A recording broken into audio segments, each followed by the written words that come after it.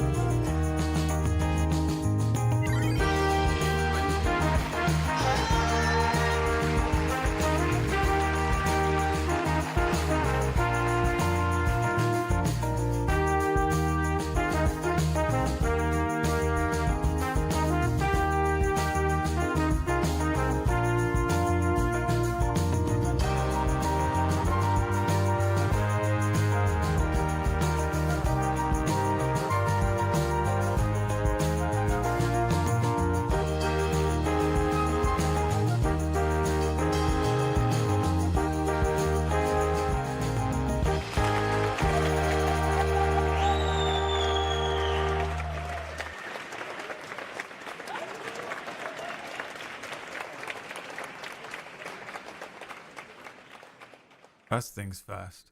How dare you show your face here, Horace Grant? How dare you? Second things second, what's under the orange flannel?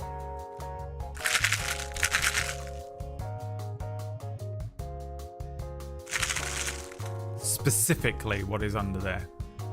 Specific answers only. What's under the orange flannel? A brick of cocaine. Cocainum. A bottle of... Fuck me. Pantoprazole. Don't know what that is. Is that... What do you take that for, Davis? Is it a jar of jelly beans? A bottle of pills. Multivitamins. A bottle of L-tyrosine. A toy rat. Vitamin C plus zinc. Brad's next D&D campaign. Or is it some heartburn? TB had hepatos splenomegaly.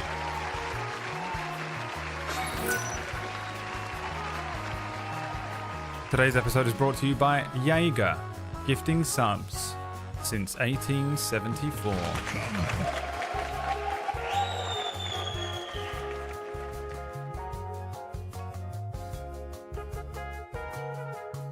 What's under there?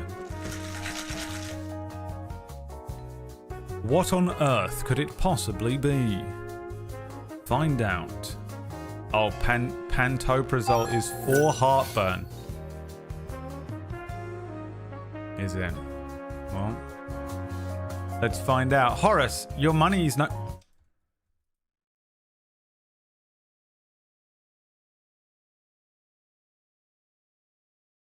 You can't buy my love.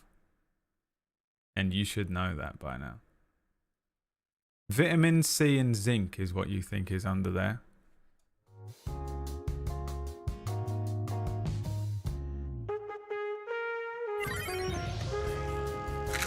Hi Sleth. This unveiling is brought to you by Sleth with a 35-month resub and not Horace.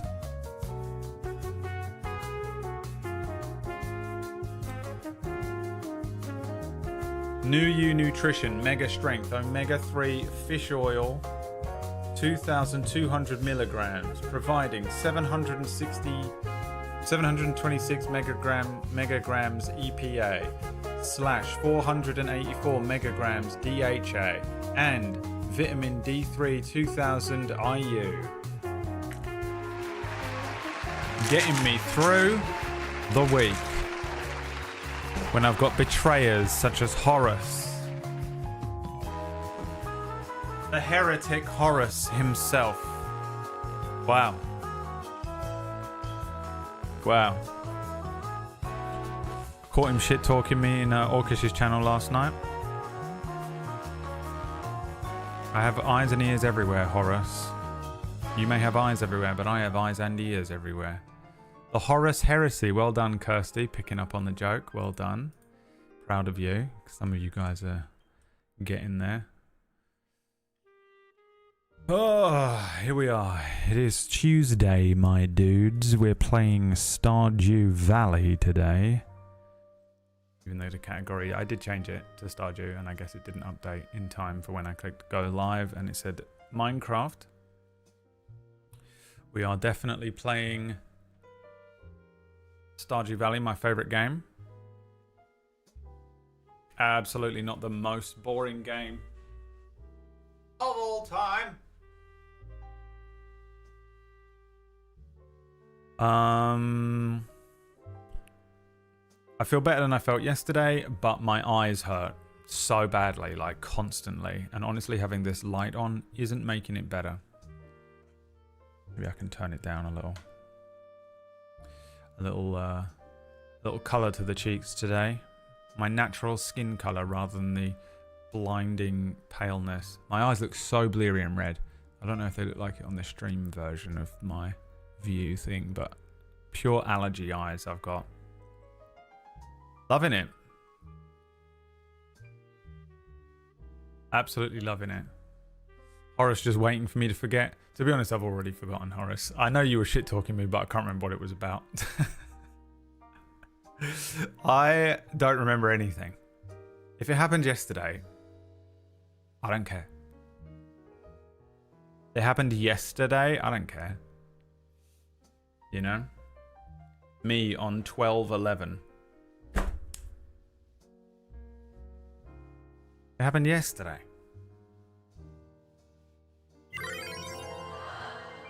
It's a dud.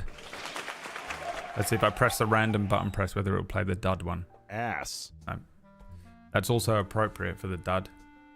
A dud. A dud. Thanks for the 6-month resub. Mein Freund. Got up this morning, felt like I should do something productive, didn't.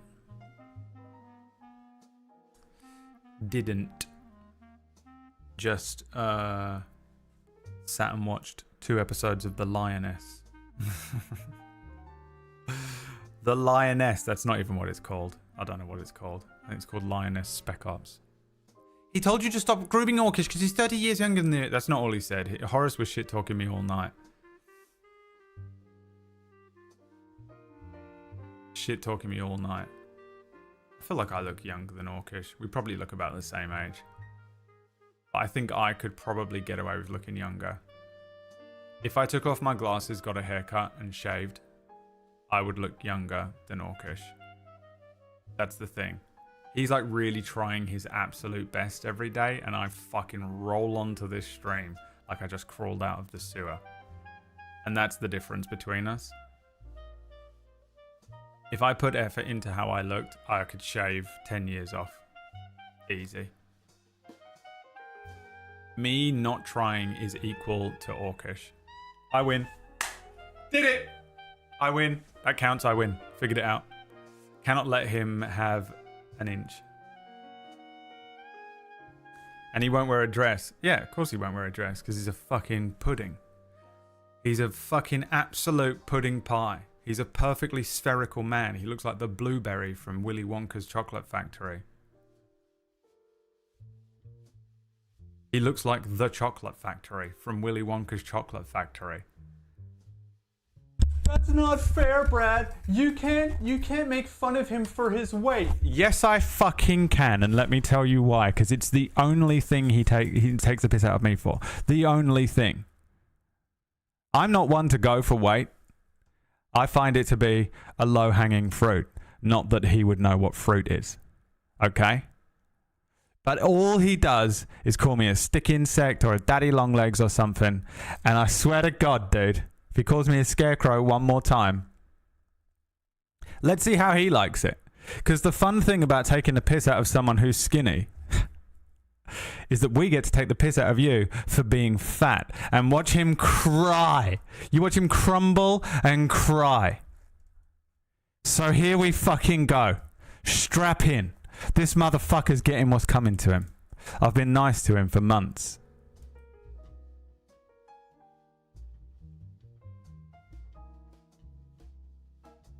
My sweet little pudding pie. As soon as he wakes up, send him that clip.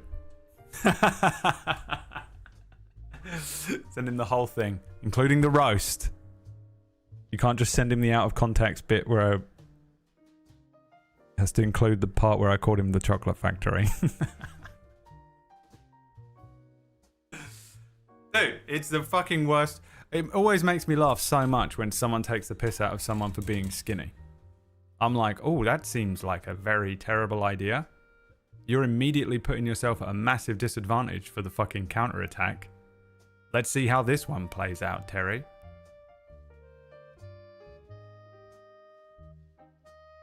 It's like the best thing about being skinny, you know, naturally skinny. I don't want to be skinny, by the way. I want to be bigger and stronger. I want to be muscular. Even if I wanted to be muscular, I couldn't. I don't have the body and the frame to be like a big muscle-bound bear. Forever a twink. But I'll get him, man. He wants to fucking start on me because I put on a fucking dress and look good in it. We'll see. We'll see. That fucking bitch playing with fire. We joined a new gym in the week. He's been in the gym every single day since I've known him. But it's orcish. You know? He's all about like saying he'll do something and then just doing the opposite as well. Oh man, I wish I could get some sleep. Stays up on TikTok. Goes to the gym. Comes home, eats 2 burgers. Okay?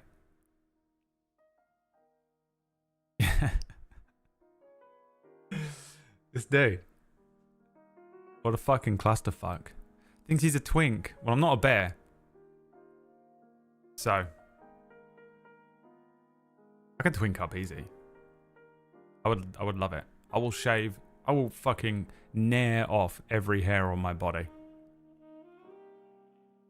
I'm an otter. Yeah. But I could twink up if I wanted. And you know it. Kipling just absolutely been fucking just murdering Cura. Banging it through it. Dude, yeah, it was a good show.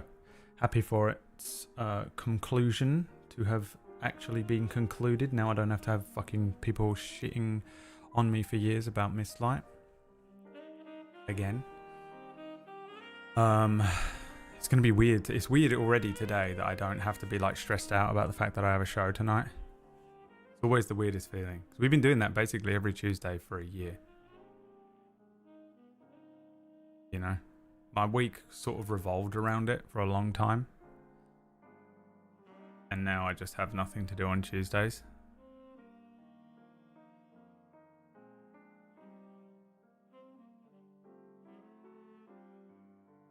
What do I do? Where do I go?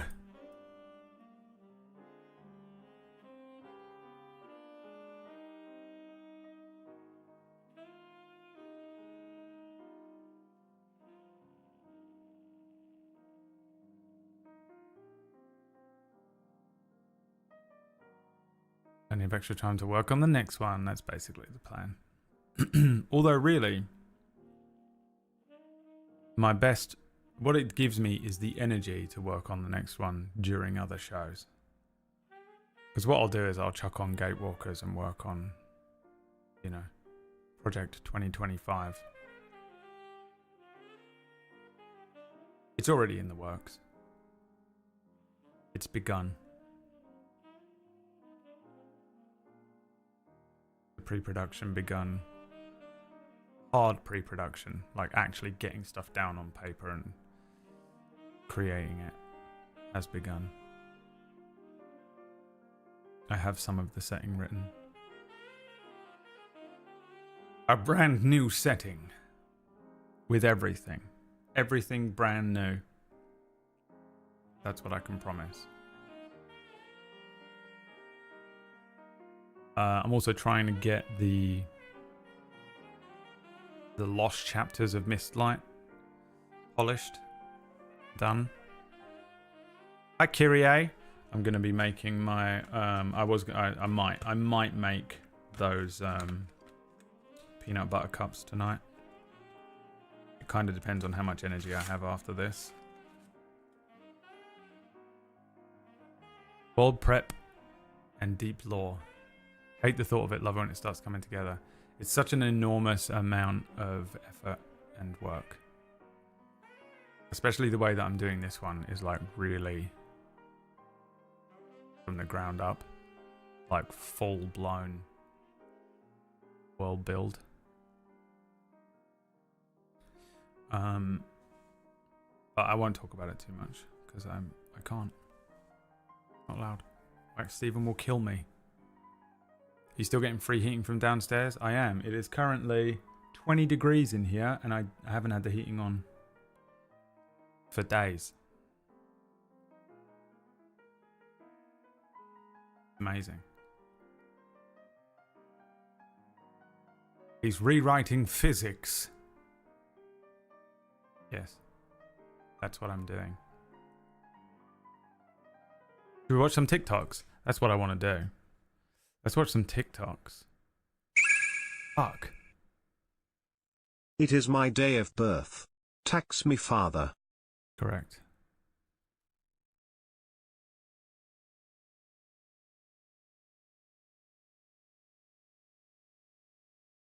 Now the rest of you pay up.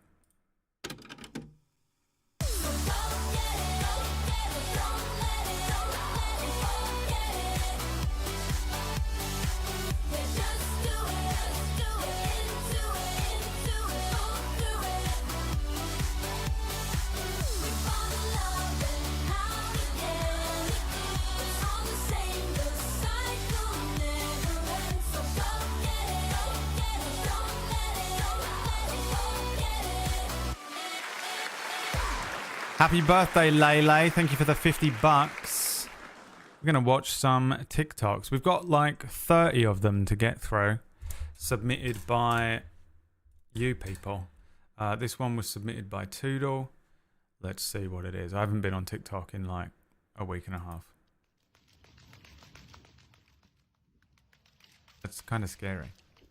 Like a demon. It's kind of freaky. If you just heard nothing but that noise, you'd be terrified something was coming to get you. This one's from Theory. And I haven't seen this done with any other sodas before, and I just don't think it's going to be all that easy.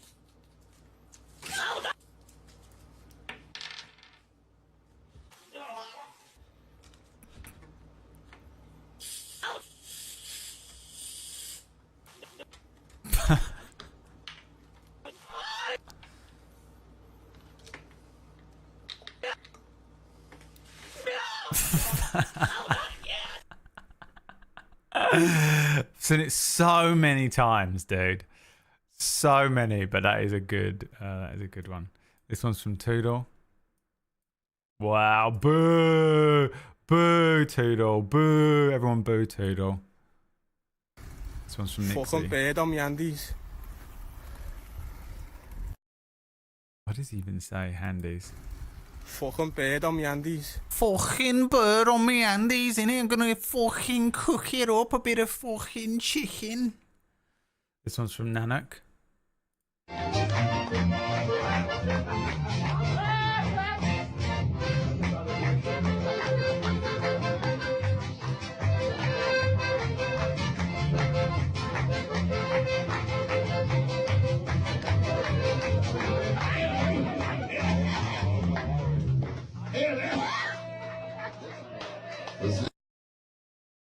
Mythomatic if he'd never got a girlfriend.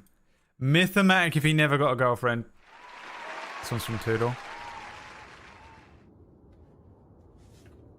Also Mythomatic if he never got a girlfriend. I mean, if Myth and Ratch came out as one person instead of two. Kind of impressive. Kind of impressive, not gonna lie. This one's from Toodle. I'm so excited to announce I'm partnering with Couch to have another amazing evening in. I am also collaborating with Blanket to ensure we have a really high quality product for the end user.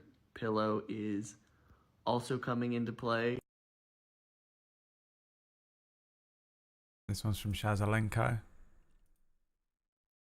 Why is it always the last place you look? Because, like, it's the place that you least expect. Like, oh, that is just the last place I would look. I don't think that's what it means. What does it mean, then? Like, why is it the last place you look, though? Because you least expect it. Because, like, oh my God, that is the last place that I would have looked for that. Yeah, but why is it the last place? Because it's not where you expected it to be. Why wouldn't it be the second last place you looked? Why would you keep Me trying to have a conversation with any of you in the chat room. This one's also from Shaza. Alright, I discovered some bullshit. Duck-billed platypuses are Platypuses. 112 million years old. Ducks are only 25 million years old. Imagine having your own cool, unique nose for 80 million fucking years, and then some dickhead bird with webbed feet shows up, steals it, and everyone's like, that's his nose, you stole it. Every streamer on the planet stealing my shit. Orcish. They should be called platypus-billed ducks. I am the duck-billed platypus. It was me. It's always been me. This one's from Ratch. Video isn't available. Boo! Boo! This one's from Ratch as well.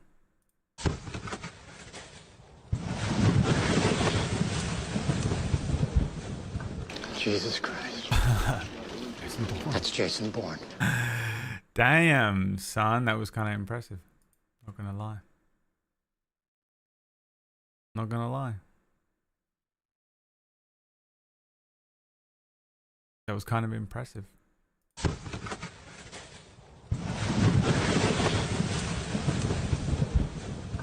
Jesus Christ.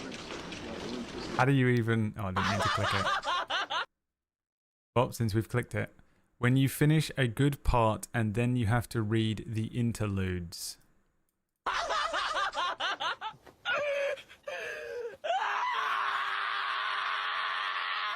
I've never read a Brandon Sanderson book. I know I've got to. It's like it's illegal. You have to read one eventually. I don't know where to start, and there are always 15 books in each of his series, and my book reading list is like 33 series of books, and I'm like, ah. Has he got one that's like a 3 that I can read? English! Jesus, imagine being able to speak English. I am the duck-billed platypus. What a great line to come in on. I'm the duck-billed platypus of streamers. I should change my thing to that. What does it say right now? Nikola Tesla. Also, where do I find a shy book reading girl? How do you find one? They're indoors reading. How do you get one?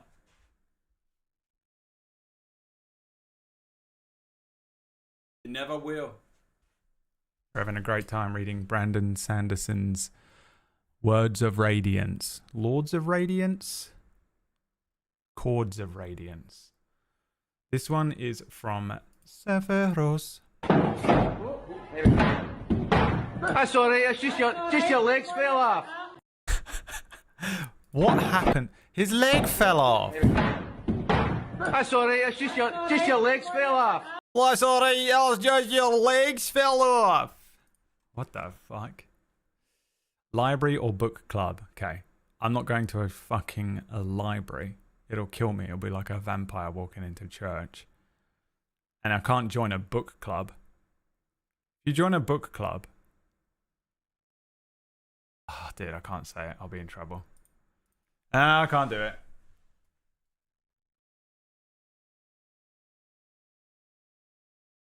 I don't know what to tell you. All of my best jokes are paywalled. You need to come to my house or something. I can't say any of them. Dude, if you ever think, and I'm sure none of you do, I'm sure you all just watch me like an alien, like a thing at the zoo. But if you ever think that anything I've ever done is funny, I assure you it isn't, because the funniest things I've ever said have been 100% of them have been offline because I'm a piece of shit. I'm a Republican. I'm a Republican now. Hi, PB. PB laying in bed right now. Oh, typing into her phone, dude. Makes me laugh. PB's in this early. She's still in bed, laying there. Oh, on her phone, you know, kicking her legs up under the covers. The Scottish accent. That's what I imagine, PB. This is from Nixie. I hope the performer tonight doesn't explode and die. But this is a Paul McCartney concert.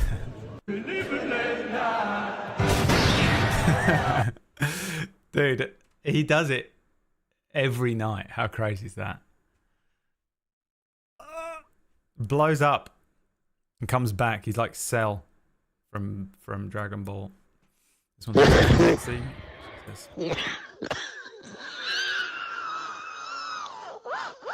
This is Orcish. This is Orcish, and he's like, "Oh, why do my lungs hurt? Why is my heart rate not coming down?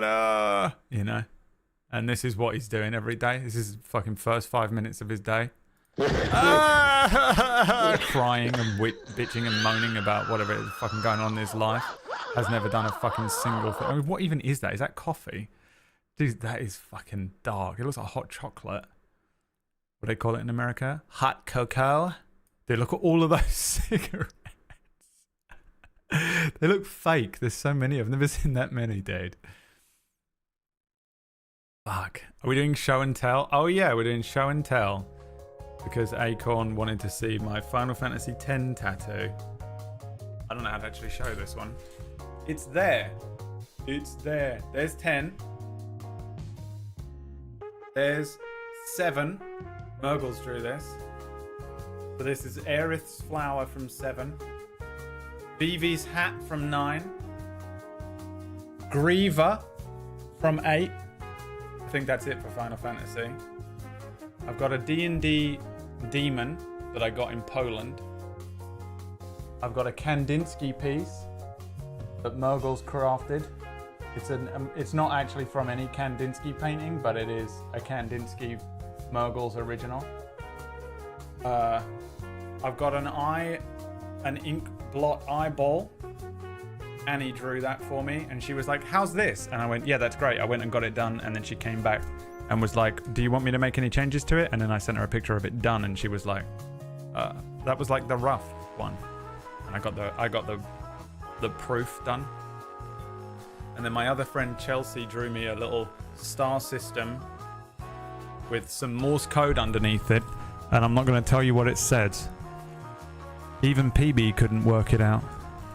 And she's a fucking genius. So those are all the tattoos on the arm. Oh, I also have like a tribal piece on my arm up here just to fucking carbon date me. Just a carbon date. I feel like everyone has to have a carbon dated tattoo, you know? If you were the generation above us, you'd have a panther ripping into the skin. And if you're a generation above that, you'd have a swallow somewhere on you. I'll tell you who's so I've got the carbon date tribal tattoo that I got when I was like 17 or 18. And then that one sucked because I had to get it recolored and it was just horrible. And I also have the dragon that I showed you on stream the other day. I can't show entirely, but it's there. His name is Albert.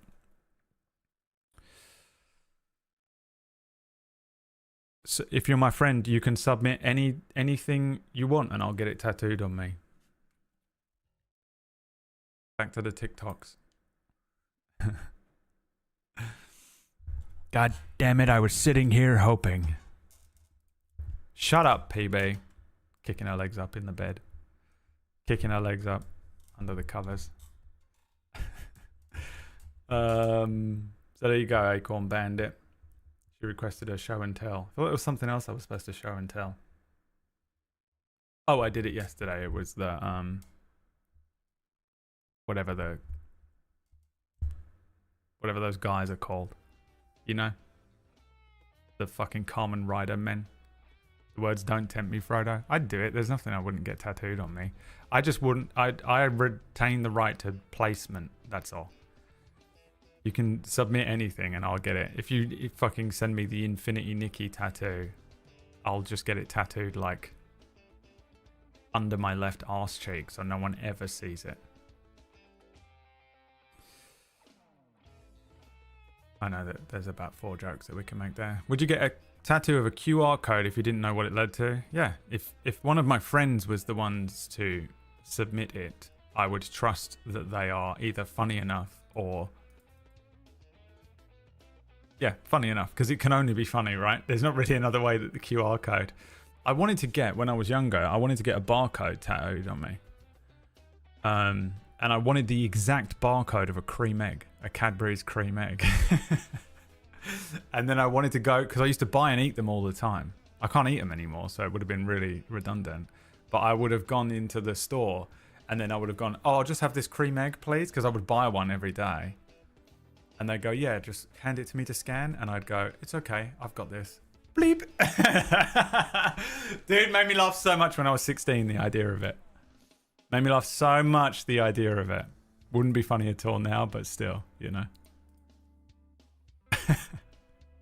would totally have done it. Am I showing this, Acorn? Or what is this? Is this for later?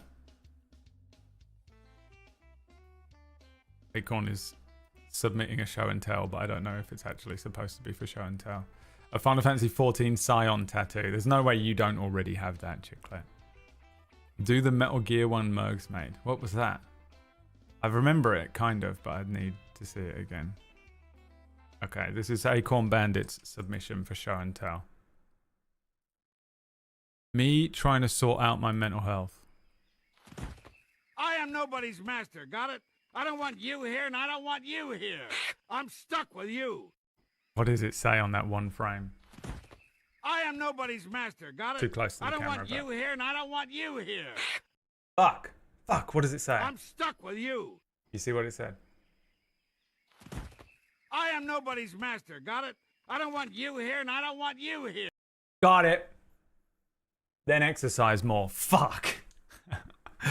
Dude, so critically accurate. Shut up. No. Shut up. Shut your mouth. No. Fuck you. Fuck you. Fuck off. Fuck you.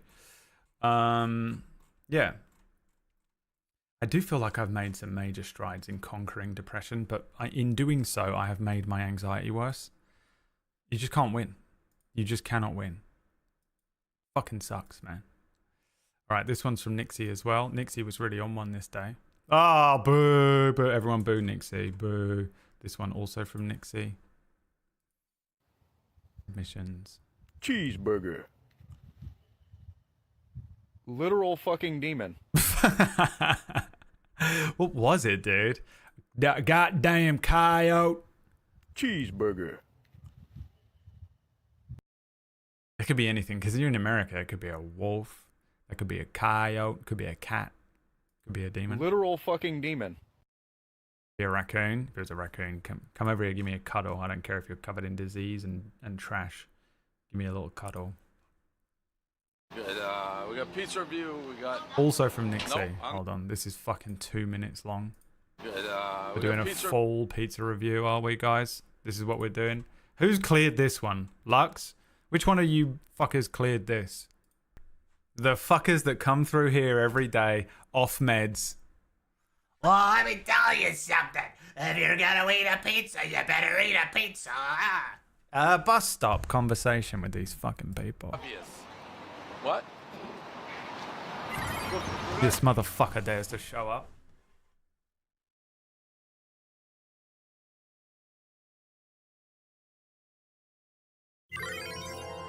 Turn myself into a Roblox character. When Orcus shows up, we're like two, though, you know when two cats do that thing where they go and they stare at each other and you can't tell if they're going to kiss or if they're going to fight? That's me and Orcus whenever he shows up. I turn myself immediately into a Roblox character. This motherfucker, shut up. Chest up. Shoulders up. Chest out. Breathe in. Chest forward. A Roblox character.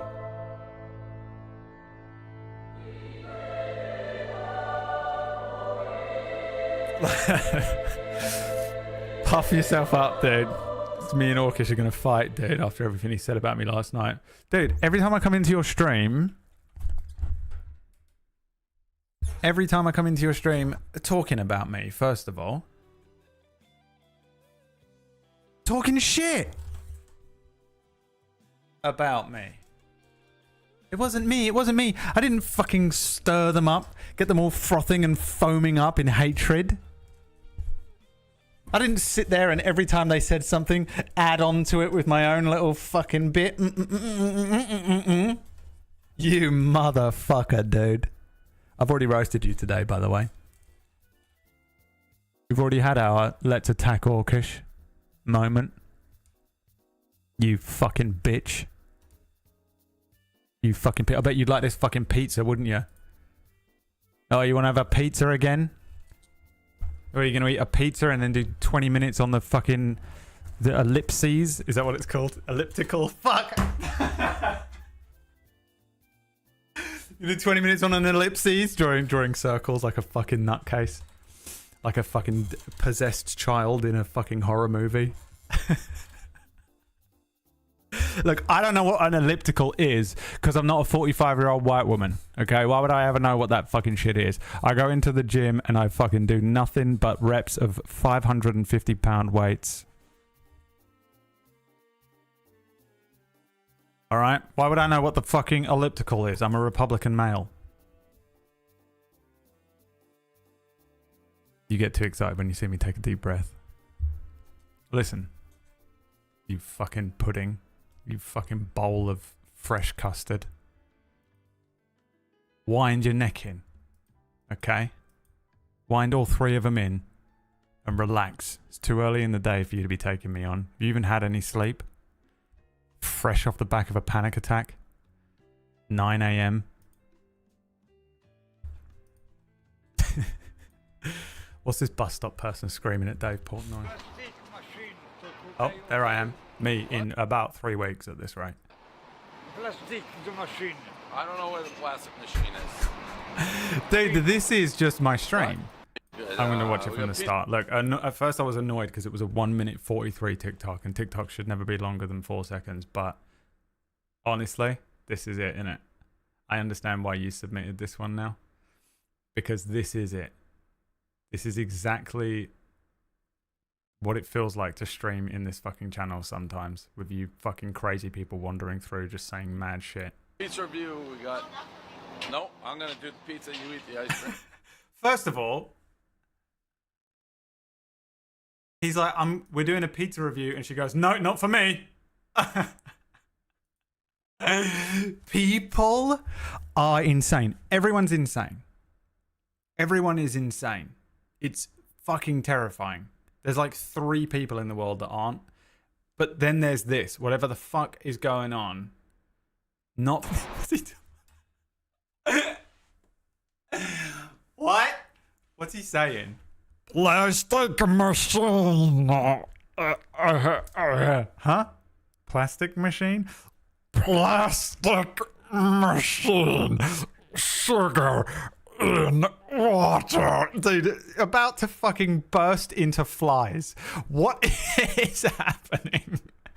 This guy is straight up fully what I think at least 50% of the people in this chat room are like in real life, and they get to come in here while we're all having a normal conversation and just add to it. But if we were in real life, this is who would approach, and all of us would be like, oh yeah, all right mate, yeah, okay, all right, yeah, have a great, okay, see ya, you know. But because you don't see them, because we're just looking at black and white text and a fucking colourful little name that just says Poopy Bumface, and you're like, oh, it's Poopy Bumface 7, and they come in, plastic machine, and you're like, if you saw him in real life, you would not just be like, I don't know, what are you trying to say right now? This is the guy. I straight up believe this is what most of you are like. Plastic machine. Absolutely devastated.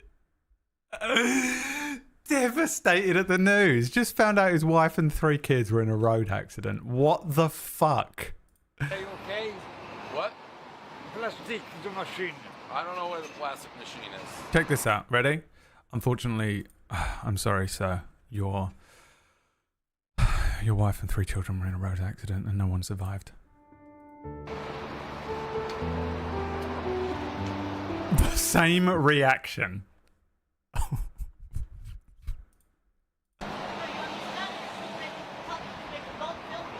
yeah. This is crazy. We got a guy. She's not even being filmed. First of all, you can be filmed. You leave. Second of all, you're not being filmed. What's happening? Leaking blood out of his nose. The main walking by character. looking for the plastic machine. This person's talking to me. He doesn't want to be on camera. You gotta choose. I'm trying to do a pizza review here. It's crazy. That guy had me speechless. I didn't want to make fun of him because his face was just like, bro. You got a napkin? He just. You offering me a slice or no? Well, you gotta be on camera if you want. Now she just wants a piece of the pizza? Dude. What is happening? This is that. Do you remember 2 Thursdays ago? That fucking day when Jaeger was drinking the fucking ancient water. This is the same energy as that stream. I'm still not over that day in this channel, by the way. It was Thanksgiving, wasn't it? Fucking Thanksgiving. The fucking Thanksgiving 2024. The fucking weirdest stream. And it was nothing to do with me for once. You want to do a slice? Well, then I got to do this pizza review. I'm not trying to embarrass you. I'm not even The main character of the world. I was nice enough to give you that idea. It's not my pizza place. Joe and Pat's. Can I eat the pizza? Joe and Pat's. So Horrible. Worst.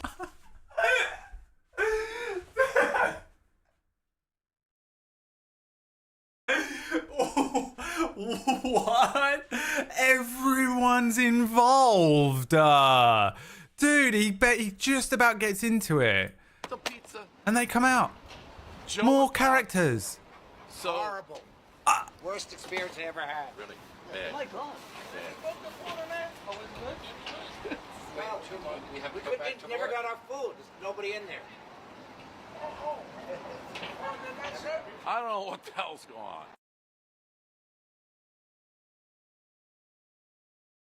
What the fuck, dude? What the hell was in the water? Where was that?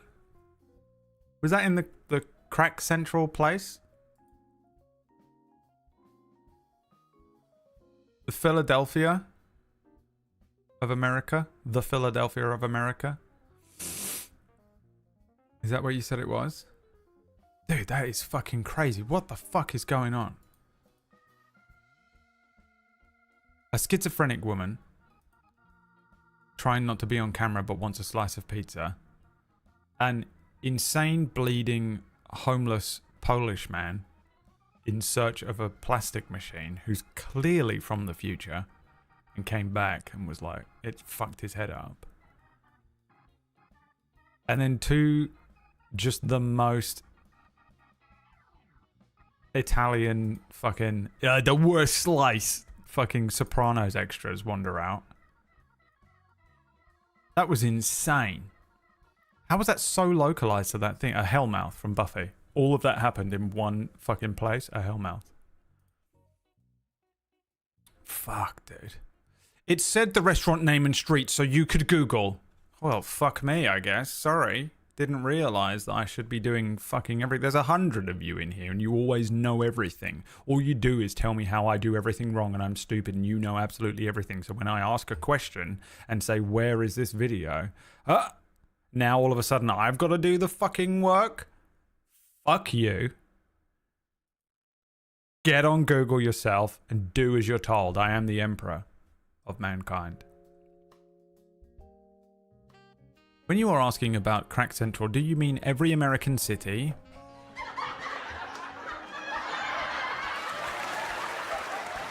A joke for just the Americans in the room, probably. I don't know. He doesn't know. The Americans don't know how to do comedy outside of their own country. That's in Staten Island, New York. I think I've been there. Is that where you get on the ferry to go over to the woman? The big green woman.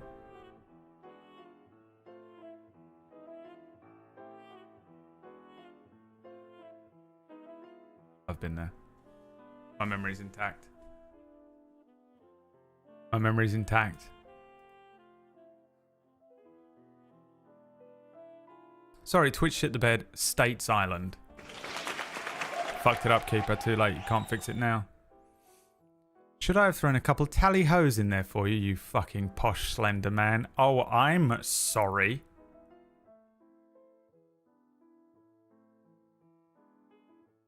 Everything I want to say.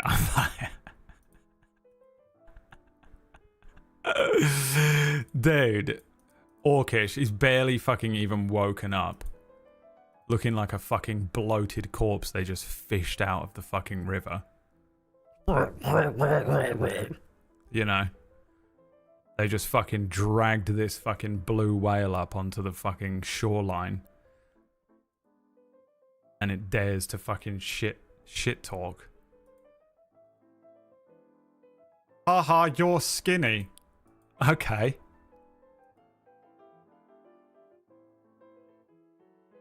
You bulbous tumor. We've already been through this without you today, by the way, Orcish. I absolutely hate having to resort to taking the piss out of someone for their weight. I hate it. I don't like it at all. I just want everyone to know this doesn't apply to any of the rest of you. Haha, fat joke's so difficult. Oh, like, this is the thing. When you're skinny, this is... Guys, go back in the VOD. Go back in the VOD. What did I say? Called it. Dude, this is the thing. Orcish wanders in here, all 500 pounds of blubber. And he's like, you look like a scarecrow. You look like Slender Man. You look like a fucking pile of sticks. And I'm like, yeah, you look like a whale immediately, dude. You can't say that. You can't make fun of someone's weight. Fuck you. Okay? You came in here. You're calling me a fucking stick insect or whatever the fuck. And you can't take it back. Go fuck yourself. So just so everyone knows, if you're a little plus size, I think you're beautiful. Okay? And I'm into it. Unless you're Orcish. Because it's literally the only joke he has is, you're skinny. And the only way I can teach him that it's the worst starting point for a roast for anyone is this way. It's the most insane opener is to go to someone, oh, you're skinny. Ah. You're fat. I win. Dude, the counterattack is too easy. Alright? So maybe come up with some new material. You fucking hack. Or lose every single fight. Show your muscles? Dude, my muscles are popping. I look wicked. I know what you're talking about. I look amazing. I've basically done 6 months of chemotherapy.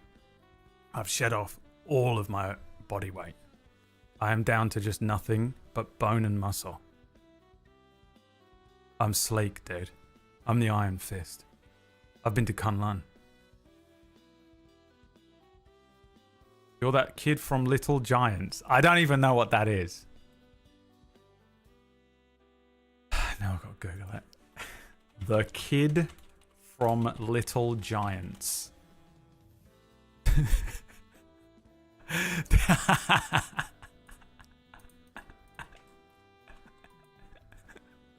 So accurate. So critically accurate. It's exactly what my body looks like under this. It's great, man. I look fucking amazing. It's come at a massive price. I had to go to hospital. I almost died. But it was worth it because now I look like the kid from Little Giants. Alright, we've still got 20 of these to get through. What one am I on? This one from Tudor? This submission? Orcish just started licking the screen, by the way. The plate of food. Fucking dude. Go to a gym, Orcish. What is that? Hello? What is that? Elsie, what the fuck is that? It was just like, oh my god.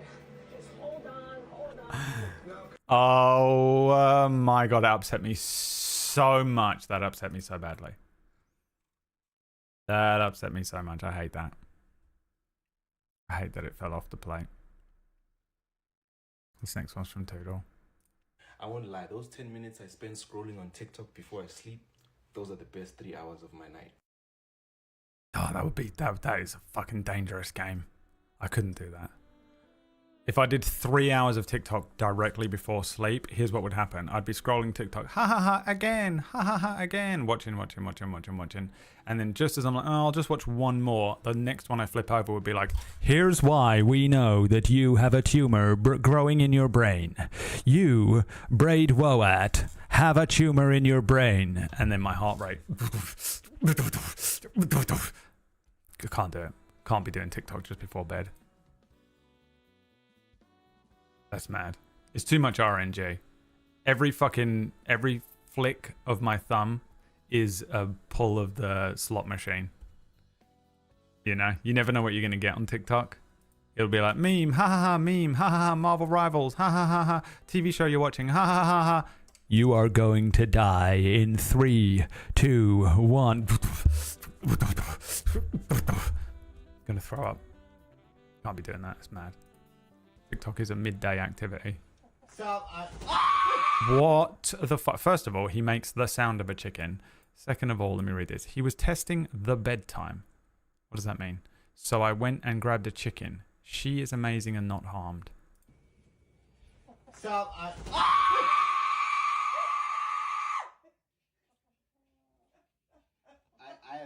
have 8 minutes, Mom. I have 8 minutes. Oh, I see. He was meant to be going to bed, so she threw a chicken at him. I mean, I really would like a chicken or two. The eggs.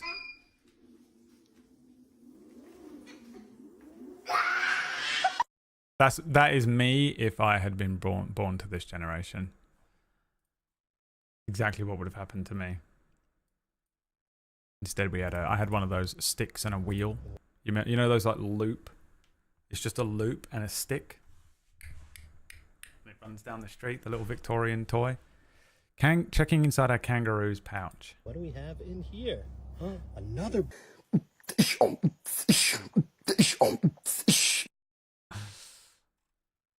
Yeah. Imagine that he was actually fully in there though, and it wasn't a cut. He was just legitimately living in there. Oh. The other one traumatized. The other one purely traumatized. This one's from Toodle. Who is this guy? He's got like every meme ever produced on the internet. He can knock us out with his memes. And I do, I have tons of memes. I'll just keep memeing them to death until they just surrender because they just can't do it anymore. How everyone feels, but their friends are like, please stop sending me so many fucking TikToks. You can send me a couple, but my God, if you send me more than 10. You don't have the memes that I have. This one's from Chicklet.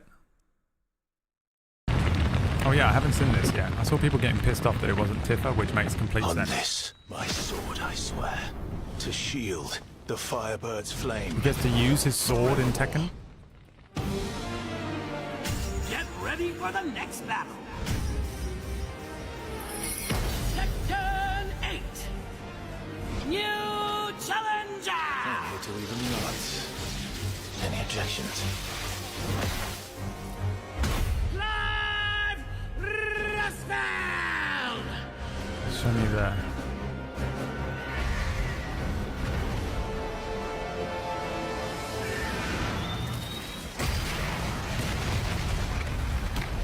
Yeah, he does. He gets to use his sword.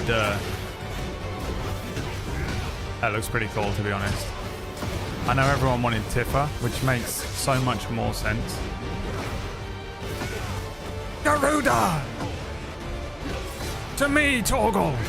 Yeah, okay. I'm still not going to play it. This one's from Shazalenko. Okay, not to exaggerate, but I feel like I'm already tired tomorrow. Okay. Yep. I think that's just what happens when you hit 30 in it. This one's from Shaz. Just so you know, Mom, I am about to do something. It's very, very big, very important. When you hear about it, you're going to be very proud. Made such a meal of it. I don't understand horse riding at all, though. I've been watching Yellowstone, and they're always like going on about how amazing these people are at riding, and then you see them, and they're just kind of like going like, and the horse is just going. And I guess it's impressive, but I don't know why. You know, it never looks impressive to me. I'm sure it is, and I'm sure the horse is like insanely well trained, and whatever is happening is like incredible. But I don't know what I'm looking at. It's just a horse and someone's on it and it's like moving around a bit. They're like, oh, isn't that so impressive? And I'm like, I don't know. Is it? I have no idea. And I will never learn. Never. My name is Maximus Decimus Meridius. My name is Jeff.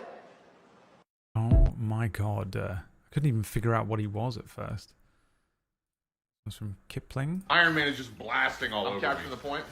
Dude, the Hulk is just beating my shit. Go, go, go, go, go, go, go, go. Thor's got such a big, nice hammer, dude. All right, we're almost there. Oh my god, Jeff the Shark just swallowed me. Yo. Bit of a reach, but I'll allow it. This one's from Nixie.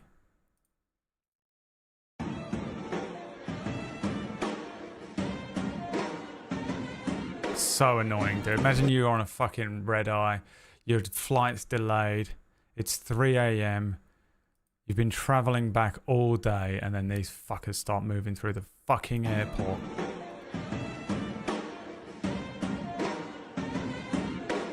For a TikTok.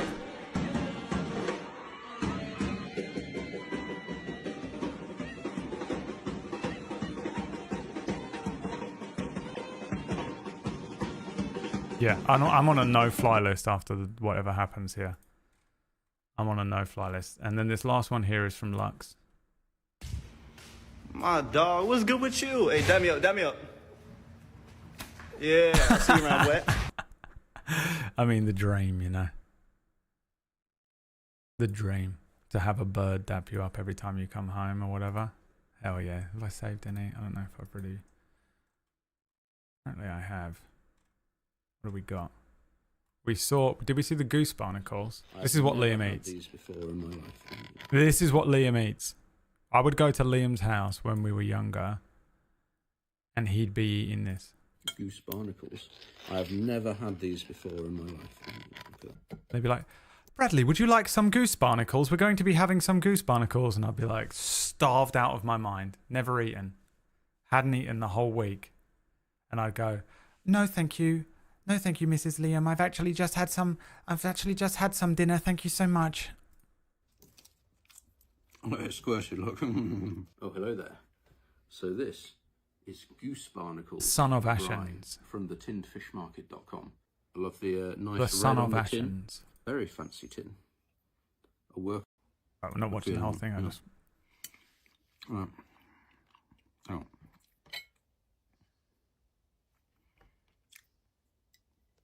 This is Orcish, except it's pudding. Each goose barnacle is an entire cake.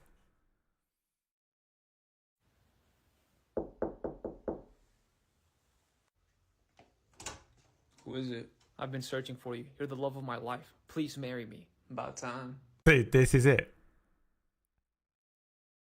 How I expect to meet my soulmate while I'm rotting in bed and never leave my room. I don't know if anyone cares, but I'm on an undefeated streak of putting my key in my door lock really good. Like, watch this. I do this daily.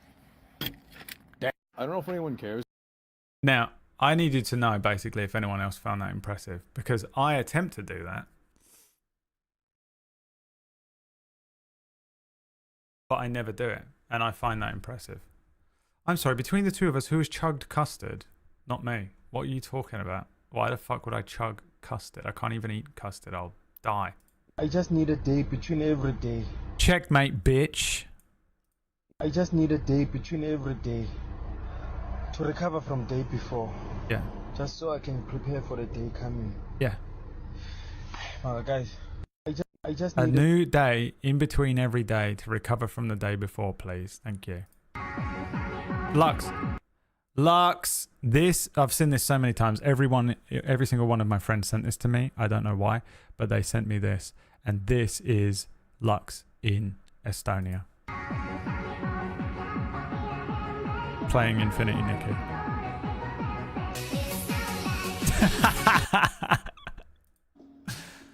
I am Eddard Stark, Lord of Winterfell.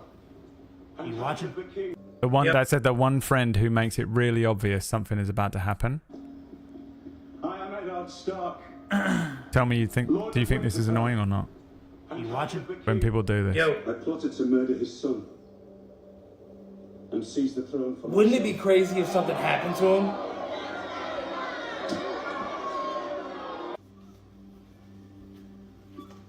Joffrey. Wouldn't it be really annoying if someone did this to you while you were watching Game of Thrones? Are you watching? For real? Are you watching right now? Wouldn't it be annoying if someone did this to you every time you play a fucking game on the internet for the first time?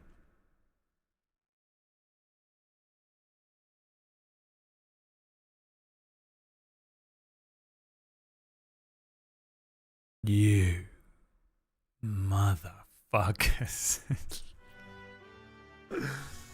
My eyes hurt. Alright, here we go. This time. Are we playing Stardew Valley or not? Are we playing it or not? We're playing it. We're playing it right now.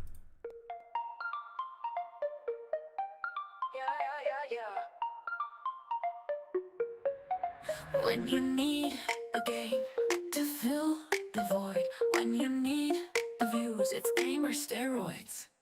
White girl crack cocaine, it's white girl crack cocaine. Who will you romance? What will you grow? There's a time limit, bitch. I fucking gotta go. Yes, it is time. Catnip to the chicks. Can't stop themselves. They have to click.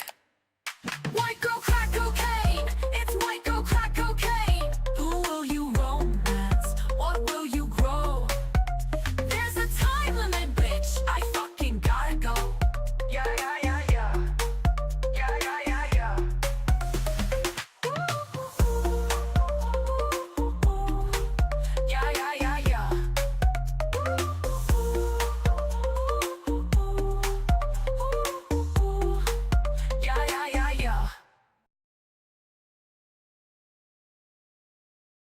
I'm here, I promise. I swear I'm here.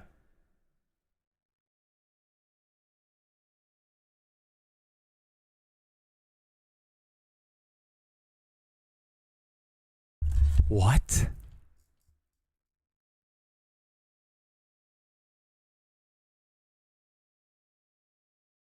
Anonymous in the night. Release the track. Paying cash to keep Leary safe. Cost of 2 wheel spins for Xmas special. I will miss the next few Leary streams. Okay, first of all, you idiot. Donations don't count towards the wheel spin. You fucking idiot. Second of all, I'll allow it. And then, Lele fucked it up. Lele fucked it up. Today. With that birthday donation.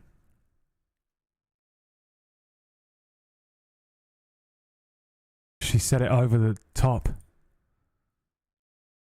It's not 500 exactly, guys. It has to be 500 exactly, otherwise I'm not releasing the track. We start again. We gotta start again. I'm sorry. Where's my chair? Ah!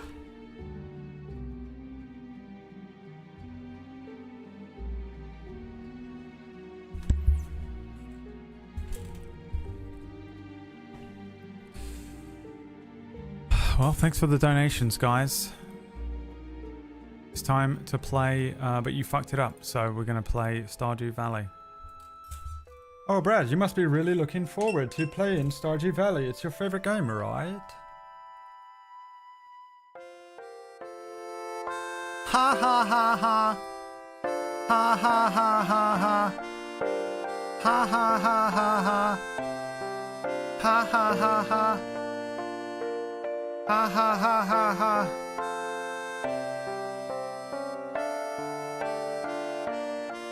Ha ha ha ha ha. Brad the Scammer Band.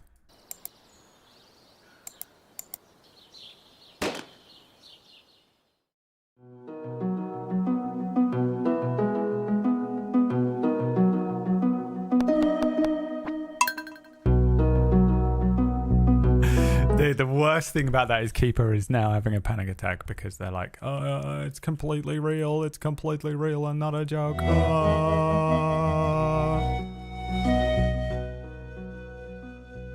you got something to say for yourself, Keeper?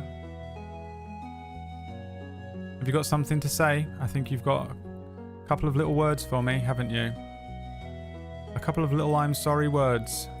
A couple of little I'm very sorry and I didn't mean it words.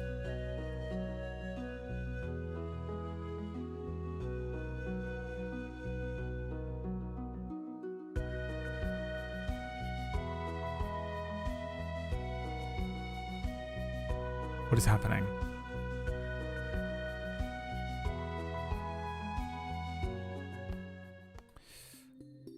We played as Kujio last time.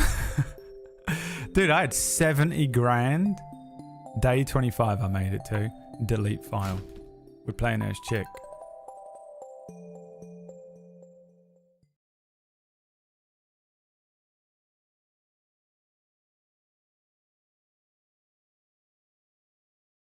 Where's the hot chick that was playing this last week? Banned.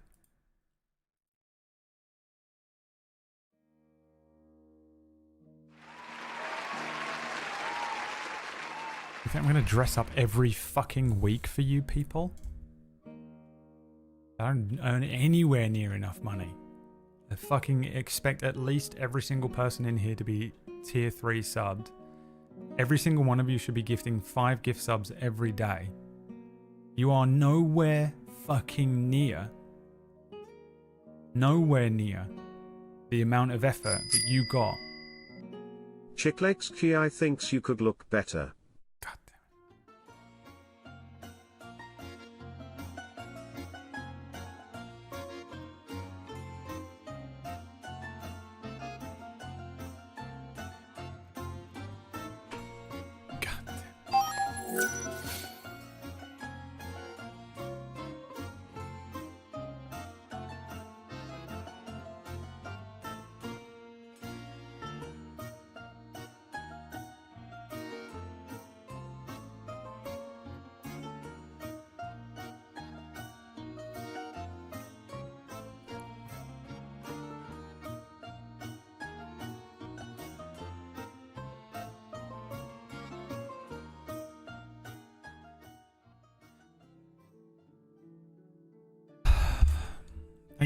Thank you Plumrug for the 5 gift subs, but it does have to be absolutely everyone in here.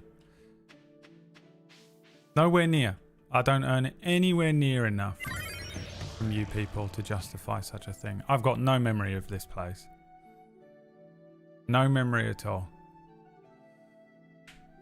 Greg, thank you for the money. Plumrug, thank you for the 5 gift subs. Kaio, thank you for the 60-month resub. Samael, thank you for the 72 months. Cloud C, thank you for the 54 months. And Darth Mikhail.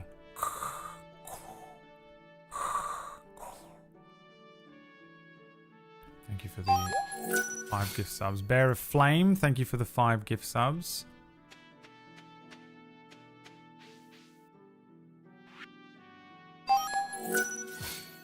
Oh, I passed out again.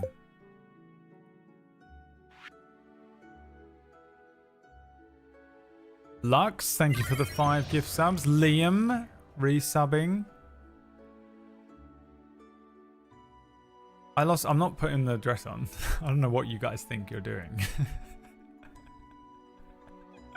You're like, oh, we'll gift him 5 subs and he'll do it. That'll be funny. Wasting all of your money. I'm not doing it. I can't be fucked. I have to go and get it, find all the stuff. I'm not. I'm dressed like this today, and that's it. The best you get is some lipstick and a snap cam filter.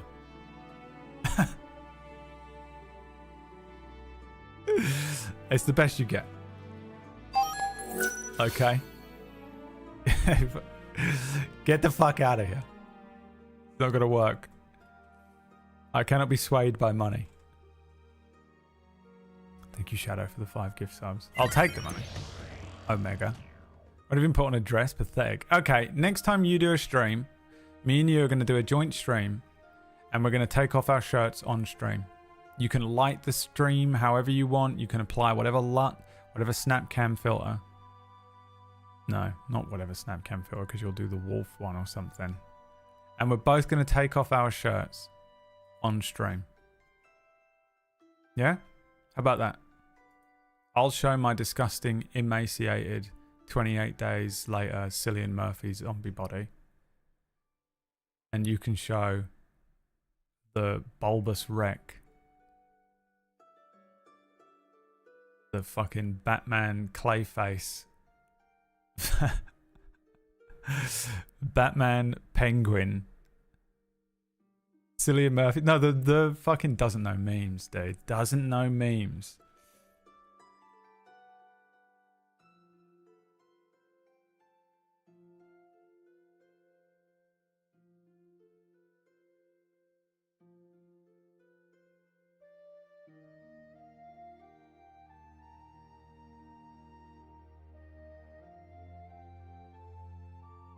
"28 years later."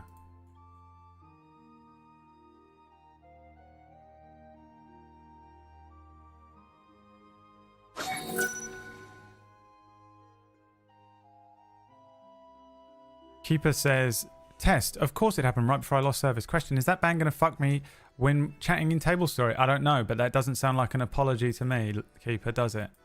It doesn't sound like an apology to me." Add a date. Thank you for the gift sub. You guys are close. You're close to me putting a dress on. Only about 1,504 subs away. And I'll put on a dress. Another 1,000 subs. A special deal for today only. Nice spoiler. What, you don't want to do the you don't want to take our shirts off on stream together, Orkish? You seem to be avoiding the question there.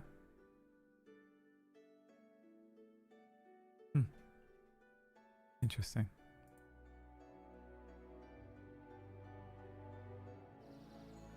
Stardew Valley. Missing. I lost my favourite axe. If you find it, please return ASAP. I'm having a tough time without it. There's 250 gold in it for whoever finds the thing. Okay. I mean, I'm not going to actively look for it, but if I find it.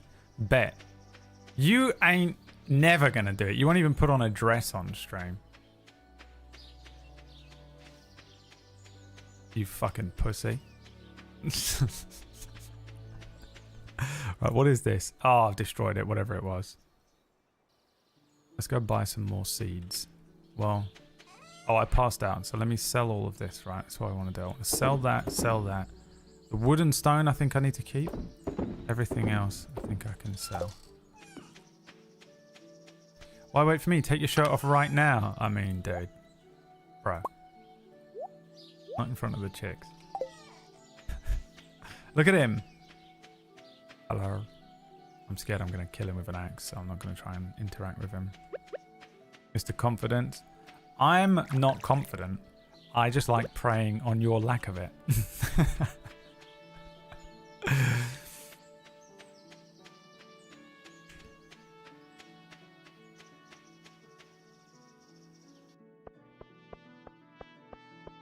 Because I can actually be creative in my attacks and roasts. I don't just have the one same joke that I beat to death over and over again. I didn't count how many I needed. I guess I could just buy a bunch. We'll buy 20. And if I've got any left over, I'll put them in the crate. So we started playing this last week. I love this game. I think it's one of the best games ever made, and I completely understand the hype and why everyone plays it all the time. Really enjoy it. It's really good. And that's why we're playing it again today.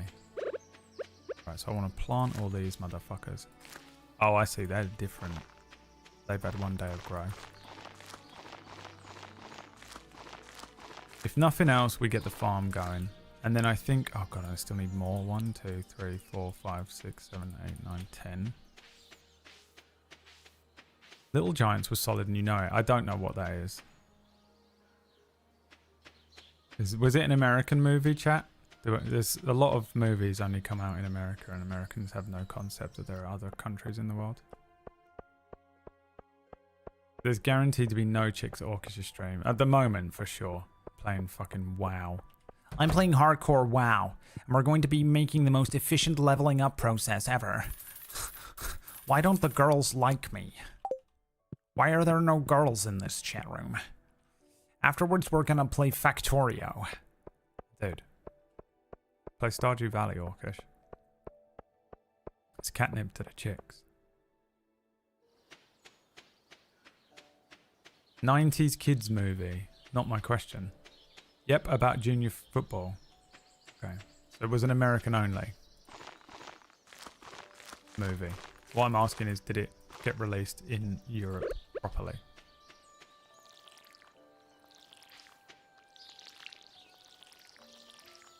Not was it made in America. Every movie's made in America.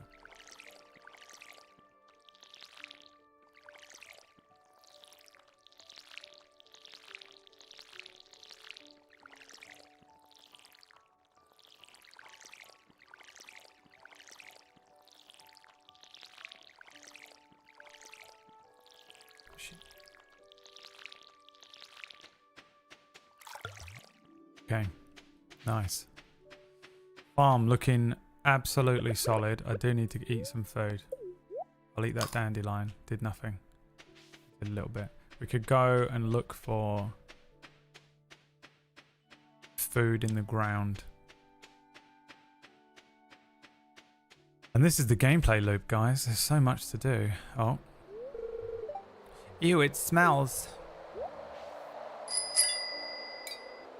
Pitsky I1 wants to play Kiss Marry Cancel, Orcish Whack Ratch.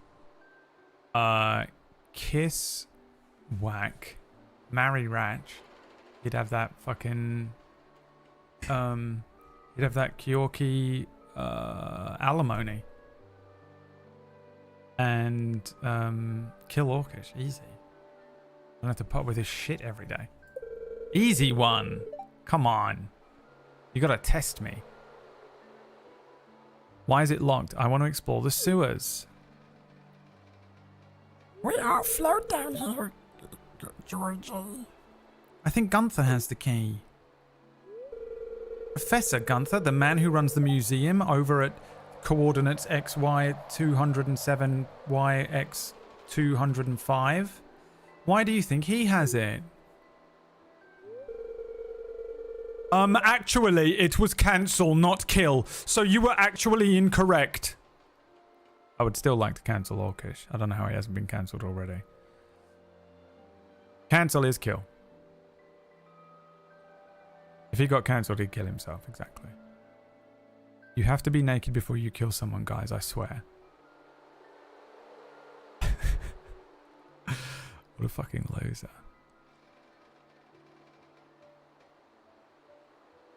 Brad, I will be lost to the void starting on January the 23rd. Did you already play through Rebirth? I've obviously been MIA for a while. I did play through it, yeah. I didn't play it on stream though because no one wanted to watch it. It's only the best game that came out last year, but why would anyone want to watch that when they can watch, you know, something as really good as this? I loved it. I absolutely loved it. And it came at the most perfect time because I was dying. I was quite literally dying. and I was able to just do all of the side quests, which normally would have pissed me off. But because I was just like, I need shit to do, I was able to just like 100% complete the game. You got rebirthed. I saw a big rusty old key fall out of his pocket one time. A creepy sewer door like this has just got to be a match for a big rusty old key.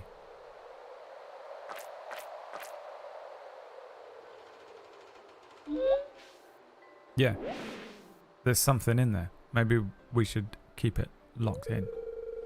There's something moving around under there. It's orcish. It's whatever orcish is made of.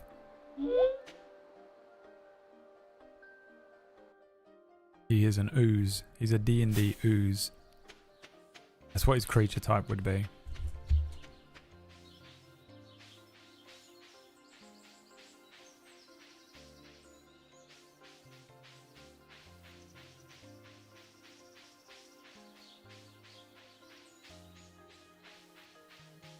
Just waiting. Orcish is furiously typing something about me being a skeleton, by the way. Well, you would be classified as an undead because you are a skeleton. Got him.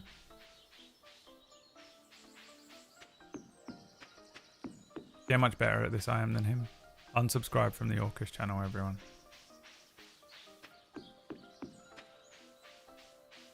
This is what we need.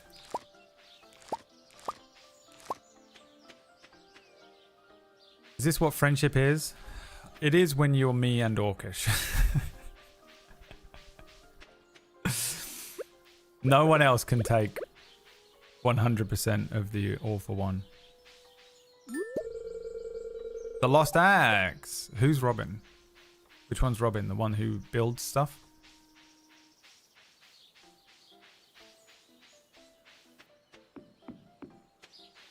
She's gonna give me a fucking bit of cash for it. That's Leah, is it? Yeah.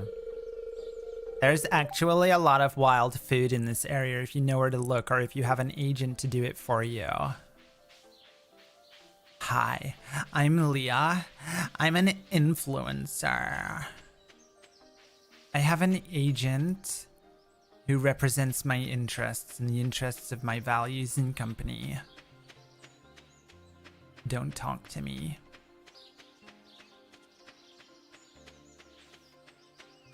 There's a way up here, isn't there? My god, the cat needs water. Do not let me forget.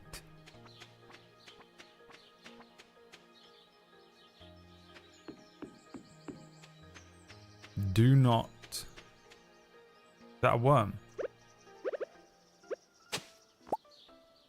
Carrot seeds? Hell yeah, bruh. A leak? That's what Orcish wishes would happen on my phone. Are you Robin?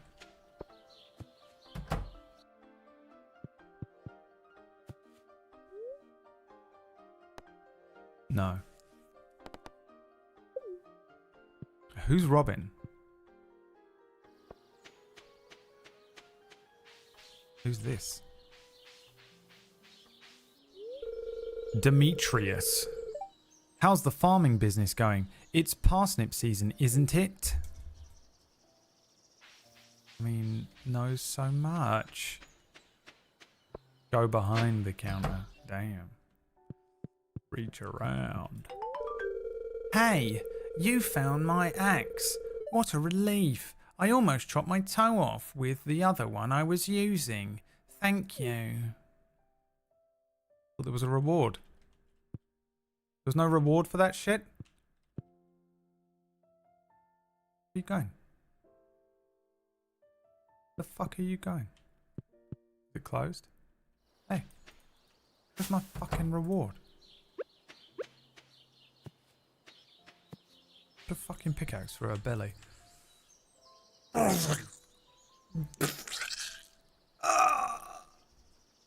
Where's my fucking reward, Robin?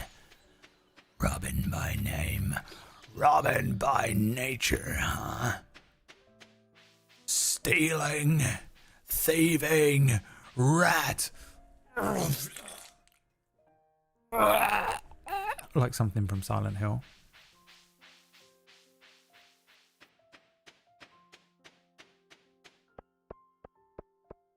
Pick it up from the journal. Robin's Lost Axe, 250 gold. Well, hell yeah, motherfucker.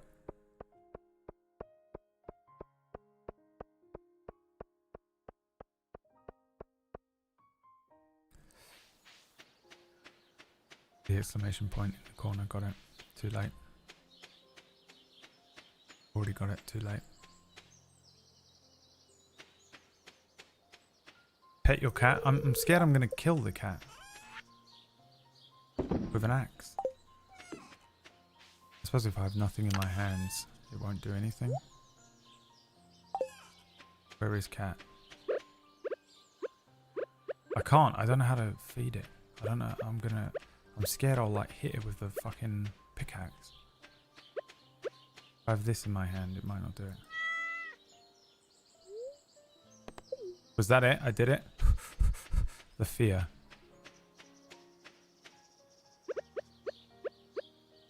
You gotta finish watering. You actually only watered the other ones. And it's giving me extreme anxiety. I don't know if I can do this, guys. I don't think I can head. What if he doesn't water the rest of his things before he... Relax, guys. Nothing matters. Nothing. None of this. Everything around you, look around you. None of it means anything. Calm down.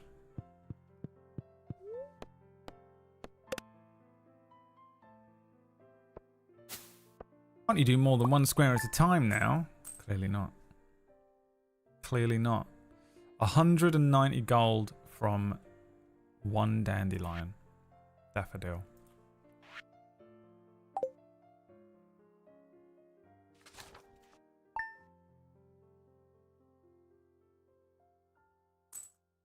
Hold the button down or something, right? So... Nope.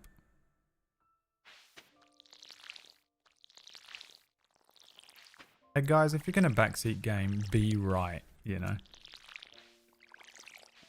If you're gonna backseat game, at least be right. The utter and complete shame that you must feel.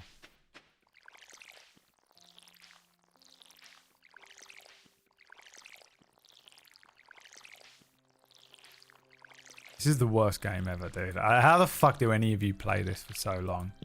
How many hours have you got in it, Lux? Who has a lot of hours in this game? Let's see what the leaderboard is. Who has the most amount of hours?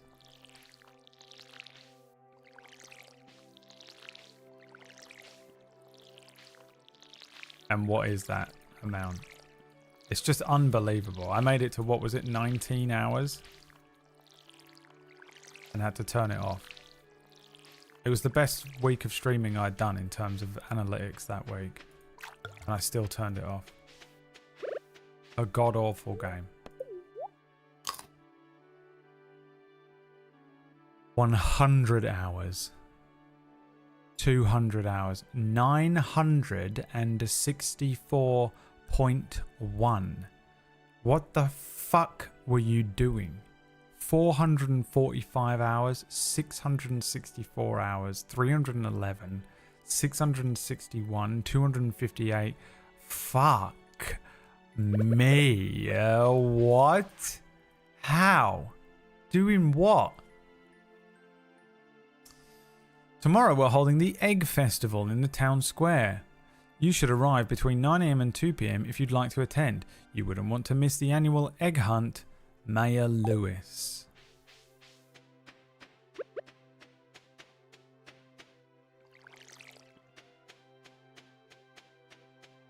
The Stardew Valley expanded mod adds a lot. I don't believe you.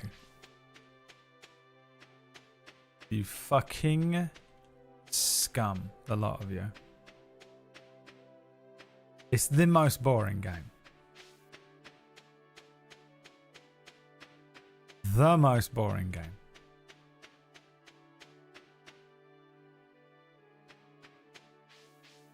How the fuck you can play this over Final Fantasy VII Rebirth?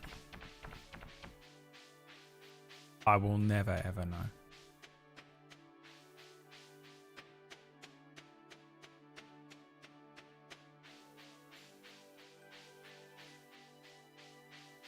It was real fun during COVID. Guess what also existed during COVID? God of War.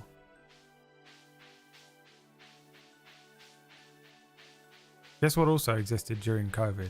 The original Metal Gear Solid game.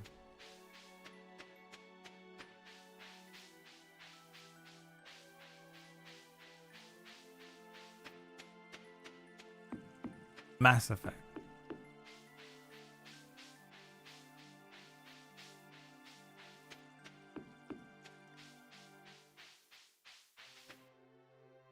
It's nice to play while I watch Twitch and stuff. You can do that with Rebirth. It's all side quests. Nothing this game can't do that Rebirth doesn't do better. Nothing.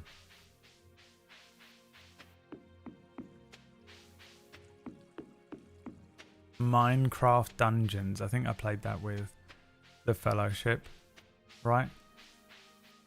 That's an hour and a half of content. Zero excuses. Be better. Ladies and gentlemen, it's friend of Acorn Bandit.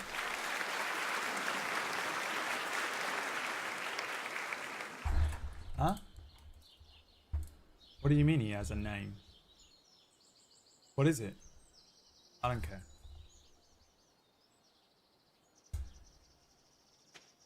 Started playing Final Fantasy 14. I'll allow it. Final Fantasy 14 is way better than this. Who's this? Bart Simpson. Sam's trying to do a kickflip. I want to speak to Sam. Does that count as me speaking to him? 24 of 28. I've got 4 left to meet. Into the sewer. We are floating here, Georgie.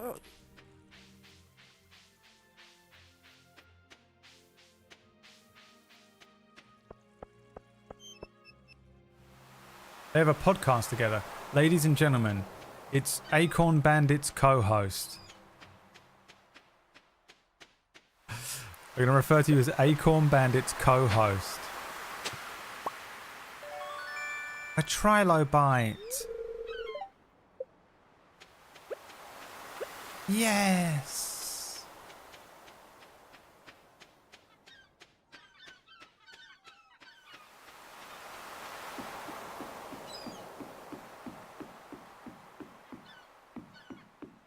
I'm not speaking to this fucking dickhead. I accidentally gave him a gift last week. Pissed me off. Everything that has voice acting and core music, I don't want to have anything else besides the game on. I mean, therapy. Therapy. Right now.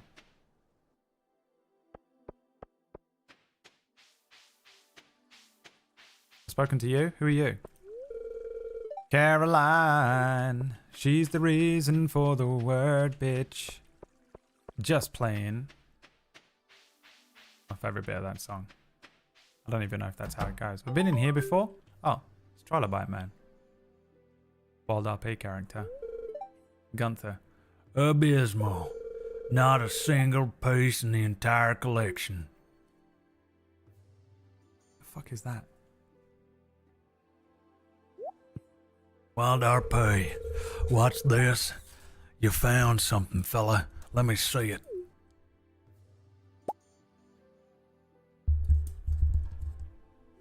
Landman. Remarkable. It's very old. I'd love to study this in greater detail, but it's yours. I got a favor to ask of you, little missy. Would you consider donating any artifacts or minerals that you find? We could make a groundbreaking discovery together. Oh, and who knows, if you keep donating, I might come across some interesting items to send your way. Think about it, will you? If you decide to donate, just bring the objects to the front desk. Can I give him the trilobite? Or do I want to give him duplicates? Oh, there's loads of people in here. Here we go. Here's all 4 of the last people to meet. Vincent. Ms. Penny says I have to read this book before I can go play. Penny! We've met her, haven't we? Fuck. If you dig in the dirt, you can find some interesting things. Come here. Get the fuck over here.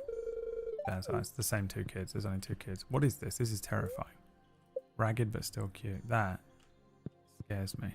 I'm afraid of no man, but that thing, that scares me. Anyone looking forward to Dune or Lord of the Rings MMO? Didn't know they were doing them. I feel like a Dune MMO would be shit. Lord of the Rings would be good. The first copy of a thing usually goes to Gunther. So do I want to give him anything right now? Do I give him this?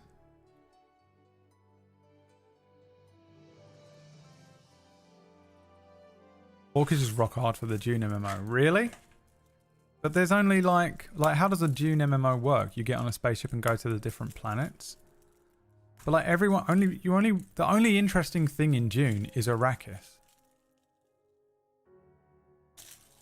And Shai Hulud. So what, you know, but that's just one biome. Surely an MMO is supposed to be filled with all these different things.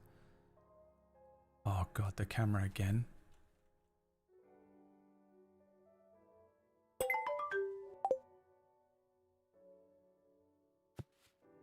I don't know what's going on with my computer this week. It's breaking.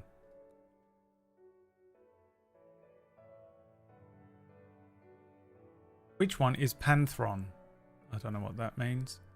There's already a Lord of the Rings MMO. Lord of the Rings online. Been around for ages. Yeah, but I don't care about anything that's old. I only care about new stuff. Are they doing a new one? Because that'd be cool.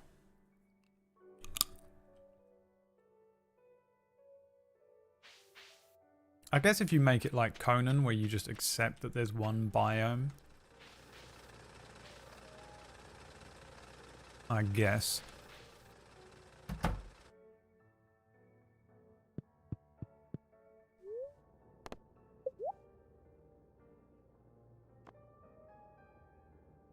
$5 copper bars and $2,000 for the watering can upgrade.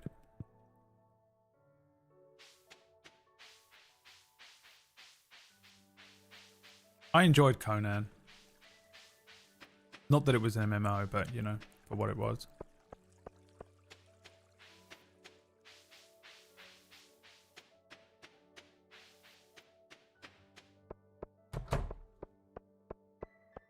We spoke to that old woman, right? George spends the whole day in front of that darn television set.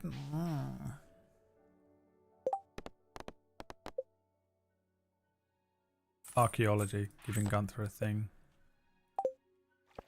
Oh no, I don't know. I was going to say I thought that meeting Bart Simpson counted, but I guess not. Oh, I suppose I could do the cleaning up of that other place where the ghosts come out.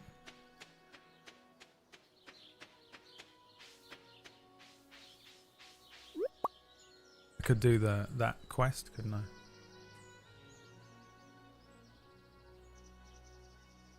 My legs hurt. Ow. They hurt even more now because I just jammed my fucking knee into the bottom of the...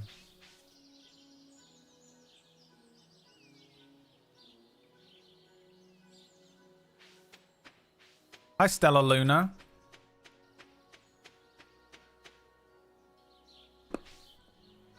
I'm eating some chocolate because I haven't been able to eat any chocolate for a couple of days and I feel better.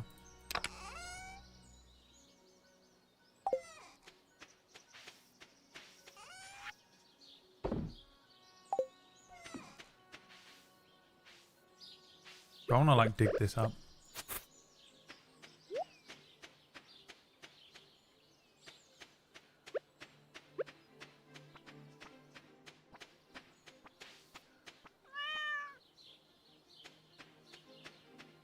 My friend. My son. So what was I doing? I was building. How much wood and stone did I need? Again? For the chicken coop, chat? Any interest in the Indiana Jones game? Yeah, I'd like to play that. Apparently it's like insanely accurate. I saw a side-by-side of the scene where he grabs the thing and runs away. If anyone saw that. Like a side-by-side comparison to the movie, and it's like exact. It was 300 wood and 100 stone. Oh, I almost have it.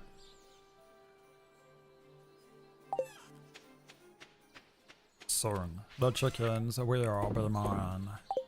Soon, we will reveal ourselves to the Jedi. So at last, we will have our revenge. Revenge. And £4,000. Fuck. Okay, so we've probably got to wait for the next harvest.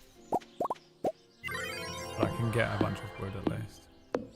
It's Jason. And it was another great day of saving the bees. Thank you for the 13-month resub, my friend Jason, my natural born son. Indiana Jones is pretty great. Yeah, how long is it? How long? What's the how long to beat? Not how long did it take you, what's the how long to beat time on that game. I'd definitely play it. I didn't know it was by the Wolfenstein peeps as well, which makes me even more excited to play it. Well, I wouldn't say excited to play it.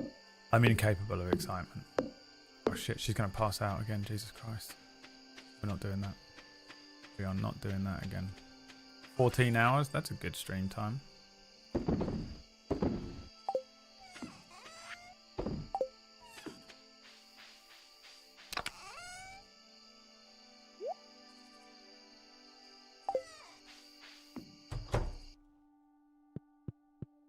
Cat's on the bed.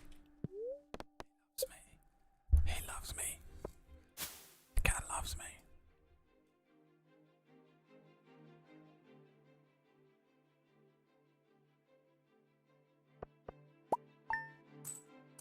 Only £200.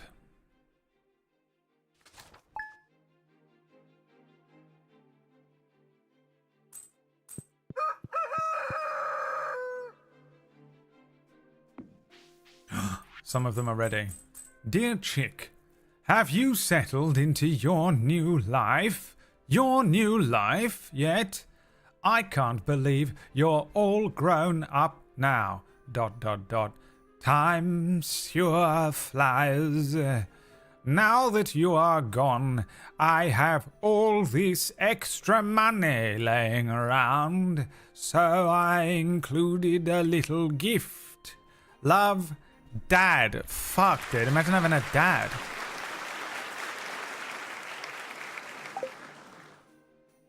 £500. How much do I need? 3,000? I can do it. We can do it today. If I sell all of this, surely. At last, we will reveal ourselves to the Jedi. At last, we will reveal ourselves to the Jedi. At last, we will have our revenge. Oh, it's £4,000? Never mind. Having a dad ain't that great, I guess. All you show-offs. Oh, fuck, it's festival day.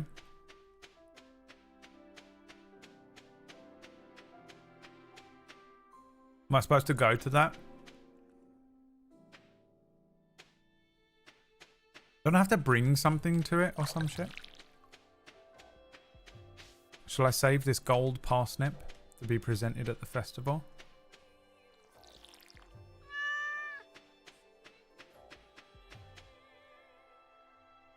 Now I'm just sad this is the last season of What We Do in the Shadows. I haven't watched it yet, the whole thing. I've watched the first 2 seasons, I think. I like it. I don't know why I've just not picked up the rest at any point. Not this one. Oh, but everyone will be there so I can meet my final 4 people.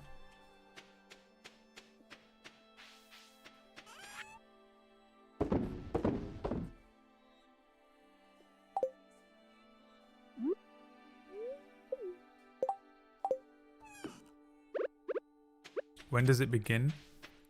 I guess I could do a quick forage. And then go to the festival.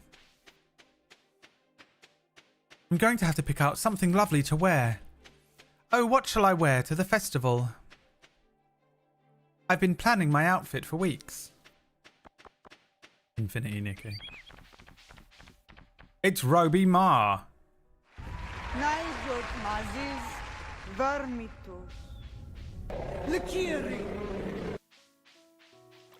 There you go. That's Roby.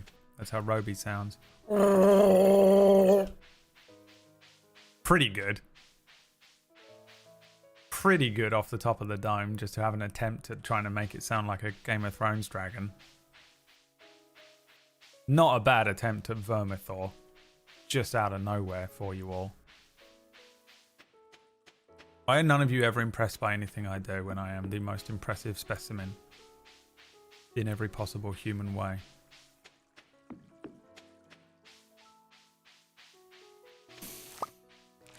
Dog shit or average, at best, the Bradwater experience.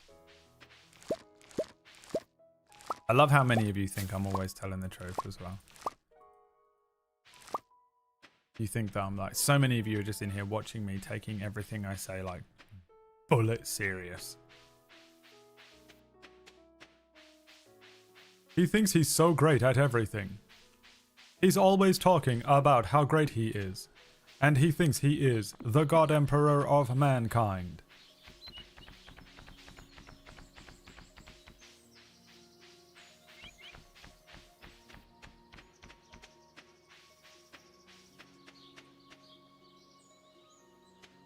It's also the only way to get strawberry seeds. Alright, well, we've got to get some of those.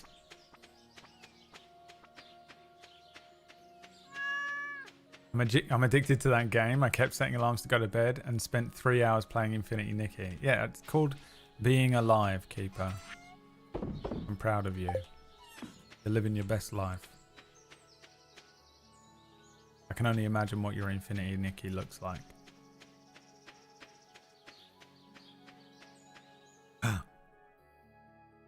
Here we go. We know we need the Chrono Trigger Festival music.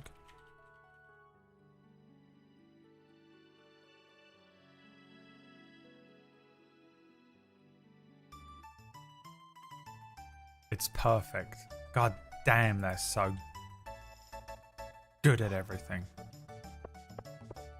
Okay, who we got? Normal man. Strawberry seeds. Alright, let's buy some then. So they're £100 each. They take 8 days to mature. You plant them in spring. Is it currently spring? Is this a waste of money? Have I got time? Shane. Our hens have been working overtime to prepare for this festival. They deserve the best tonight. Bowls of sweet yellow corn.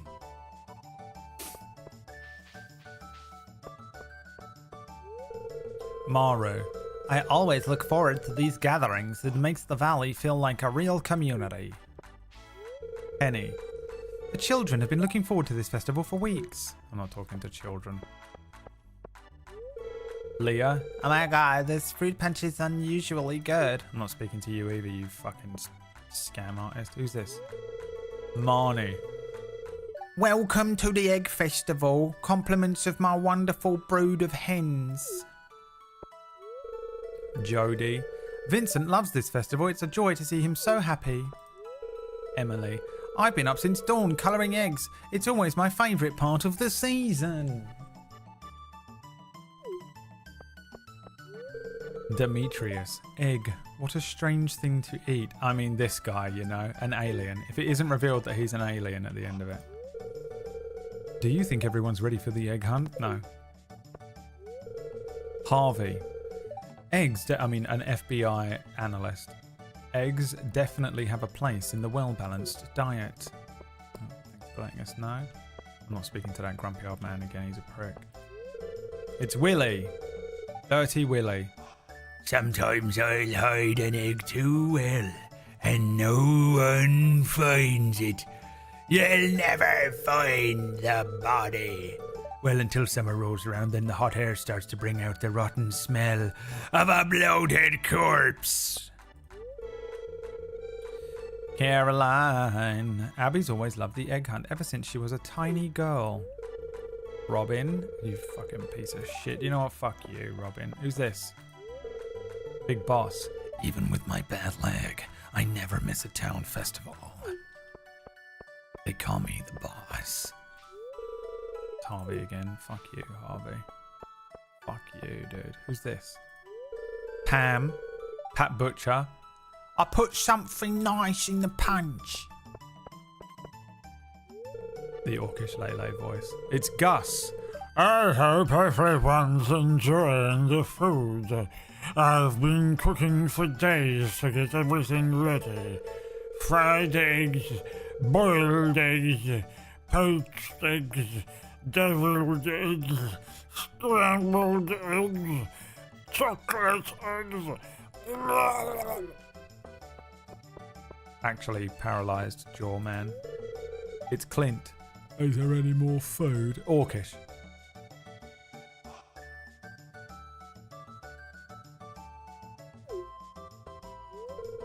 Linus.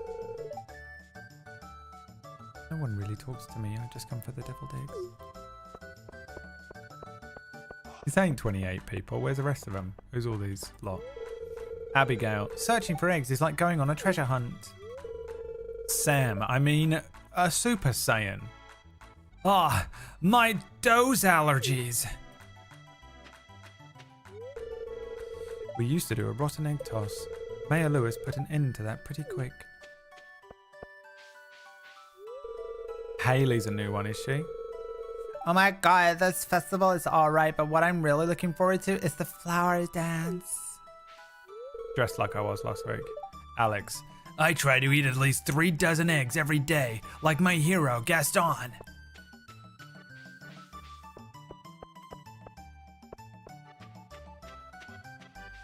Wish I could access my journal.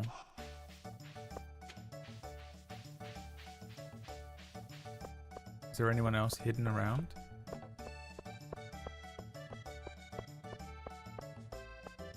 Should I buy some strawberry seeds?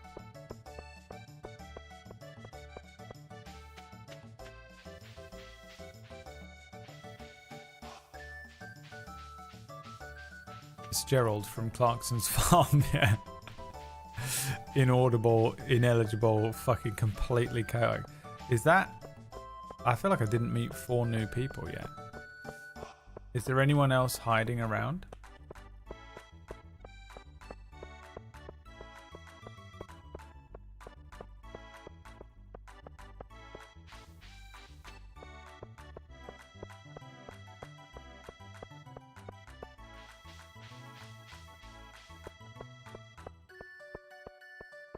We'll get a couple of harvests out of them, but they're better kept for next year if you think you'll still be playing it then. Definitely not. Maybe. I guess that's everyone.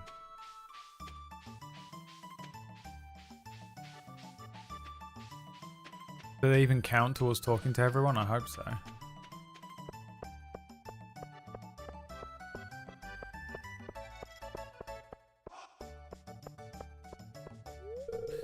Do you think everyone's ready for the egg hunt? Yes.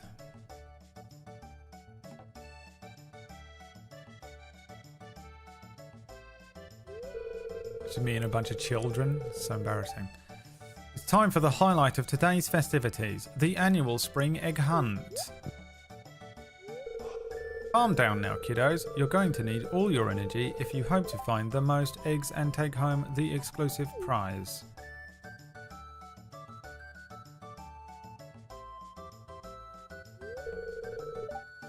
Is every... Look how astonishingly similar this was. Look.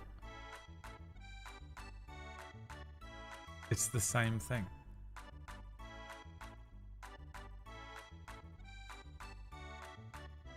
We could be playing that instead of this fucking bollocks. Now, is everyone ready? Let the egg hunt begin. Alright, where are they all? What do they even look like? Is it these baskets?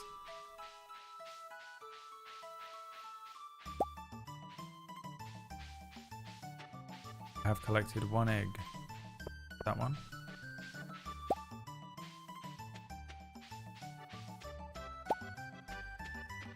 These guys suck, dude. They walk past like 8.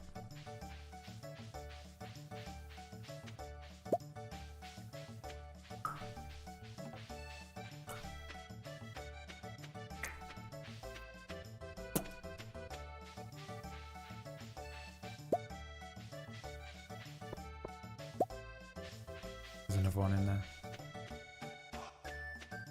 Hidden behind the grave. Oh! How'd we do? Surely we won that. Well, look at all these eggs. Now if only I could get you kids to pick up litter this efficiently, we'd have the cleanest town inside of the Gem Sea. And now the winner of this year's egg hunt.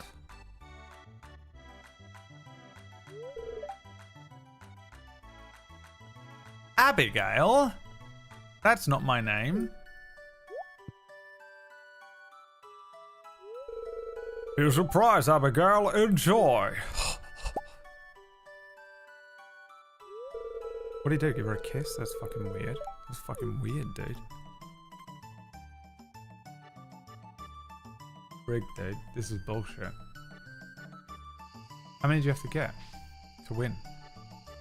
Oh fuck, I gotta water all these fucking things.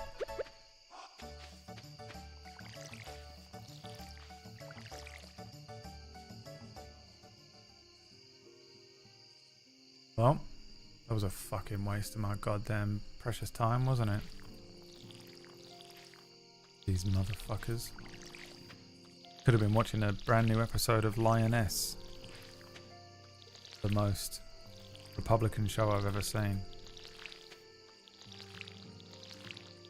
I only watch Republican media now. As a Republican.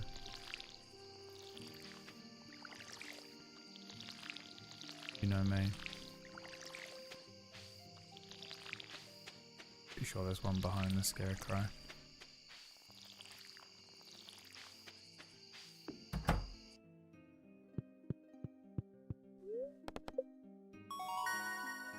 Level 2 farming. +1 watering can. Proficiency. +1 hoe proficiency. New crafting recipe, stone fence. New crafting recipe, a mayonnaise machine. Ugh.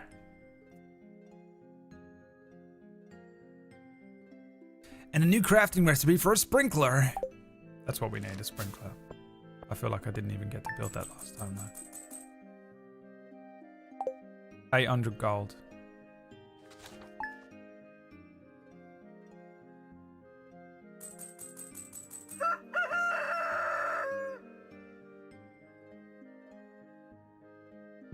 Why is there a rooster when I don't have a rooster?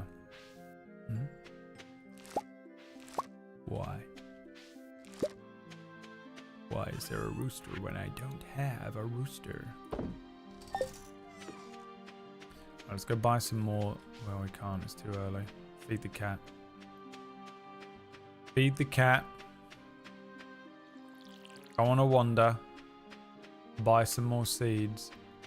Spend 100 hours excruciatingly slowly watering those seeds. Go to bed. Rinse and repeat. The best game. Apparently.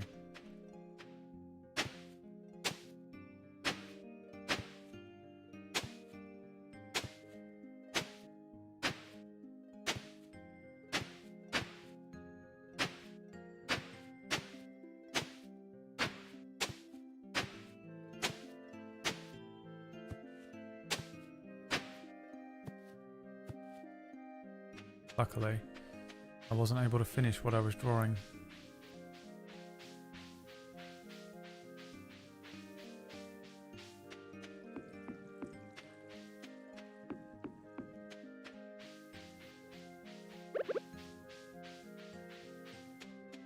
Nothing to forage. What is this? This madness. How ever will I be able to afford my chicken coop?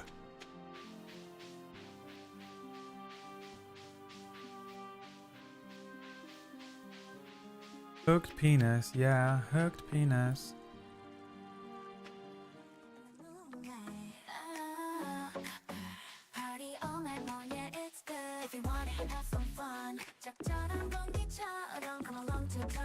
Go mining? How do I do that?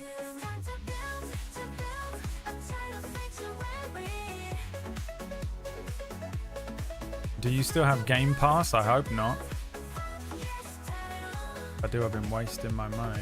What's on Game Pass?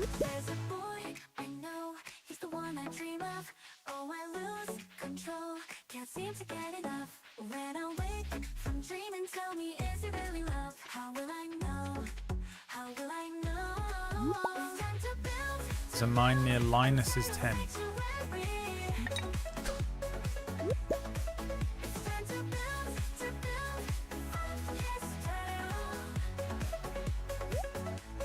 A salmon dinner.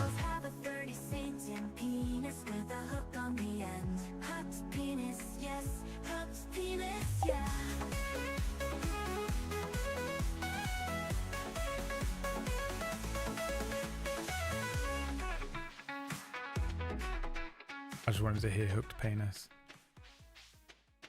I just wanted to hear the... Not even once. Fucking hate that bush. Jesus. I don't even know what the fuck you're talking about. What does that mean? There's a rare thing in there that I can fish out? I don't even remember how to fish. Fuck. Which button do I press to pull the thing? Not that one. Right click? No. Which button is it? Space?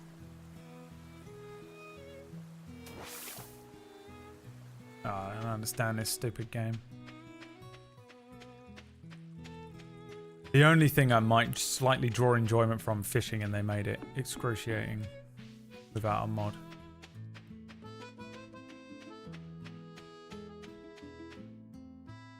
It was left click, but were you too slow? Okay, right. Well, just had to get that jab in there, didn't you? You piece. Pretending like you played this game for the fishing.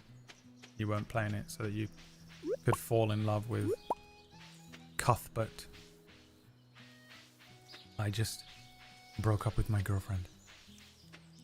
I found out that she was cheating on me with another man. I'm sorry, I'm not really in the mood for fishing today. But perhaps later we can go and get dinner or something, and you could help me take my mind off of things. Oh, Cuthbert. I would love to. Of course, I'll come by later. Now, whatever am I going to make Cuthbert? I should make him some dinner. I could bake him a cake. That'll cheer him up. All of this is going on in their heads. White girls while they're playing this game, you know? He needs me right now. No one else can save him.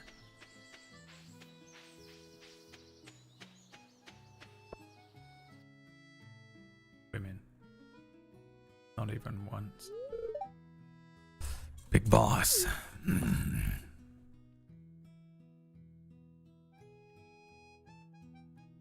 A surveillance camera? I was just peering down into this old mine shaft. It's been abandoned for decades.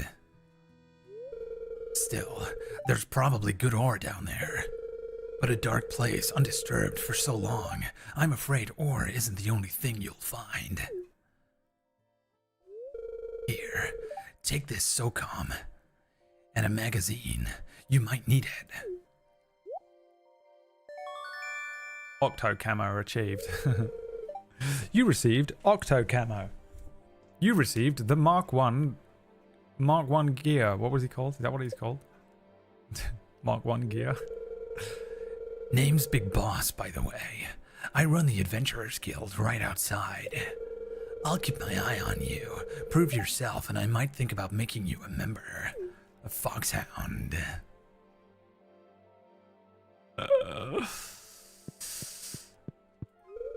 Out of order. I vaguely remember doing this as well now.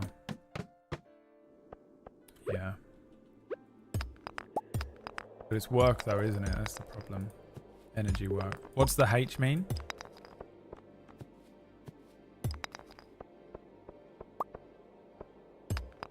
Have a new bar on the right. What is that? Hope. Fuck, I wish that was true. Oh, health, because there are enemies. Right.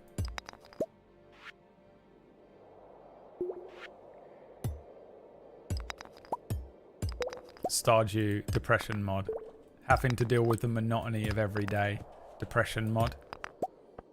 While your character has to go and do all this. Repeat the same day over and over again.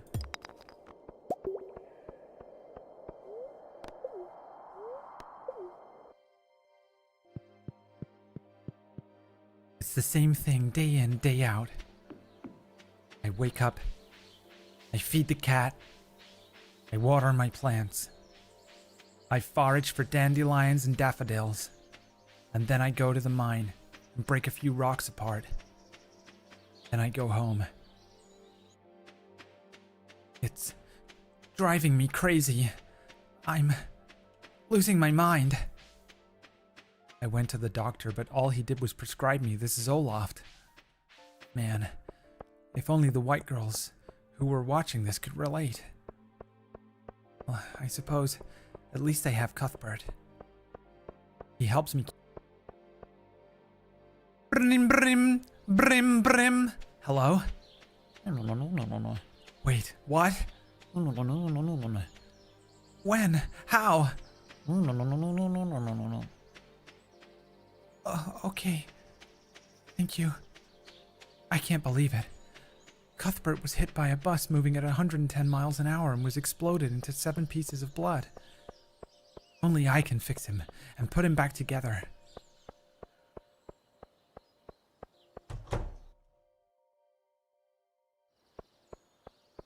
White girls, you know.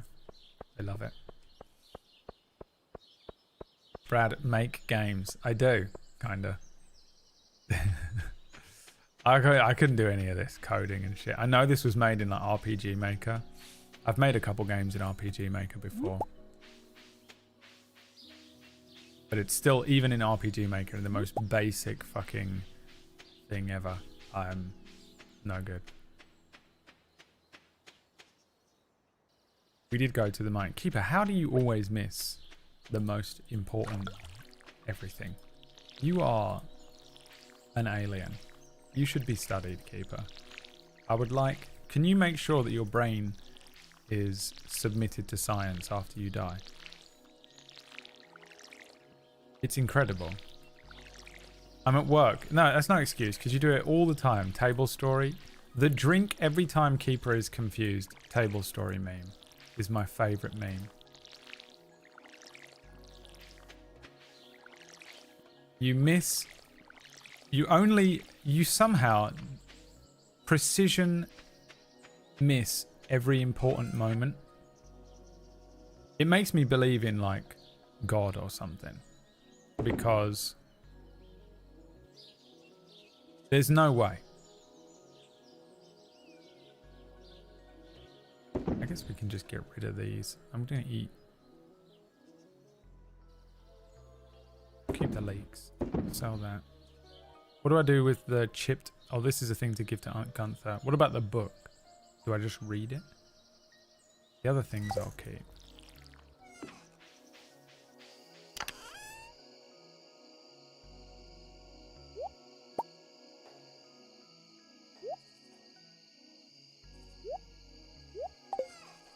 You just read it, okay. Oh my god, entirely on me that.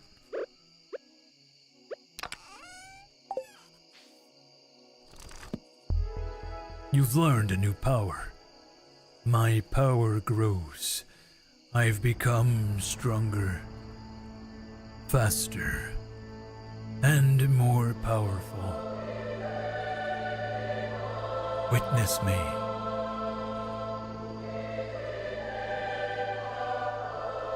Witness my strength.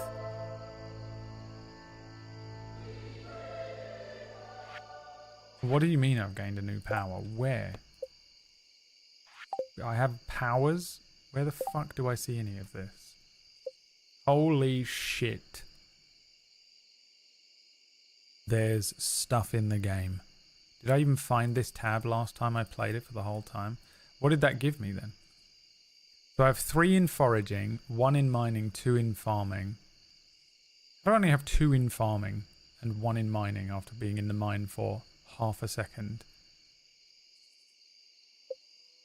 Oh, here's the social.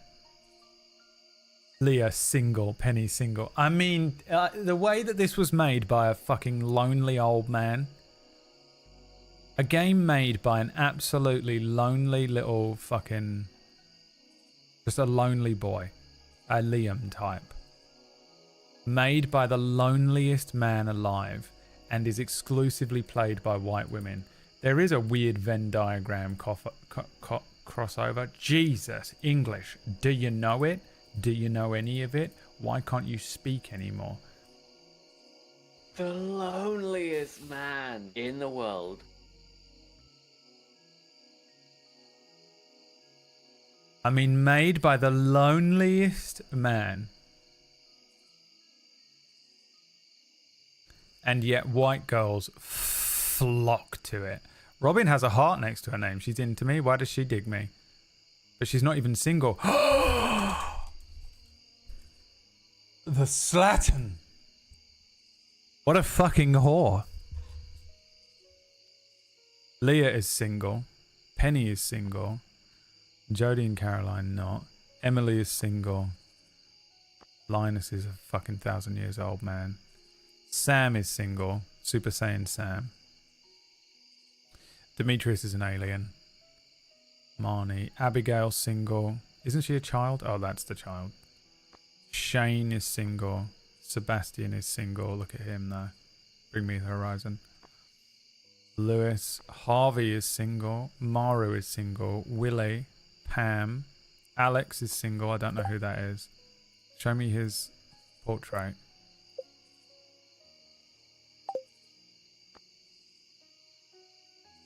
Gus. Clint.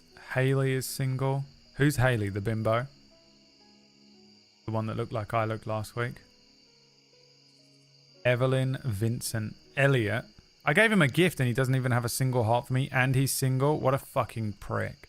Oh, these are the last 2. Oh, I've never met him, the shopkeep. Oh, I have to go behind the counter and speak to him, do I? And then the wizard. I remember the wizard now.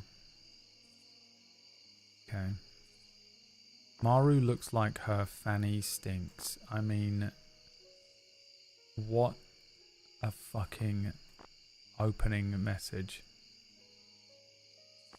Which one is Maru? Oh, it's just pure racism, Lux. Just ban them. Ban them out. Ban them outright. It is a wizard, yeah. Get him out. White Girl Farm. No! Next tab. Okay, this is all the crafting, which I've seen. The cat doesn't even like me? How do I make the cat like me more? Petting?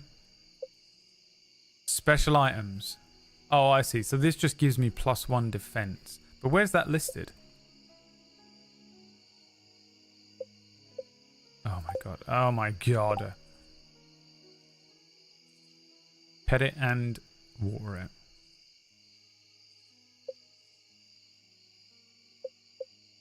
What's this? Pokedex? Oh, things I've sold.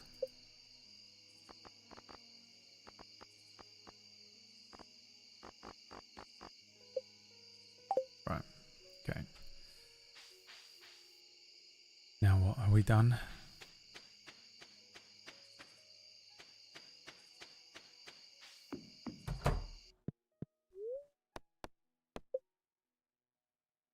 I am tempted to get a cat.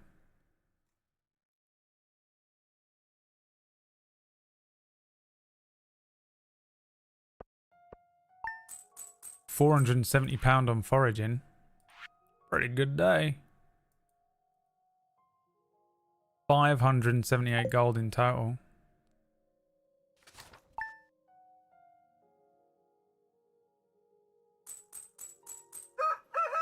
Almost at 4 grand. That's 4 grand. Oh, who's this? Clint. Oh, hi there. Good morning. I noticed that you've been breaking some rocks open and finding ore. That's good. If you want to get the most out of the ores you find, you'll need a furnace. It just so happens I had an extra set of blueprints lying around here. I want you to have them. And what do you want back, Clint, you fucking pig? You think men just give women stuff for free? Get out of my fucking sight, Clint.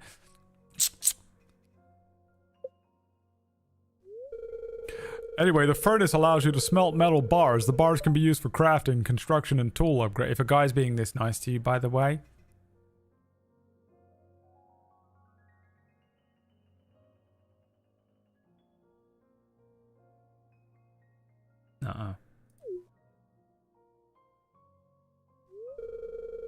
When you've smelted a few copper bars, consider having me upgrade one of your tools. It can make your work a lot easier. Well, okay, I'm heading home. Take it easy. Get the fuck out of here, Clint. Through his fucking kneecap. You fucking pig. You disgusting bitch. Hello, dear. I know you're getting just started as a gardener, so I wanted to give you a little tip. Backseat gaming from Grandma. Most crops only grow in one season. When summer arrives, your spring crops will all die out. So plan ahead. Granny Evelyn. When is spring then? How do you know? How do you find out in-game how many days you have left? Craft a furnace. Copper ore and stone. I don't think I've got that much copper ore. I'm guessing I get that from the mine though. 1 copper ore. 100 stone. Oh, I can take this. I want to take that pot to the bloke, don't I?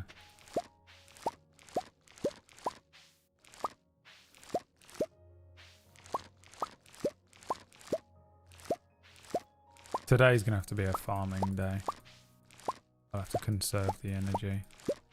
Luckily it doesn't cost any energy to do this. Which means it doesn't cost any energy if I go and forage outside of my farm as well, in theory. The calendar on the wall of the shop. Right. How long do parsnips take to grow? Can I get another batch of parsnips in? I forage this. I can. Salmon berries. Didn't even notice. Oh my god.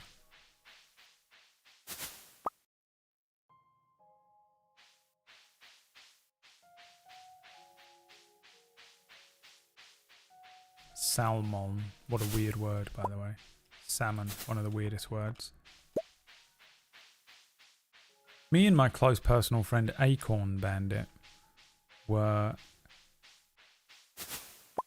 You know what we do? We sort of just hang out and watch at the news together. We read National Geographic articles because we're really smart people. And as a smart, you know me, I think it's sort of well known that I'm a very smart person and I'm extremely intelligent. And there was an article about orcas wearing salmon hats. And there is a pod of orcas, or there's a bunch of pods of orcas that are swimming around right now with salmon on their heads. And they wear it as hats. Don't believe me? Google it. And no one knows why they're doing it. They put a salmon on their head and then just go about their business with a salmon hat on. And if that ain't a simulation graphical glitch, I don't know what is. Bro.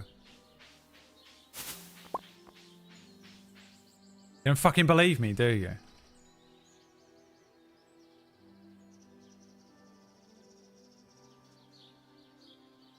why these orcas are wearing salmon as hats again.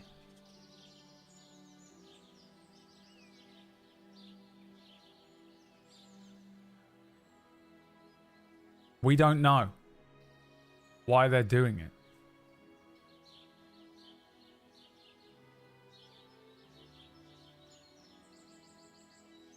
The behavior started with a female in K-Pod. Within a few months, the so-called salmon hat craze had spread to both J-Pod and L-Pod, eventually becoming prominent in all three pods that make up the population segment or clan known as the Southern Resident Orcas. This clan of 71 individuals eat salmon, but then, all at once, they all started wearing them. Oh, this is when it faded. They're wearing salmon on their heads, and no one knows why. Dude.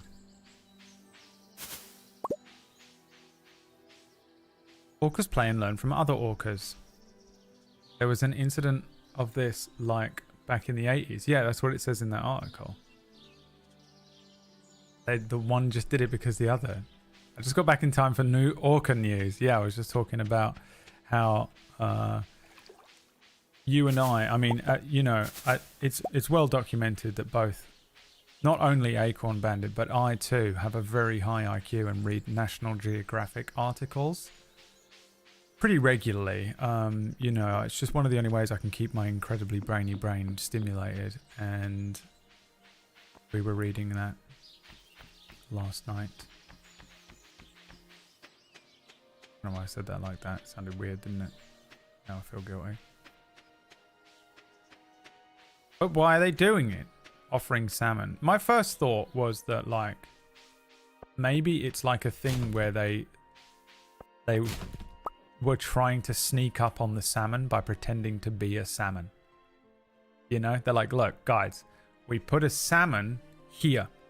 You know, like how a dog doesn't know that it's anything outside of what it sees. It doesn't know how big it is and stuff. My little dog didn't know it was much smaller than my big dog. And he'd be like, come on then, let's fucking have him. And I'd be like, she could kill you if she wanted. Easy. Easy. Just, Luckily she's nice and you're a prick. Because if it was the other way around, you'd be dead. And so I was like, maybe they think that if they put a salmon on their head, they'll be able to sneak in to a school of fish. I guess, do salmon move in a school? Maybe they do in the ocean. But they'd be able to sneak in or sneak up on a fucking, you know, have advantage on their stealth check. To sneak up on a salmon, you know? Like a person putting on a nose with the moustache mask thing. And just be like, it's me, I'm also a salmon, just like you. And the salmon's like, I mean, you are a salmon. I can see that because there is a salmon there. But you seem to have this entire other section to you. You know? And the orca is like, yeah, I'm just like... You know? And then there's another salmon that's like, hey, what happened to Barry? And the orca is like, I don't know. Where'd he go? Anyway, I'm a salmon just like you. Like, that's what I honestly thought. That was my first initial thought when I presented the National Geographic article to Acorn Bandit, because I am the one who reads National Geographic because I'm extremely intelligent. So I said, oh, Acorn Bandit, I don't know if you're quite at my intellectual level, but if you're interested, I have this National Geographic article that you might find interesting. So let me show it to you. She said, sorry, sir, I don't know if I done got the brains to be reading all that there words. And I said, don't worry, I'll read it to you. And I'll teach you how to speak English and communicate with other humanoids as well. And she said, why, done diddly thank you, sir. I done couldn't do nothing without you, done diddly darn it. And I said to her, well, it's okay. Remember, no matter what everyone says, you're not a dummy dum-dum. You're actually extremely intelligent. You just haven't been learned yet. And I, the brainy one, will teach you everything about orcas and such. And she said, well done, diddly do, darn it, diddly do, diddly. Flanders, Ned Flanders. Right, what am I doing? Oh yeah, I need to sell all this shit first. How do I sell to him? Oh yeah, like this. Fucking excruciatingly long process. We'll sell him the parsnips. I'm keeping the leek. I'll sell him that. I'll sell him that. We'll keep the salmon berries. I don't know what they do actually. What do they do? Plus 25. This is how we got into the salmon berry conversation. Yeah, we'll sell him them. I'll keep the bread. The bread looks nice. Oh wait, how long is we got 13 days. What grows in 13 days? Where's one of you? It's true, you did the thing you are saying. I know, I would never lie. I've never lied a day in my life. Anyway, that was what I thought. My first thought was they're trying to be salmon. They're trying to pretend to be salmon. But they don't know. Scientists don't know. And if scientists don't know, it leaves it up to me to discover. Which is why I wanted to let you know this is my last stream. I will be moving in with a pod of orcas as of tomorrow. Becoming one of them by wearing a dead orca on my head. And spending the next 3 years with them. I can swim good. So, I might be able to do it. Cauliflower if you plant. How long is the cauliflower turnaround? Oh, it says on them. Fuck, dude, that's incredible. Okay, cauliflower it is. So I need, like, how many of these? It's definitely more than 20. So we'll take 30. What happened there? It sold them back? Oh, please tell me it sells them back.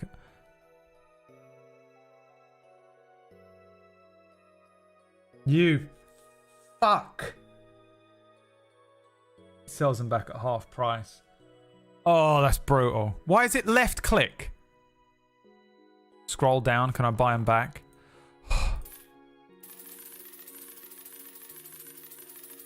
Right click should be sell. Oh, I'm not touching a thing again. I'm leaving. I'm not fucking with this guy again. Oh, I need to speak to him, don't I? Hold on. I'll speak to him. Yeah. Give someone a gift. Oh, well, I already accidentally gave that fucking twat a fucking gift, didn't I?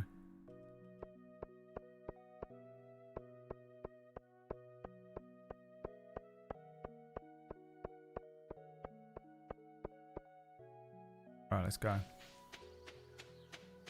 This is it. It's cauliflower season. Also a disgusting food. If you eat cauliflower, you can literally get the fuck out of my sight. How do I move stuff around on here easily?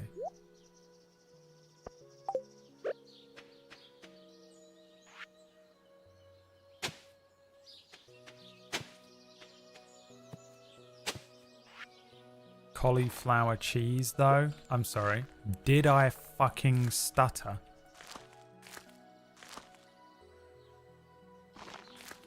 If you eat cauliflower, you should be arrested. Disgusting. Dirty. Don't even speak to me. Well, nowhere near. What do I need then? 1, 2, 3, 4, 5, 6, 7, 8, 9, 10, 11, 12, 13, 14, 15, 16, 17, 18. I fucked it up. God damn it. I need a thing that shows me the square I'm on. 1, 2, 3, 4, 5, 6, 7, 8, 9, 10, 11, 12, 13, 14, 15, 16, 17, 18, 19, 20, 21, 22, 23. I know it would have been easier to just go up in threes at the end there, but just shut the fuck up and let me count how I count. I can barely do it. What about a nice cauliflower coleslaw? See ya. Banned.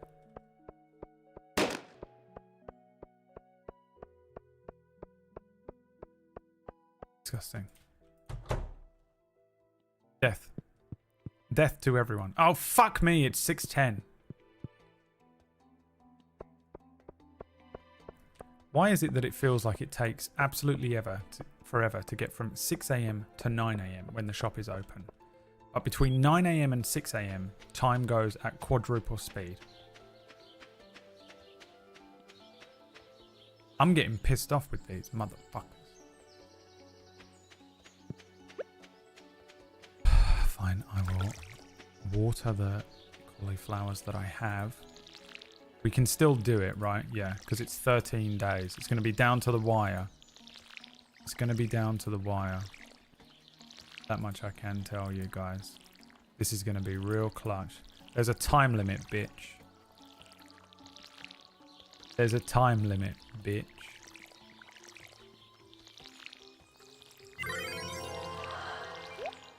There she is, just walking in the chat, singing do I did it, I did it, shuffling the fingers and clicking her legs, singing do I did it, did it, she looked good.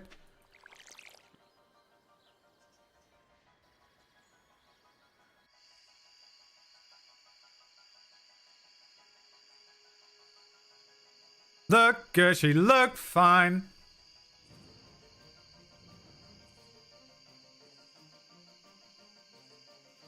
Look fine. Dude, waiting on the delay. Imagine it was live, like a live show that you were watching. Waiting on the delay from a Twitch chat. So stupid. Not even funny. Made me laugh so much. Oh, dude, that's hilarious. It's so stupid. I remember that Peter Kay joke where he says about how insane you look. Right? Peter Kay, shuffling feet. What's that song called?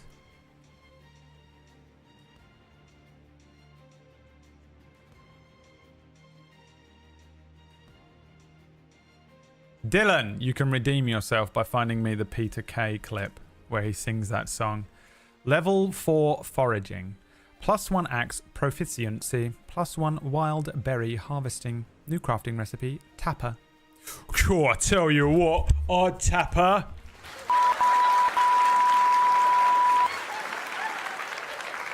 Thank you. New crafting recipe, mushroom log. Oh, I'll tell you what, I got a mushroom log right here. I'd like to apologise. I'd like to apologise to everyone, but sometimes, you know, everyone in my family, that's the Christmas table. New crafting recipe, wild seeds, Sue. 10 shilling 6pence. Thank you for the resub. How are you doing? It's been a while. I hope you're doing all right. Dear neighbour, I hope you are feeling settled in your new home. I am writing to let you know that Pierre's store is now selling fertilizers. Why don't you swing by and see if you can afford a few dozen boxes or so? Pierre. Is this it? Let's have a sing along. There she was, just a walking down the street singing. Popping her fingers and shuffling her feet singing.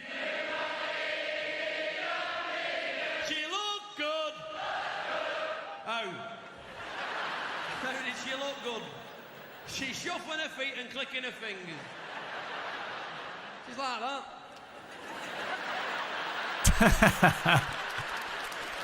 Does that look good? I think about it every time I hear the song now. It's all I see is him doing that. How did she look good?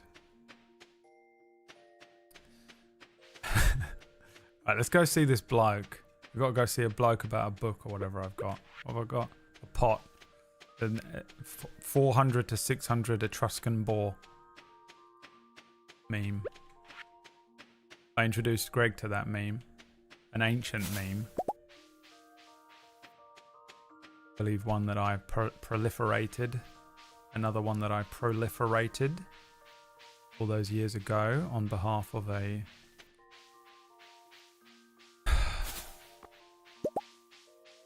person.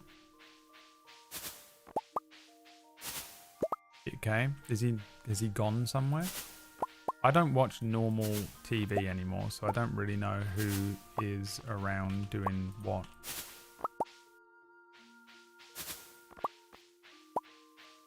PK was very good in his day.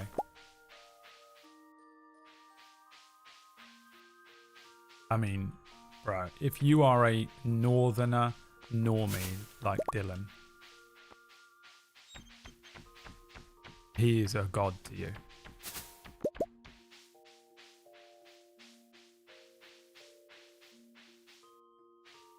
I hate swearing and that clip gives me anxiety. First of all, what the fuck are you doing here?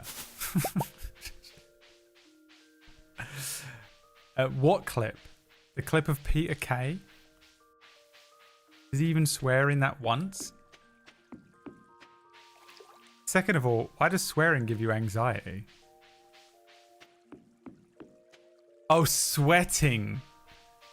Yeah, some of those old comedians. Lee Evans was the worst for it. Sweating on stage. If you want to see sweating, you should watch Whack Steven play one casual game of balls with his friends at night. I mean, takes it so seriously. It's hilarious. Therapy.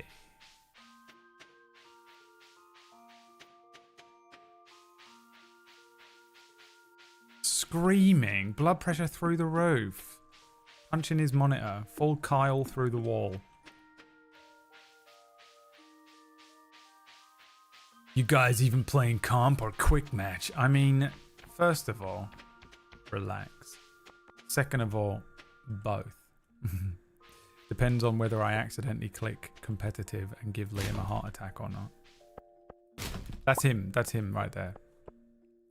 Quite literally him.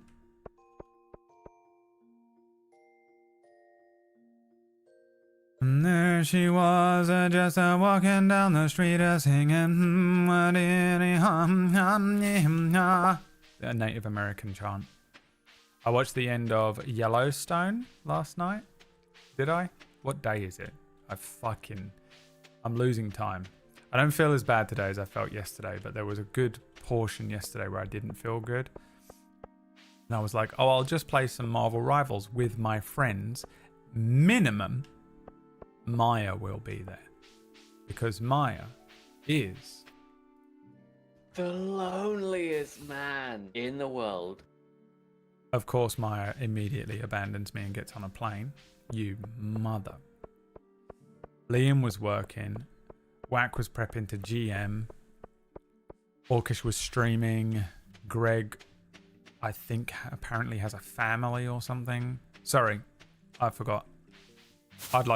I'm so sorry. That's Greg.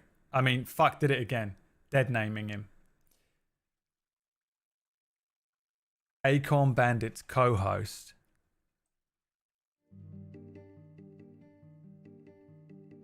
Well, it might take me a moment to get used to. I'm sorry, I'm old. If a dead name drops, I really apologize. I don't mean it. Acorn Bandit's co-host apparently has some sort of family.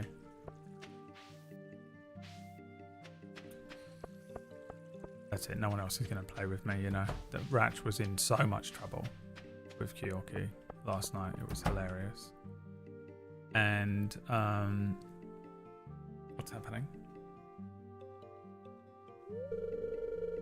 Oh, he's banging on about some new deal he's got going on.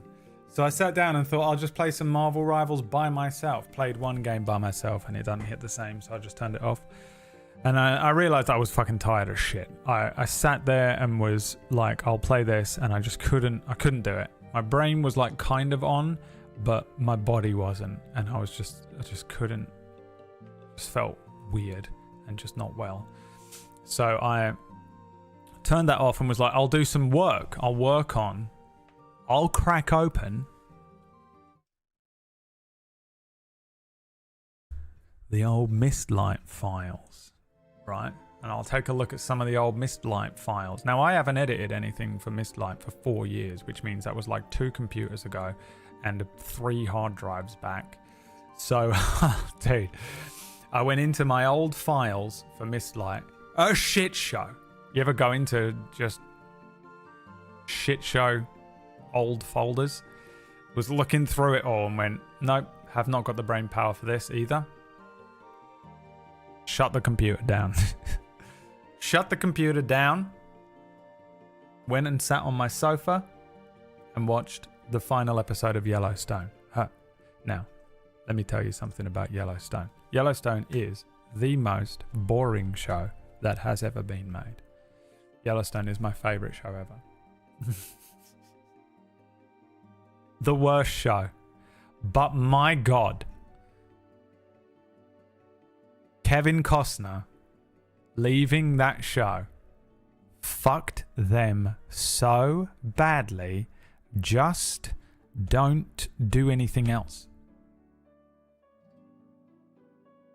That second half of season 5 was horrific to witness.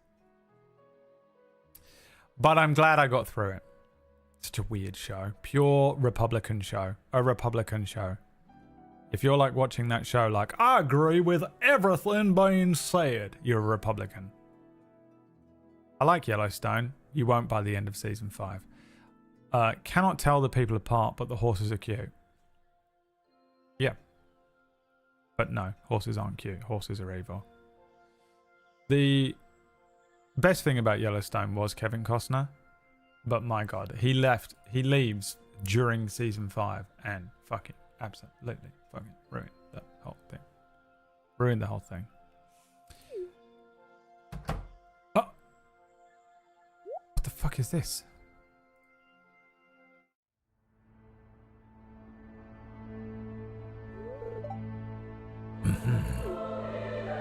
A new specimen. Come and get it, folks. Coupons for 50% off your purchase at Joja Mart. 50%? Well, any takers?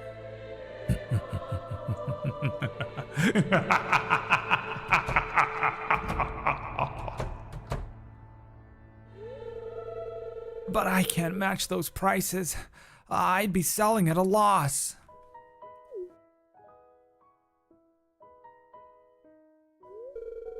It must be so difficult for you to lose your loyal customers like that. But can you blame them? Joja Corporation is clearly the superior choice. Soon the whole town will realize that.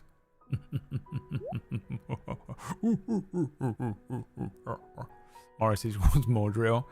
I should have done my classic villain voice for him. Soon the world will be under the control of Joja Mart. I have only watched a few episodes, but I like the characters, especially the Hellbitch sister. She's probably the second best character in it, yeah. Yellowstone does a lot better at not failing the Bechdel test, but the longer it goes on, it starts to wobble, almost exclusively because of Beth. It does... She sort of loses that a little bit.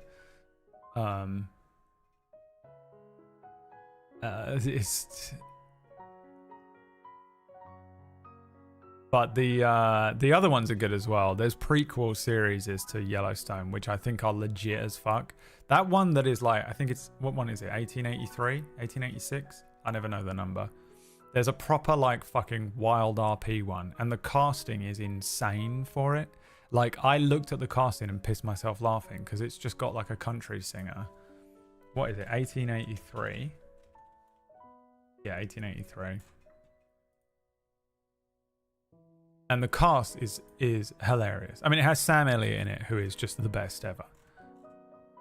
But Tim McGraw and Faith Hill are the main characters. The main, like, the patriarch and matriarch of the family. And this is the prequel. These are Kevin Costner's, like, ancestors. She's good. And she is like this show is a lot better at not failing the Bechdel test. And obviously Sam Elliott is the best in everything he's ever in. But she's really good in it. And it's weird because they sort of bring it up at the end of Yellowstone. There's episodes of Yellowstone that have flashbacks to this show, which was kind of cool. And then there's another show which is called 1923, which is the next generation after that of the Dutton family. Jacob Dutton, played by Harrison Ford, and Cara Dutton, played by Helen Mirren. How are you in this? And she's in it because she does VOs for it. But this is good because it has Bronn from Game of Thrones playing a sheep farmer. And then also just a random storyline in Africa. Bruh. It has the Yellowstone spin-offs. Yellowstone universe, you know? The YSU is incredible. It got me through last year. They're all boring dramas. But then I went straight from Yellowstone to another Taylor Sheridan, Lioness, which, dude, season 2 is so weird. The most just, I mean, you know when you're watching, like, I like all those movies that are like American Sniper and, you know, just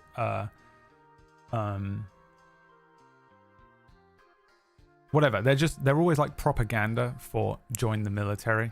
Just quiet Republican military propaganda, you know? And I was like, okay, here we go. Finally, a Taylor Sheridan project which has a person of color, female lead. It cannot fail the Bechdel test. And to be honest, the first season kind of doesn't. The first season's pretty legit. It has Nicole Kidman in it. Morgan Freeman's in it for like one episode in the first season, but he's in it more in the second season.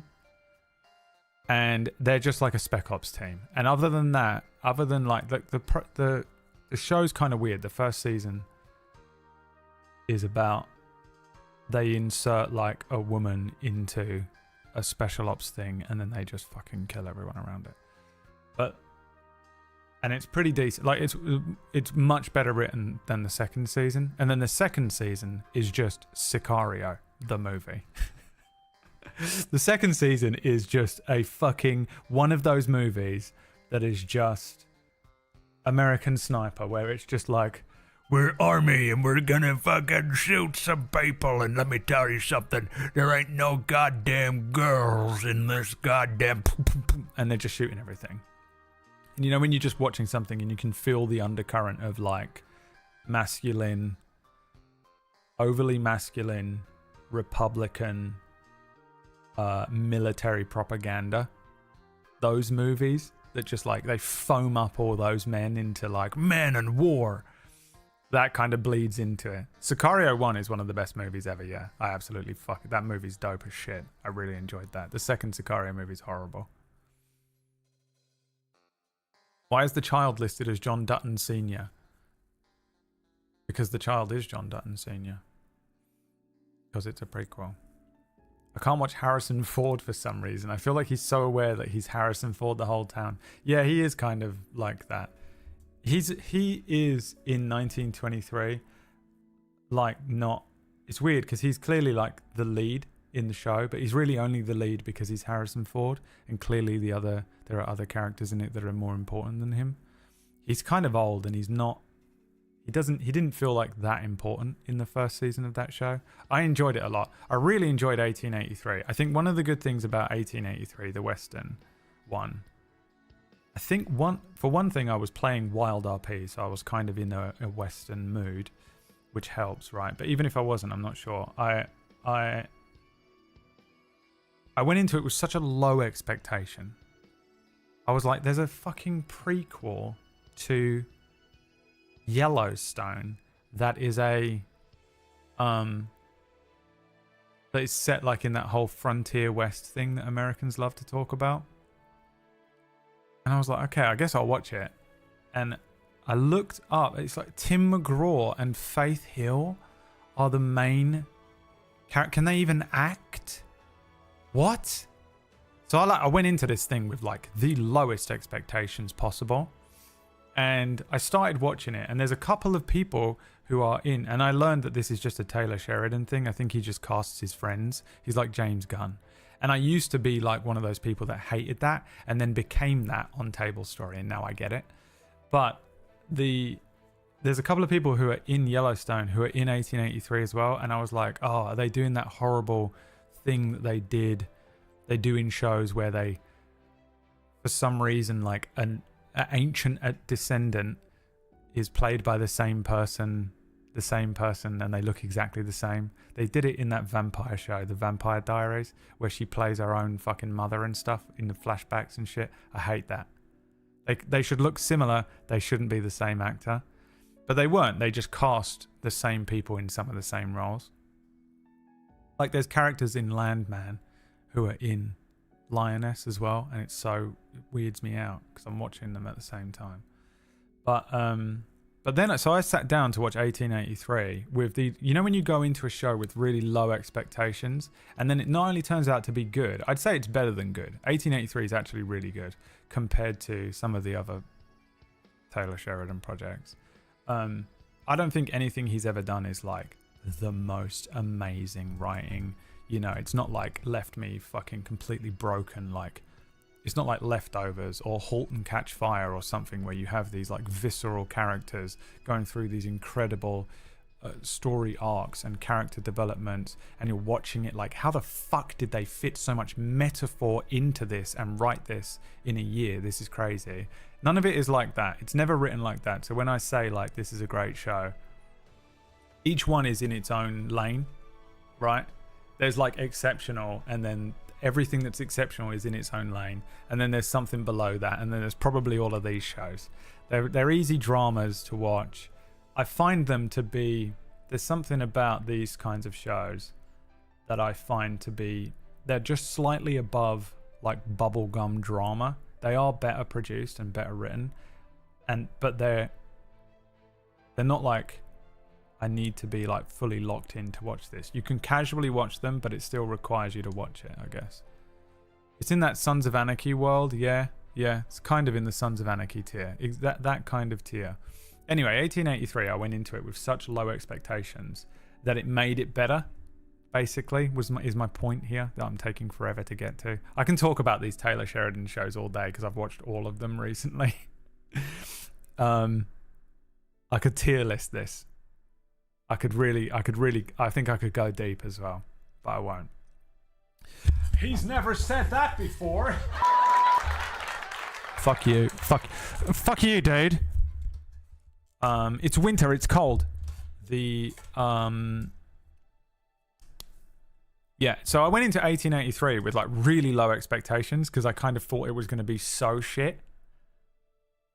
And actually, I really enjoyed it.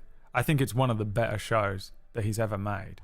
But it took me a couple episodes to really get into it. I had to really warm to the characters. It took me a moment to give a fuck about any of them. Sometimes you'll watch a show and you're just like, okay, I like that guy, I like that, I get that character, I understand that character. With 1883, it took me a couple episodes. I think I had to sort of see them as characters as well, because a lot of them I just saw as like actors. And I don't watch a huge amount of westerns. I like westerns when I watch them, but I don't often. There's one that I want to watch that's got Anson Mount in it, because I fucking love Anson Mount. I'll basically watch him in anything. But I haven't watched that one yet. It's called like Hell on Wheels or something. But yeah, 1883 was really good. 1883 ended up being very, very good. I really enjoyed it. And I don't think they're doing sequels for that one. I think it's just its own little enclosed story. And as a story from start to finish, Yeah, man, I was in on that show. That one's a good one for sure. 1923 is worth. If you're like, oh, I kind of want to watch more of this show, then just watch that other one as well, the Harrison Ford one, because it's, you know, it's the next generation. Yellowstone's totally different though, because it's like modern and weird, and it's so boring. It's absolutely dog shit, but I enjoy it. Sometimes I can enjoy it. I never used to be able to watch these kinds of dramas and enjoy them. Every now and then Yellowstone absolutely fucking bangs, like it will pop for a couple of episodes.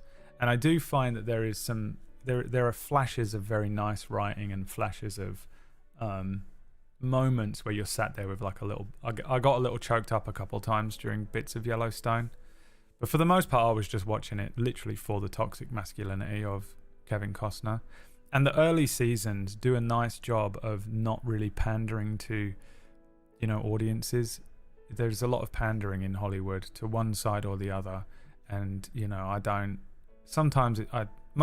care, but sometimes it is a bit egregious from one side or the other. I think the Taylor Sheridan projects are all starting to now become very MAGA pandery, and it's kind of hard to watch.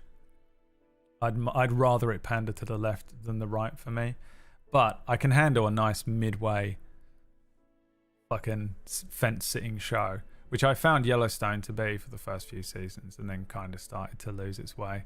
It's pretty hard to make a show, I think. It's set in that kind of rural, Texan, masculine, ranching setting and have it not be...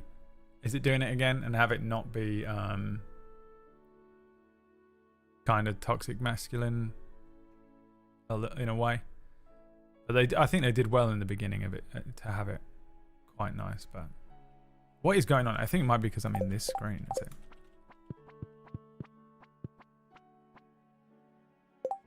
Was it doing that the whole time and you only told me at the end? Thanks, guys. Could be this thing.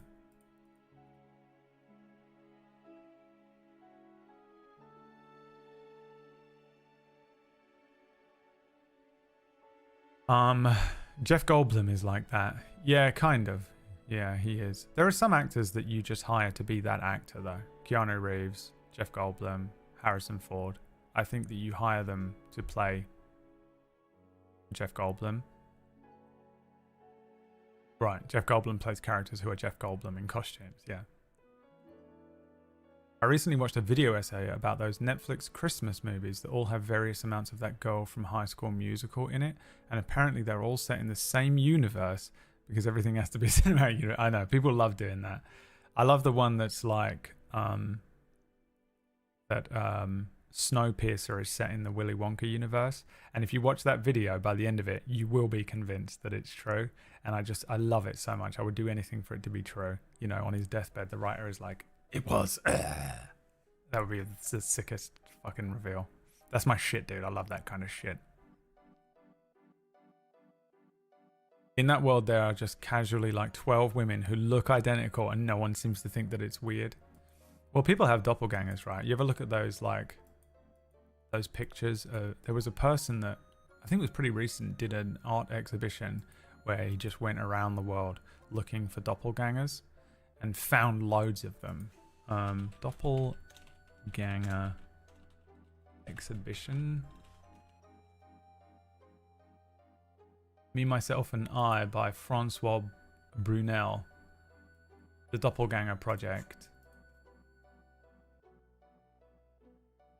My computer is crashing so badly. What is happening to it?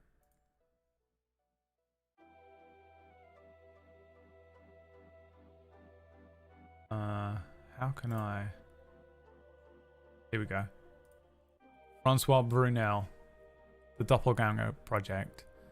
Where he just goes around finding doppelgangers of people, and you can tell, like, you would, if you didn't know, you'd say they were siblings, but they're complete strangers.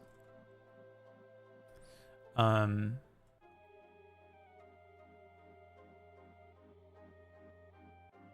he just goes around, man, different countries. There's loads of them as well. Like there's a few here, but he's got absolutely tons of them. It's really interesting. I mean, dicks and cum, am I right, guys? I mean, poo poo in my bum bum. I mean, what a... Sorry, sometimes I accidentally show my real personality on stream and I forget that you absolutely fucking detest it. What am I in here to buy? More cauliflowers. How many more? 20? Probably need less. I'll buy 20 and we'll just save some for next year.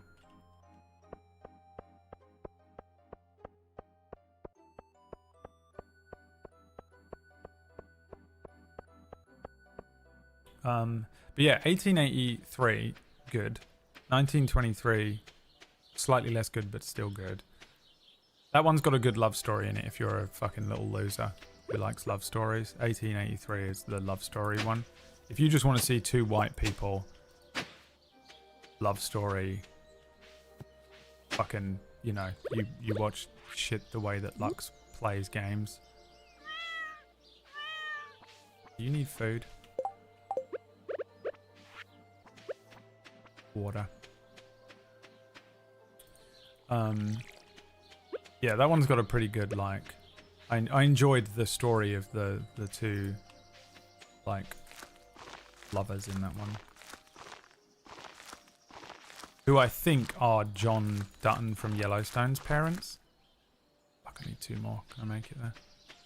I heard poo poo in my bum bum and came running. Mythomatic. Whack Steven. No, Mythomatic.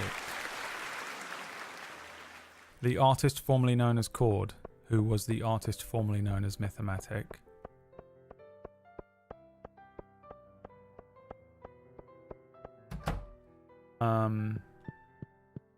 Yeah, Lioness Season 2. I don't know what's going on, man. They just made it so hyper masculine. Oh, I need to go and sell. What's this? What the fuck is this? Broken glasses? They're just trash. Do I sell that? Yeah, I feel like Taylor Sheridan's getting a bit too big for his boots. He's also in all of them for some reason. Is this where I sell them? I don't even know what this is. He's in all of his shows now.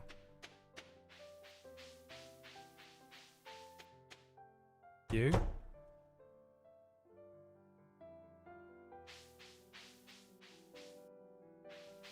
Where's the Geo dude?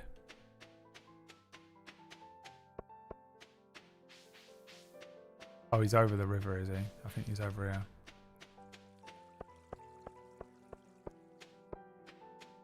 Oh no, is he doing a Peter Jackson? I don't know what he's up to. He's just in everything. I don't know how he has the time.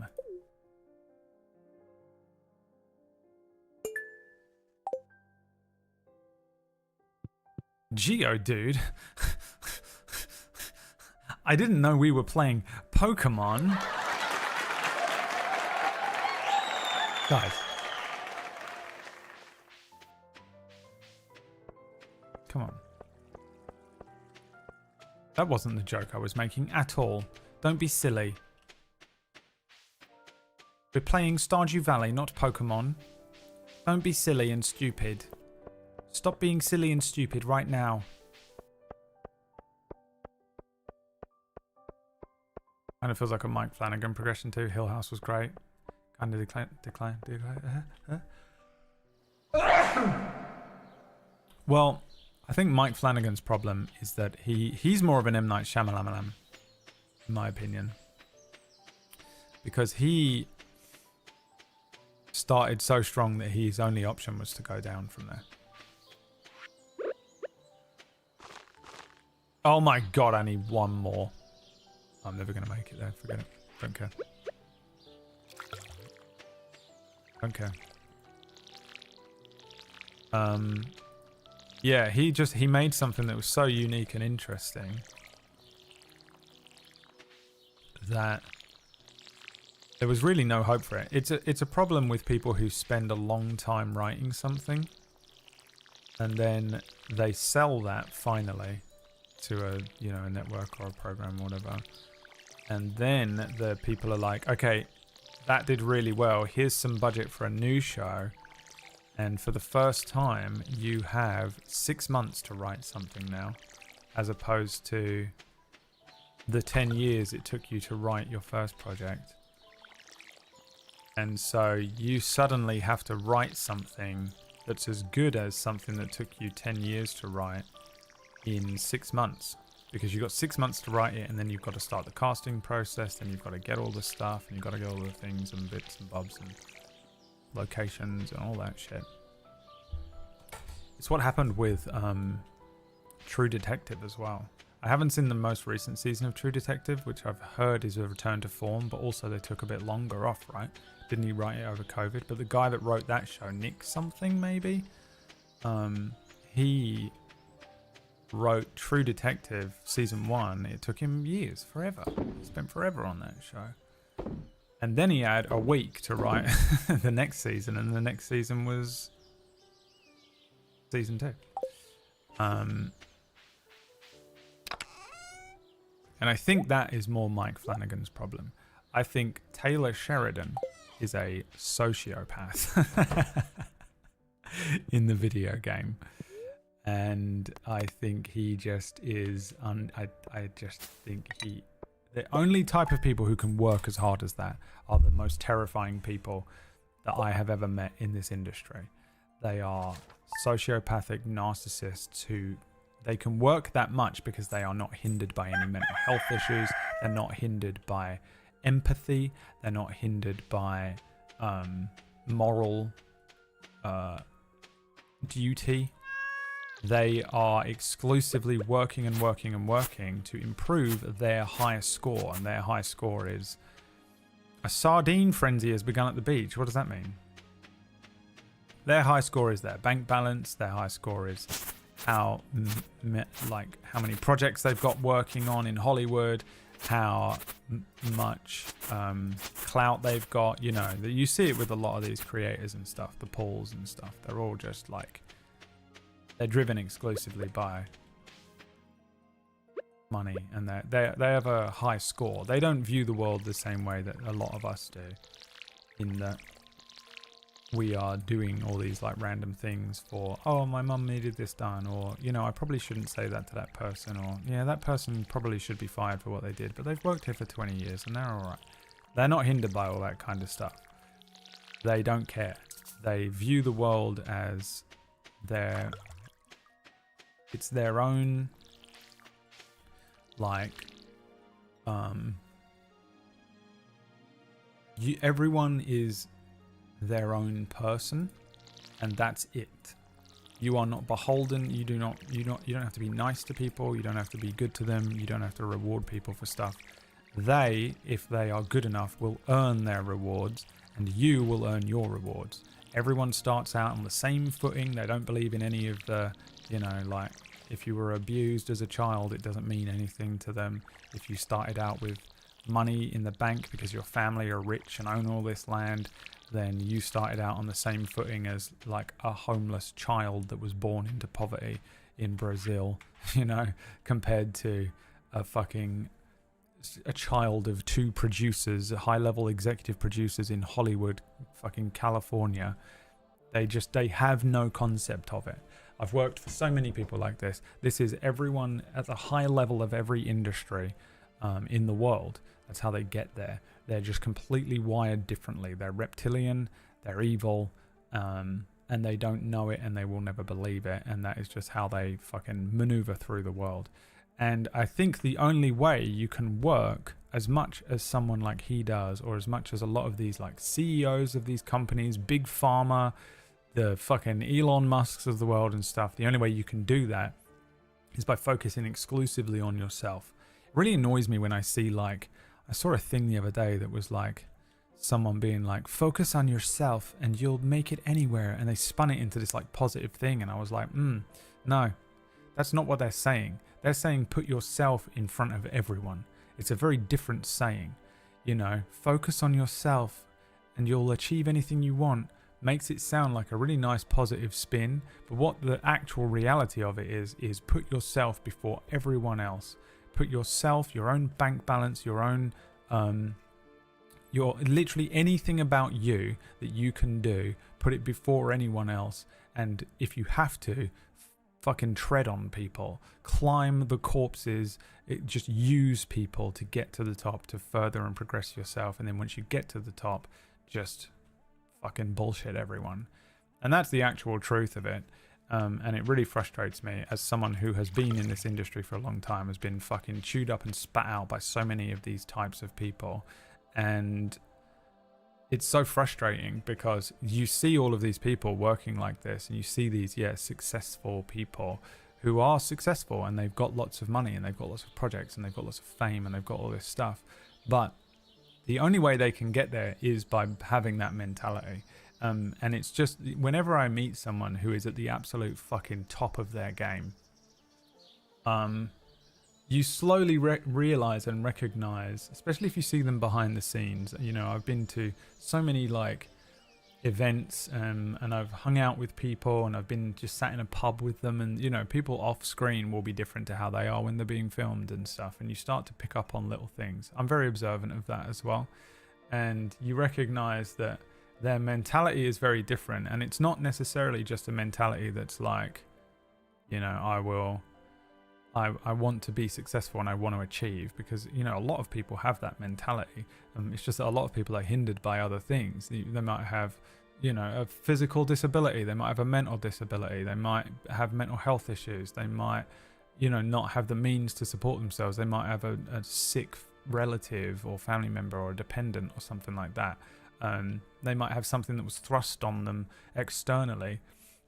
And all of these CEOs and stuff they very rarely come from those kinds of backgrounds. And when they present that they did, you do a little dig in, you scratch one level of the surface, and you find out they actually really did not come from the background that they suggested they come from. What you think was like lower class beginnings, you find out they're actually like middle class beginnings, and they just think that it was like really rough and difficult. And it's really common. But they are also just completely like lost in their own version of events in their heads, because they've convinced themselves of this, because they've never really suffered, and they've never really experienced any sort of strife in their life. So they don't know. It's very hard to convince someone who has not experienced the thing that you're talking about how the thing is. If you have anxiety, trying to convince someone who has never had it what it feels like is borderline impossible, right? And I'm sure that you have something in your life that you can relate that to, that would allow you to understand what I'm saying here. It's very difficult to get those things across, I think, to people. And you end up just sort of like having to give up, basically. And it goes for you as a person as well. Like, I'm not saying that I'm any different on that level. You know, if someone is explaining to you, it's like someone explaining to me what it feels like to be, you know, a woman, or what it might feel like, you know, if someone was explaining to me how it feels to be brought up in Mexico as a Mexican person. I'm just never going to know what that feels like, because I wasn't brought up that way. I wasn't born a woman. I've never lived as a woman. I've never experienced what it feels like to fucking menstruate, you know. I can empathize with it. I can apply as much understanding to it as possible, but I will never truly know what it is like to feel like that. But then you take that to the next level, basically. There are people that can empathize with that, sure. But these people, these CEOs and stuff, I don't think they can fully understand what you're saying to them when you're like, no, I was born fucking poor, dude. Like, it was crazy. My life was insane. You know, they just don't get it. They will never get it, because they think they understand, and that's the most that you'll ever get out of them. So I actually believe a lot of these successful people and CEOs and rich types and stuff, when they're saying, oh, I was born poor and I really struggled growing up, they actually believe that that's true, because they don't have any concept that there is a fucking layer below that. You know, they just don't know. They genuinely don't know. So they really struggle to understand that.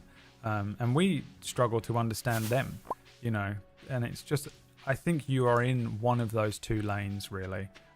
You can live long enough in that world to see yourself become the villain. What the fuck is this? 200 gold and a leprechaun hat? Can I put it on? No. dope. Was there a rainbow there yesterday? So it's really frustrating because you do find yourself in one of those two lanes, and the quicker, you know, there are many jobs and in industries and things where it doesn't really matter. You'll just be working for a corporation, and you'll blindly be working for a corporation. Like, I mean, I'm on Twitch right now, right? I work for myself and I'm self-employed, but you know, ultimately I still have to use all of these companies. I Amazon Prime shit in like every day. It's not like I'm not we're all beholden to these companies. You might work for McDonald's just to get by. You know, you're working for this fucking evil corporation, and at the top of it there's a person in there who is one of the most evil people you will ever meet. But you just work for them and you go and buy a McDonald's because you're fucking hungry. McDonald's, that meme of the fucking creature. Remind me of the McDonald's meme in a minute. You know, it is what it is, these people. But you will find yourself kind of like, at least in my experience, especially in this industry, because you're face to face with them a lot, you just have to, I can only categorize them in one or two of those lanes, basically. You're either one of those kind of reptilian shark type people, or you're one of whatever I am, the other side of it, the little pussies who are all fucking broken and will never be able to truly be able to succeed in that way, because I couldn't possibly, even if you handed me a multi-billion-dollar company, I would have to run it ethically. It would and then I'd run the company into the ground. I would literally run the company into the ground, because that's not how you run a company. You wouldn't be able to succeed in the market, and you would just die and you'd lose all that money. It is what it is. It's the way the world works. We're all stuck in it. We're all born into this fucking bullshit set of rules.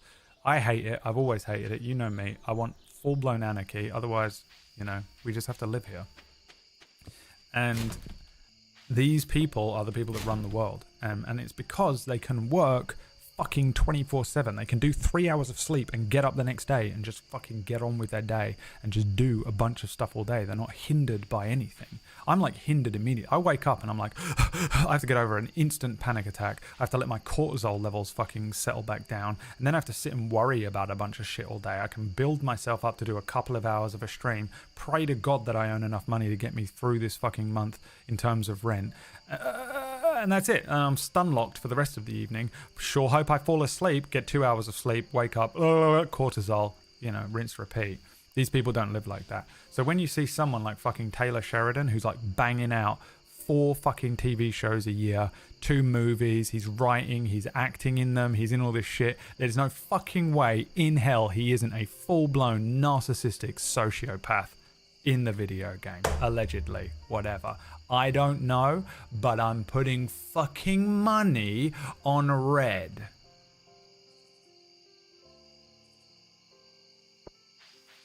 She's gonna pass out again. Is this a great game? Yes, it is a great game. It's one of the best games I've ever played. I absolutely love it. And there isn't a single thing about it that I would ever say was terrible.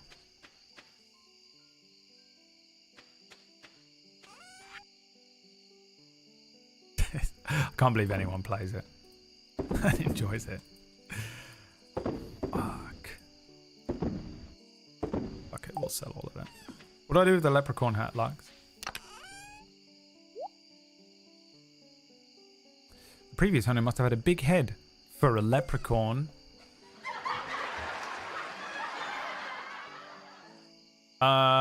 Shilling, you probably already left, but goodbye. Thanks for hanging out. Good to see you. Bye.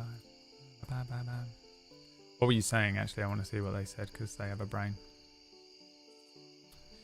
The kind of people that say, why should my taxes pay for the healthcare? Yeah. They just can't comprehend it whatsoever.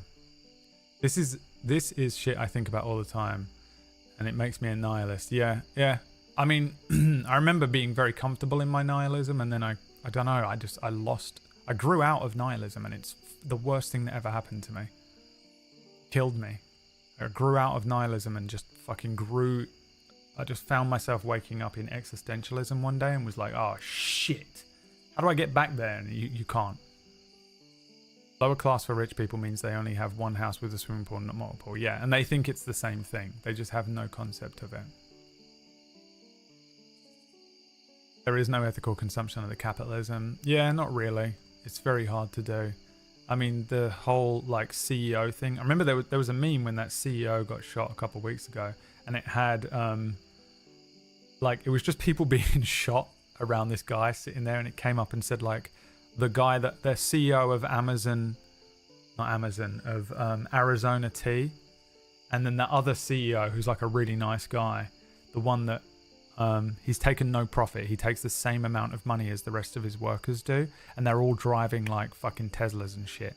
They all earn the same amount of money. They all get a good, insane amount of wage in this company. And it was just like, those are the only two CEOs in the world who are not going to be dragged out into the fucking streets over the next couple months during the revolution. Made me laugh a lot. I lost it too. Oh, I was fine with my nihilistic, don't care, I'll be dead soon way of living, but then my sister messed it up and now I have a niece, so it's just resurrected my anger. Yeah, I don't even have that. I still have the cosmic nihilism pretty well ingrained into me. But I think it's a little bit of a bury your head in the sand approach to living, and it's kind of hard to keep doing as you get older. Just sort of like, I mean, I spoke about this at great length before, and I don't want to go over it again because that's, you know, it's long. But the cosmic nihilistic approach, which I still fully agree with. You know, none of this means anything at all. You know, we apply whatever meaning we apply to stuff, and that's it. There's no way any of this is anything other than like pure chance. But I guess I've become a bit more interested in that meaning, I suppose, which is funny because I have currently got less than I've ever had in my life. I've got absolutely nothing that provides my life with really any purpose. There's a couple of projects and things that I like. I have friends who I care about and stuff, but like I don't have like kids or a fucking wife. I don't even have a dog anymore. I don't even have a hamster. Mr. Bibimbap is dead. You know? I don't even have my hamster that my mum showed up with one day. Do you guys remember when I got Mr. Bibimbap? My mum showed up one day at my house with a whole hamster cage and just handed it to me. And I went, what the fuck? At this point, I had 2 dogs, 4 rats, and then she showed up with a hamster and was like, here you go. And I was like, okay, what the fuck is this? And she was like, I was at this old woman's house today. My mum does, she's one of those nurses that goes around and checks on babies, right? Whatever that is. Newborn babies, she goes to their house and checks on the mum and baby. Whatever that job is called. She does that. So she went to a house. She was like, I went to this woman's house and she had this hamster and she was like, I bought this for my grandkids. I don't know why. I don't know how this worked out. It's not a midwife because she doesn't deliver babies and stuff. It's just like a care worker in the UK. But like she was like, I went to this house and there was this old woman who said, I bought this for my grandkids, but they don't come around as much. So I don't want to, I can't look after it and I don't really want it anymore. This hamster. And I was like, that's the saddest story I've ever heard on so many levels. Like crippled me inside. But my mum was like, it's all good. I'll take it. So she just picked it up and then brought it to me and just handed me a fucking hamster. And I was like, wait, you didn't text? You didn't go, hang on, let me ask my son if he, you know? This new age version of my mum is a whole different type of weird. What is that noise when you hear that? What is that? Is it the cat licking itself? Yeah. And so that's how I got that hamster. And then I called it Mr. Bibimbap. She was a girl, but we called her Mr. Bibimbap. Mr. Bibimbap. But yeah, I went off on a fucking tangent. I'm on a tangent of a tangent because we were talking about Yellowstone. Dude, when did we start the Yellowstone conversation? How are any of you still in here? I don't have nothing. I got nothing. I got nothing really that provides legitimate, like, existential purpose that makes me feel like my life is worth living. It sounds so depressing. It's unbelievable. But just straight up facts, you know. I've got none of those things, but it's funny because I'm getting older and recognizing that I think those things are kind of important. And I was so traumatized and broken for most of my life that I found it very difficult to allow myself to emotionally connect with things on that level. So as a kid, I buried myself in a lot of nihilism because I was just so depressed and so broken. I was like ready to die, dude. I thought I'd be dead by 27. I was like, I'm in the 27 club, baby. Let's go. Couldn't believe it when I turned 28. Was just like, what the fuck? And just didn't really pay much attention to connecting with my emotions and how I actually felt and who I was, and then did a bunch of therapy, figured out a lot of stuff about myself, became much more comfortable with who I was, became more comfortable with being alive, even though I still sort of I wouldn't care if I like died right now. If I just went and died and my ghost was standing next to my body, I wouldn't be like, oh my god, I'm dead. I don't think I would give a shit. I literally couldn't give a fuck if I just dropped dead right now. It doesn't bother me at all. But I also am not really actively wanting to die, you know? It's not very hard to die, so I'm not like suicidal. I used to be, very much so. Slightly TMI. But I don't really have that at all anymore. And even though I do struggle a lot with like a lot of mental health stuff, and there are days when I'm like, fuck it, I'm out. I'm clocking out, dude. See ya. I just want to punch out, but it's not really like that. I just sort of don't. I don't know, I don't care. But I've also, I think some of the funny thing is in fixing, maybe not fixing is probably not the right word, but in healing some of the stuff that made me suicidal and like depressed and shit when I was younger, the way to heal a lot of that for me was connecting with my emotions, right? And I've spoken about this a lot on the channel before, but I don't, I'll you know, nutshell it. The way that I sort of got through, I know I want to play the game, but I'm thinking too much at the same time here because we've gotten deep. It's therapy hour. The way to do it, I'm sure a lot of you are way ahead of me, and I've said this like 5 times. The way that I beat a lot of that like depressive thoughts, and the way that I was able to get over a lot of my younger selves traumas and stuff was obviously therapy and obviously doing like random shit. I did EMDR therapy and shit. It was wild, but really I think a lot of it was connecting with my emotions. Sounds like I'm about to cry, but it's just a sore throat. Connecting with my emotions. So once I learned how to have a bit of a better relationship with my emotions, and really allowing myself to just feel the things that I'm feeling instead of quickly denying them or quickly rejecting them or quickly hiding myself or shrouding myself in nihilism or something like that. You know, the reason I'm so sarcastic and shitty all the time is because as a kid, that was my defense mechanism. So my entire personality is a bunch of defense mechanisms that I created when I was a teenager. And it's really hard. Like, none of that has gone away, even though I've changed a great deal. I'm still like really sarcastic and annoying, but I don't really feel it anymore. You know, it used to be like, fuck the system, anarchy. And now I'm just like, this is just what I'm left with. These are the remnants of what my personality is and was. But the thing that I find so interesting is that in healing all of my like depression, you know, I say healing, I'm not like cured or anything, but I really learned how to accept how I felt about things. If something I wanted to cry at something, I would just let myself cry. I never did that. I didn't cry for years.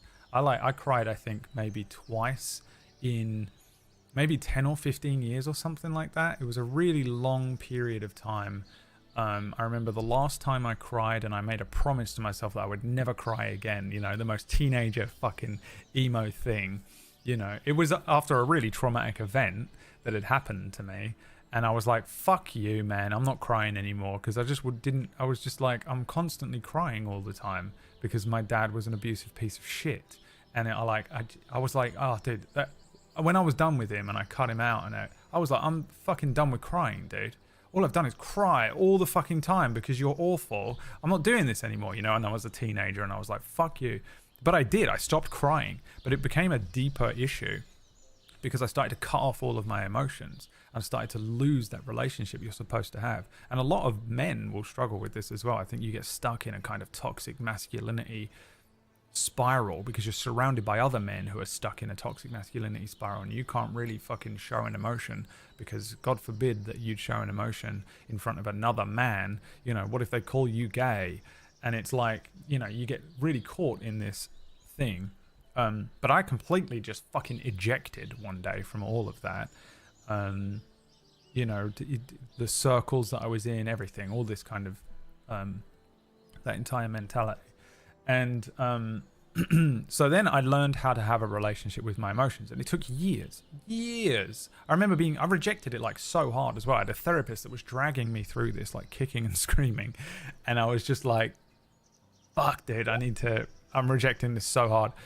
And she eventually like kind of did get me through a lot of this stuff, and I figured out how to have a relationship with my emotions, particularly things like sadness and allowing myself to process griefs, allowing myself to feel elated or excited about stuff. I still struggle with all of this, but you know, allowing myself to, when an emotion, you have to feel it. I remember just learning that feelings, they're called feelings because you feel them. You take a moment and feel, how does this feel? Where does this feel in your body? And I was like, what the fuck are you talking about? When my therapist was like, what does that feel like to you? When you think about this thing, that thing that makes you sad, that thing that makes you happy, whatever, how does that feel in your body? And I had this like eureka moment where I was like, oh my God, feelings are called feelings because you can feel them in your body. I had no relationship with any emotions other than like anger and some frustration, but I just didn't commit myself to anything. And I started to commit myself to stuff, and I started to believe in things, and I started to develop friendships that were valuable, and I started to curate friendships that were valuable, and I started to allow myself to feel sad, and I'd allow myself to feel happy, and I would acknowledge it as well. Acknowledging these things are important because you have to go, okay, I feel sad right now, but and I feel even feeling happy right now is important to acknowledge. And just logging that in my brain.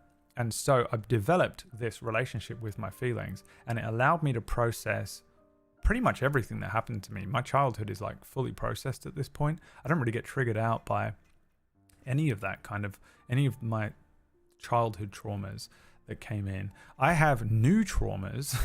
I have this weird existential trauma that came up a couple of years ago that I'm really struggling with because I had no defense against it. I had learned how to defend myself against these old traumas, but not really this new one and stuff. So I had all these new things coming up, and I was like, what are all these new things?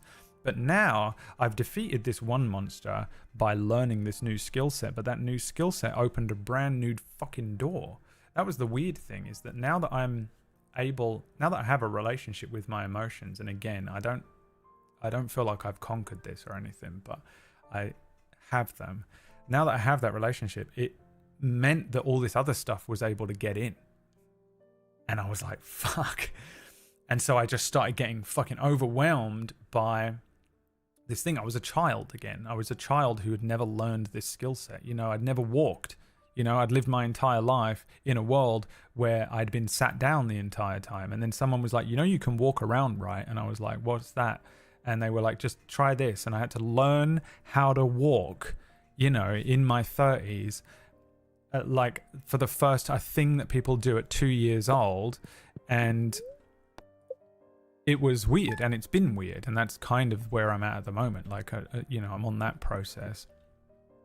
But in doing all of that stuff, that was where I lost nihilism, which is this very long-winded point that I'm making. But I lost in there a lot of that nihilism because nihilism was part of my defense mechanism. And while I still do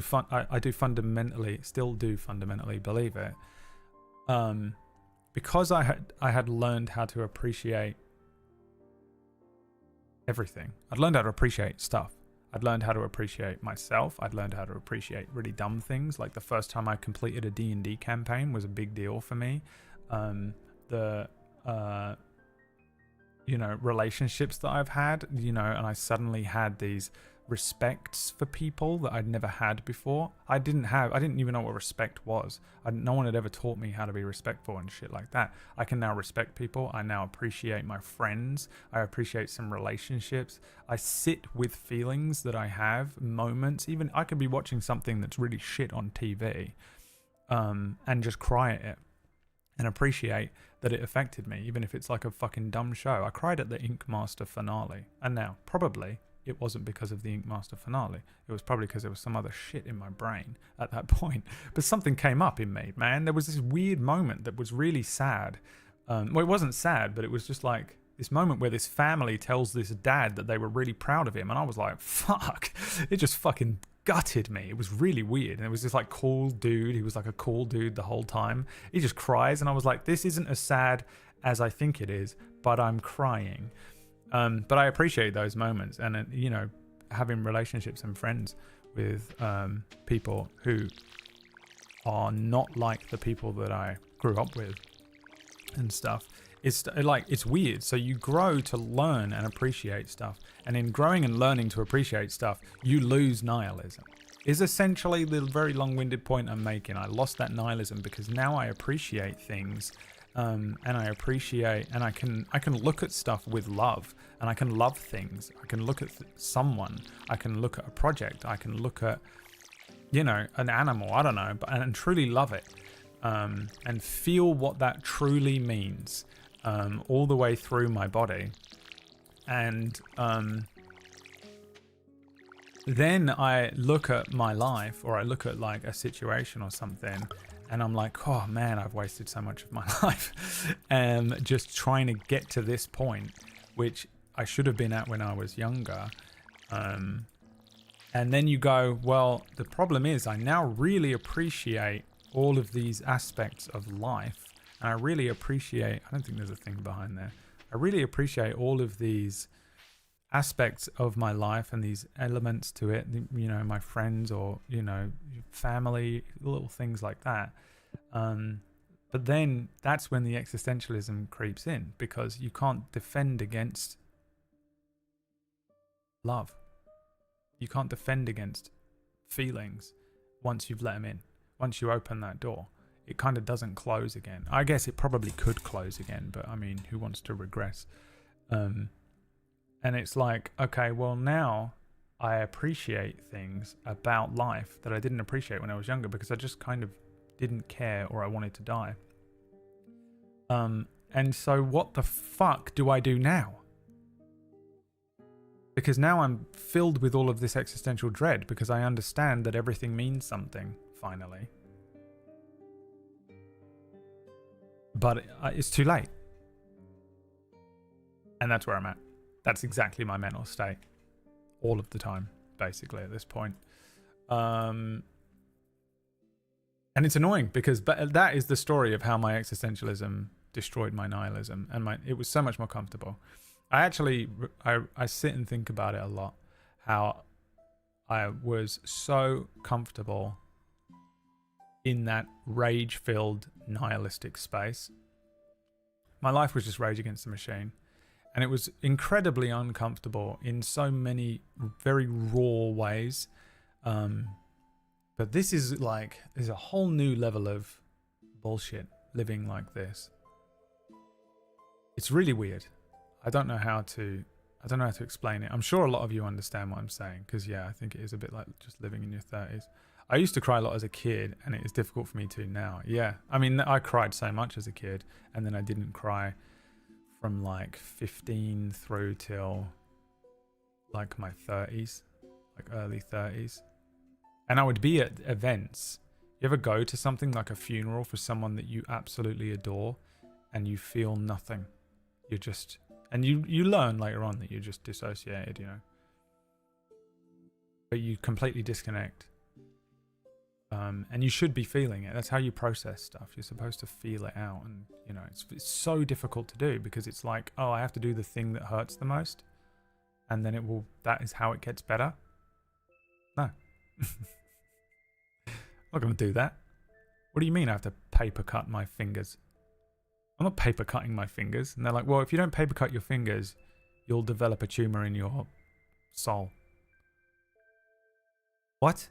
If you don't paper cut your fingers today, you'll develop a tumor in your soul that will come back in 10 years and obliterate your life.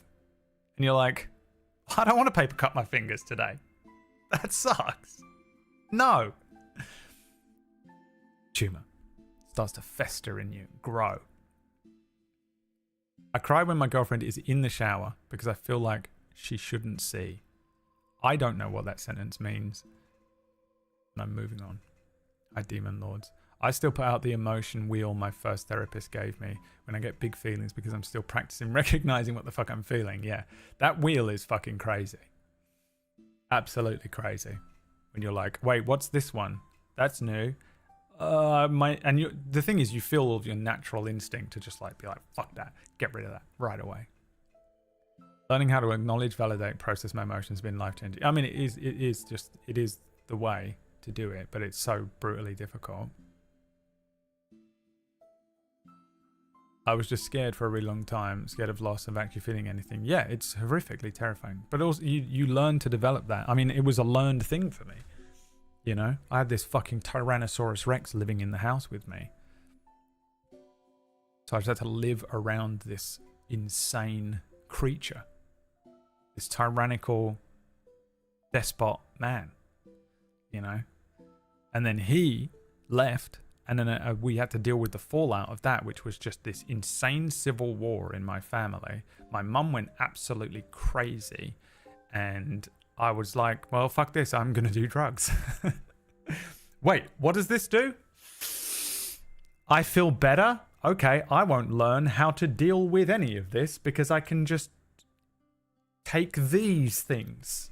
If I take all of these things, I can just bypass it. I'm not learning how to deal with that. 31 years old. Stone cold sober. Give me the emotion wheel again. What one's this? The fucking... It was the worst thing ever.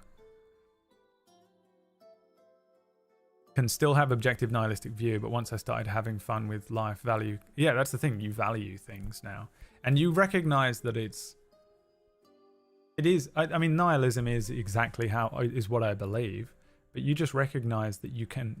Nihilism is applying your own sets of values or having anyone apply whatever set of value they want to something. So you can just do that. The difference is people who are nihilistic to survive and people who are nihilistic and actually applying those values and are cherishing, you know, some of the moments or the emotions or feelings or whatever that comes out of that. If you actually appreciate them, life is fucking beautiful. It's unbelievable. If you just sit and watch a fucking sunset, it's incredible. And they happen every day. But I'm playing Marvel Rivals and trying not to fucking jump in a fucking river with a stone tied to the bottom of my feet. You know, like, it's a balance. There's a balance to it. I've been in a Dark Souls game and there's a trauma boss in every location I go to. But I've also been leveling with each battle. Yeah, I was like that for a good long bit. And then the last few years kind of fucked me up a bit. I had a few years where it was just like trauma after trauma after trauma after trauma after trauma. And there was no offset. And I think what doesn't kill you makes you stronger is not applicable for me anymore. It's actually made me very frail. And I'm really trying to fucking... I just need a year where nothing bad happens to me. Which I'm putting all of my fucking effort into it being next year. Because I just don't think I've got another year in me of a fucking this bullshit. where these things keep happening to me, one thing after another, that is like full-blown trauma that I have to process without there being some sort of offset. There should be offsets to these things, you know? Most people my age are like, oh man, it was really sad when, you know, my dad died, but I had this kid, you know, and I love him. Oh, look, you know, and I've not been doing any of the offset stuff, which is killing me. Literally killing me, I think. I literally never got one, and the other day my girlfriend showed me those wheels exist. Okay, first of all, showing off he has a girlfriend. You fucking show off. Second of all, yeah, the emotion wheel. It's the only way. The only way. You just have to sit. You feel like you're very much you feel like you're much more in contact with your emotions than me, though, Myth. I don't know. Maybe not, but because I've done a lot of work. But you appreciate things very well, I think. I don't know if you're doing it manually or what, but I think you do. You sit with thoughts and feelings. I've seen you do it. You appreciate a beautiful moment. Something will happen that will be like just a really, you know, you'll sit with it. My instinct is still to reject it. My immediate instinct is to reject any of it. And then I have to manually be like, override, feel it out. It's hard to do. My childhood drug is playing PS1 games and getting drowned with it just to escape family problems. Oh yeah, dude, for sure. That's why Final Fantasy VII is my favorite game. It's nothing to do with the game. You know? I love saying Final Fantasy VII is my favorite game to someone who had like a normal childhood, because they're like, yeah, it was pretty good, although I really didn't like the there was actually an exploit in that game that you could use a glitch, which I found it was not a perfect game, and also I found the combat to be a little lacking at points, and I'm like, whoa. Final Fantasy VII is not my favorite game for anything to do with the gameplay, the mechanics, the writing. I love all of that stuff. It's nothing to do with that. Final Fantasy VII saved my life. Final Fantasy VII came in and was just this weird guardian angel that came down and was like, escape into me. Escape into my wings. Escape into my wings for multiple hours a day, where you no longer exist as yourself. You no longer have a physical form. You're a little spiky-haired blonde kid with a giant fucking sword, and you're swinging it at a fucking dragon and casting Fire 1. That's why I love that game. It ain't got shit to do with the gameplay. All the gameplay love and all the art and characters and shit all came later. I was like, what the fuck? I don't have to play FIFA and Gran Turismo. I'm allowed to play these other games that are interesting. Protect, yeah. Cast Protect. So yeah, I had the same thing. I had the little Harry Potter under the stairs bedroom that I would hide in. For sure. I mean, for me, it was like SNES. I think SNES was... I have a brother cousin, and he and I, when I lived at my grandma's house, would play a Master System. But he got the Master System when he went and lived with my aunt, and I went and lived with our mother. There's a whole...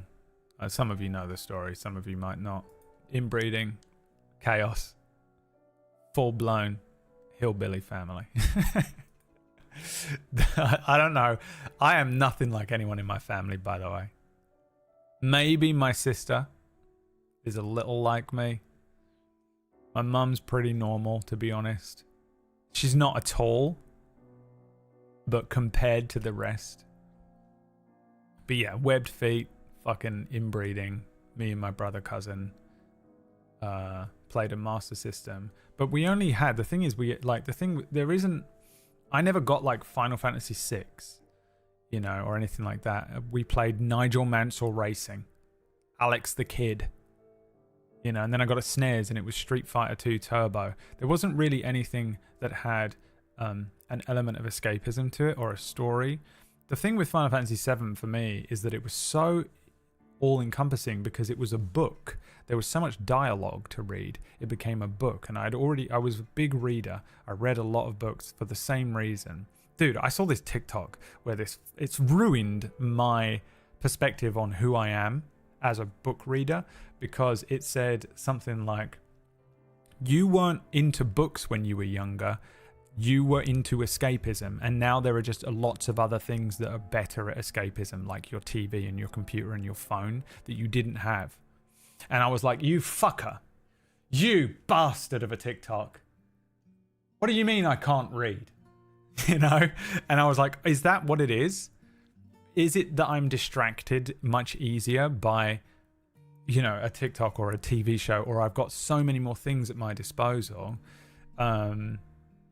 Or, you know, do I just not want to read? Like, what is it? You know? But it was just pure escapism, and that's why I don't read as much.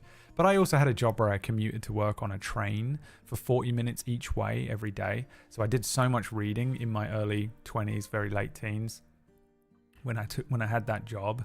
And I spent a lot of time on trains. I was a little metro kid in London.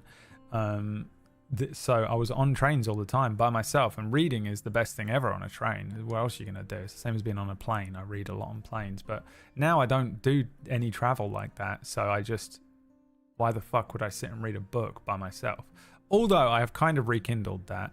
I rekindled it better in the old house. I turned a room into a reading room.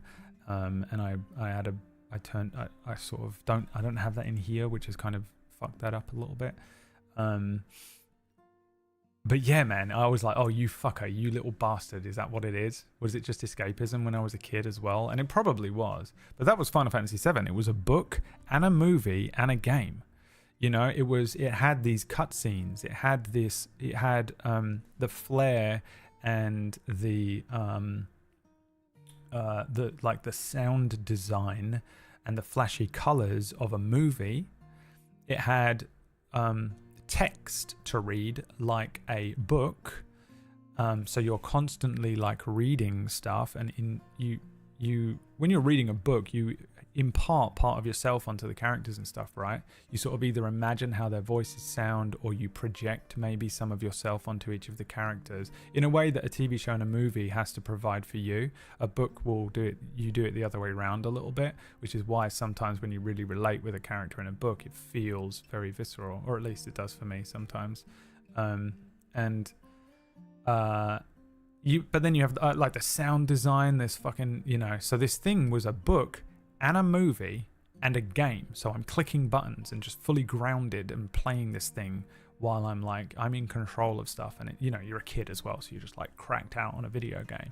So I had this like triple whammy, and I became fucking lost. I didn't know what to do with myself. I also couldn't share it with anyone. None of my friends were into these kinds of games. If I had gone to school and been like, hey, I played Final Fantasy VII last night, I think I would literally have been shanked like I was in prison. I think I would have fucking taken a shiv to the belly 6 times and been left outside of math class. It would have been fucking brutal. No way you get away with that in my fucking town. You know, I could tell a couple of my friends. Luckily, when I was in my like mid-teens, I had a couple of friends at school, Liam and Andrew, 2 good friends who like we shared everything. So I had a couple of friends, but they weren't really into the same things either. Like me and Liam are still very good friends, and he doesn't play D&D. He doesn't play Final Fantasy games. So you know, it's like we were good friends, but on that one thing we didn't share a friendship. But also Final Fantasy VII was my escapism from trauma and child abuse, so we didn't share that either. And that's the thing with Final Fantasy VII, right? And when you get into these kind of games, and when we were younger, we suddenly discovered these things. That's why I love that game. Really the only reason I love that game. The other parts of the game I just appreciate.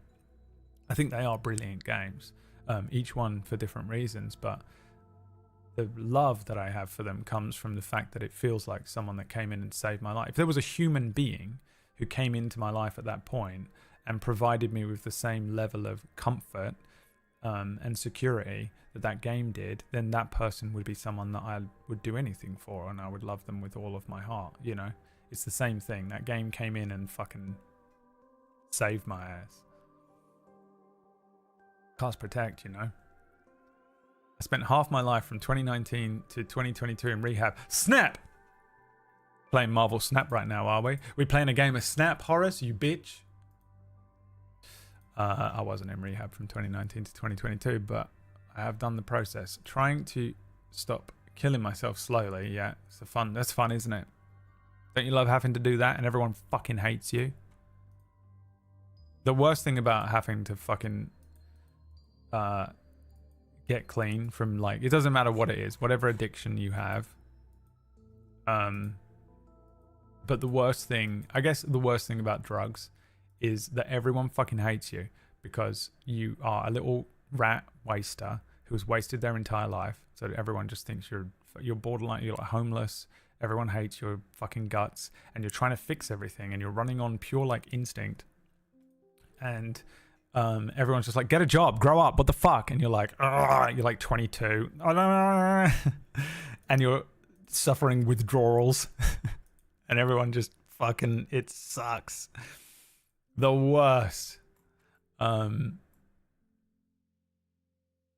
So this stream kind of saved my headspace. Really? This is the stream where all I do is talk about rehab? I know that's weird and parasocial, but it's hard to find. No, I mean, I would have fucking killed for something like this when I was younger. I had to do, I mean, I did it. I did rehab. I didn't go to a rehab, but I did my rehabilitation and recovery in PS2 era of time. So maybe PS2, early PS3 era was when I did it. So like we had phones and stuff, but the internet weren't like this. The internet weren't, you know, this would have been sick. If I could have figured out a way to work from home and watch streams and just fucking die for a year, that would have been great. But I didn't. You had to go out and do stuff and still be a human being and keep up appearances. It was fucking horrible. Worst year of my life. No matter what, whenever I have a bad year, all I think about is that year. And even though I've had just absolutely horrendous years of my life, I don't think anything will ever come close to that one for me. The recovery year, the true recovery year, was just so horrible. I've never felt so alone. I don't know how the fuck I made it through that year. This year hasn't been good either, but fuck, compared to that one.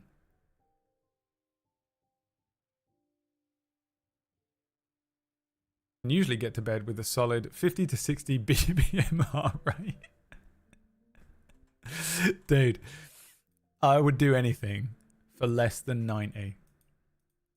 Is he still talking shit about me? Yeah. Yeah, I am. I'm just waiting for you to start your stream so I can watch it because of my obsession.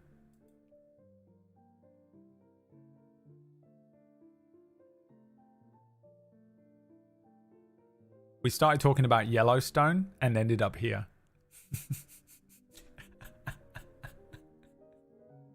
Dude. We were talking about Yellowstone. We started this conversation with me saying I finished Yellowstone last night, which is the most boring show I've ever watched, but I loved it. And the last part of this last season was absolutely awful. And we've ended up here. Where we have gone down the deepest fucking hole of therapy. We ended up in therapy. What the fuck? This is my first time watching your stream. I've been watching since the Yellowstone talk. Bro, don't expect this every day. You're going to tune in tomorrow and be so disappointed. You're going to be so disappointed. I love the therapy hours. The thing is, I can't do them that often because otherwise it just becomes my whole stream. And as much as I fucking feel for everyone, I really do. I feel for anyone who's going through any of this shit. You could be going through something that I've never suffered, or you can be going through something that I have suffered. But I feel it fully is the problem. Exactly this conversation is that sometimes people will come in and be like, oh, blah, blah, blah, blah, blah. And I feel it fully, and I just don't have the strength to deal with like 100 people coming in here every day, like expecting therapy hour.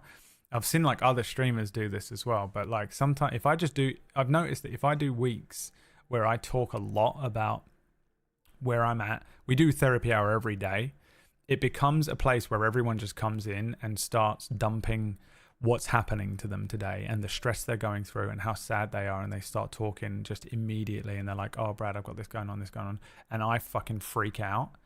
And it's not that I don't want to hear it and I want to just be like, fuck you guys, I fucking said my piece or anything like that. It's just that like I can't handle that much exposure to like the world is ending, like the Chicken Little feeling, and I just start freaking out.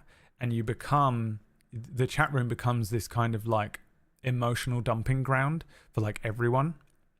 And once you become that streamer, you can never come back from it as well. I've seen so many streamers fall into this pit and they just become a therapy streamer, but they're still just trying to play Stardew and stuff. So I actually don't do, you may know, this is actually weirdly a conscious effort. I actually make a conscious effort quite a lot to not delve too deep in this kind of conversation frequently. I will happily talk about anything on this stream. If you've been here for a couple of years, you know that I'll go I'll talk about anything. I'll talk about myself very openly. I think I'm extremely open on this channel now with a lot of stuff. This was part of my fucking process, was just stopping that bullshit part of me that was trying to control how everyone thought of me and what did everyone think about, and just like going, no, fuck it, I don't care how people think about me. If you love me for me, great. If you don't, I don't fucking care. I can't deal with placating everyone and trying to, people please everyone anymore. And I've become a monster. But I will try now to space out, if we ever do these therapy hours, and talk about this stuff as much as I can, because otherwise it really does like fuck me up. Like I just end up doing streams where not only do I open up and become very vulnerable for a while, and then I end a stream and I feel like it's like an oyster, and you open up this fucking thing. And for me, when I like become vulnerable, it's like this starts happening. It takes ages for me to recalibrate back to closed oyster man, which is where I need to be to just get on with my day. As much as I would love to be like vulnerable and open all the time, it's a really bad idea. Because I can't do stuff. I can't cook dinner for myself, and I just become a fucking wreck. And I'm just like watching Ink Master finale, like it's so sad. Like, who fucking are you? What the fuck is wrong with having a manic episode? So I can't actually do therapy hours constantly because one, I'm open. I open up about myself, or I really feel what people are saying in the chat room, and I feel it, and it kind of just opens me the fuck up. And now I'm kind of wide open for just walking back in. I'll end the stream, and I'm in this fucking apartment by myself in silence, and I'm just like, oh god, and all the thoughts are still swirling and feelings are swirling around in me. And I have to cook dinner. It's fucking hard to do. And so that's one side of it. And the other is that I don't really want to be an agony aunt for people. I know a lot of people relate to what I'm saying, and when we have these conversations, it's nice to see a human side, because a lot of the time I'm just in here calling you all stupid and screaming about penis size or something, But I can't have a channel where everyone's in here and we're talking about this stuff every day, because I will go crazy. And I can't, the energy it takes to manage a chat room full of people who are just like trauma dumping on you all the time is like so much. So I don't really do therapy hour that often. I do it when it comes up naturally like this. Or if it matters, like sometimes someone will come in, and I've done this a couple of times where someone comes in and they're like, I'm freaking out, man. First time chatter. I'm freaking out. I quit taking drugs a month ago and I'm about to kill my whole family. And I'm like, all right, hold on. I don't know if this guy's memeing or not, but I know exactly where he's at. I was this kid. And I'm like, let's lock in just in case. Just in case he's actually me from the past, come to the future and wants actual advice. And sometimes I'm just going through shit. I also I'm very happy to talk about things going on in my life. I had a fucking breakup that I had to go through on the internet. And you were all just in here every day like, hey, what happened with that? What was going on with that? Tell us some about it. And I was like, I don't want to talk about it. I don't want to talk about it. But like, there's an element to talking about it that makes you feel better, right? And there was also a good sort of after a while, I'm happy to talk about stuff if I understand it, at least within myself. Because if you try and talk about something that you're if I was like struggling with something right now, which I'm weirdly not, I'm struggling with physical health, which is fucking my mental up really badly. But in terms of life, my life is pretty stable for the most part. And it takes me a while to really understand. Like if I was going through something right now and I tried to talk about it on the stream, I will misspeak about it. And I hate doing that because there's people in here who are listening who might take something that I say that I have not fully formulated. You know, my thoughts and feelings are all colors and shapes, and I need to make them into words before I can really talk about them intelligently or in such a way that I wouldn't want to misinform someone about something. And so quite a lot of the time I have to get like all the way through something before I can talk about it comfortably on the stream. And I will happily talk about quite a lot of the things in my life that have happened to me. You guys know way too much about me. Anyone that's been in here for a long time and has watched a lot of my streams knows so much about me that at times it does freak me out. Like, you guys know a lot about my life. I've told you a lot of stuff. I've been very open with my childhood, my struggles with drugs and my recovery. And, you know, you saw a lot of like my relationship. You saw my fucking dog die, you know, all that kind of shit.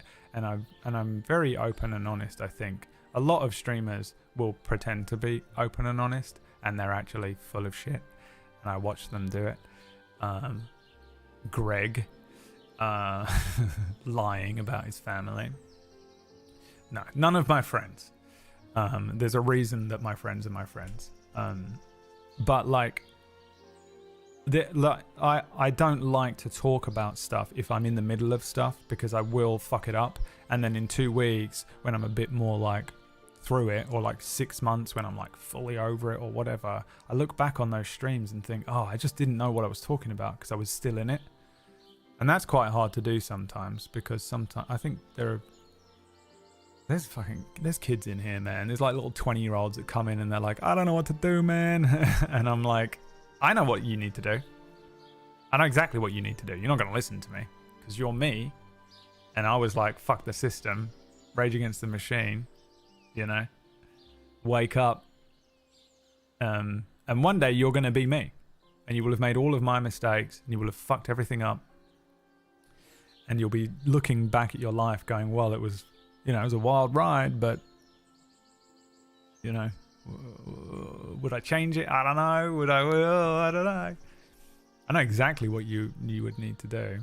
But I don't like to misspeak because I just do feel... I'm not saying that I'm in here like fucking changing lives or anything, but I just imagine that like, if I was younger, one of my issues when I was younger that I think about a lot is that I just didn't have anyone guide me with anything. No one knew what I was going through.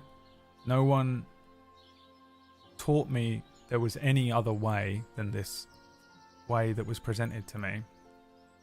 And if anyone had come in, if I had just one person in my life that had come in and spoken to me honestly and could understand what I was going through. I mean, this was partially my fault because I was hiding as well. It wasn't like I was openly offering up that I was suffering, you know. But if anyone had ever come in and said anything to me and I had any guidance of any kind, I had no emotional guidance, I had no one telling me what to do, I had no one who could explain how I was feeling, or no one who could put me on any sort of path that would have been nourishing or spiritually nourishing or stabilizing, anything. I just had nothing or no one. And if I had the internet and I went into some random stream and there was some fucking dickhead in lipstick playing Stardew Valley talking about something that I was currently going through, and he's going, oh yeah, like 10 years ago, if I'd known this and if I'd known that, I might have listened.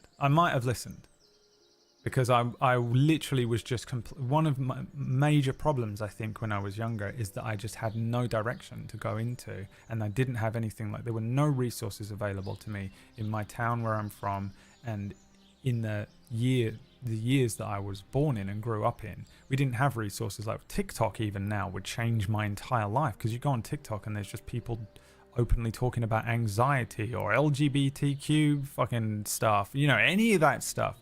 I just fucking had nothing, man. I just was completely freeballing it and just fucked the whole thing up. And yeah, I do wonder about that. So I really hate talking about this stuff sometimes, just in case. Usually we get onto these subjects because someone is in here asking me about it as well. Today it was entirely just a weird tangent from Yellowstone. Brad the mentor.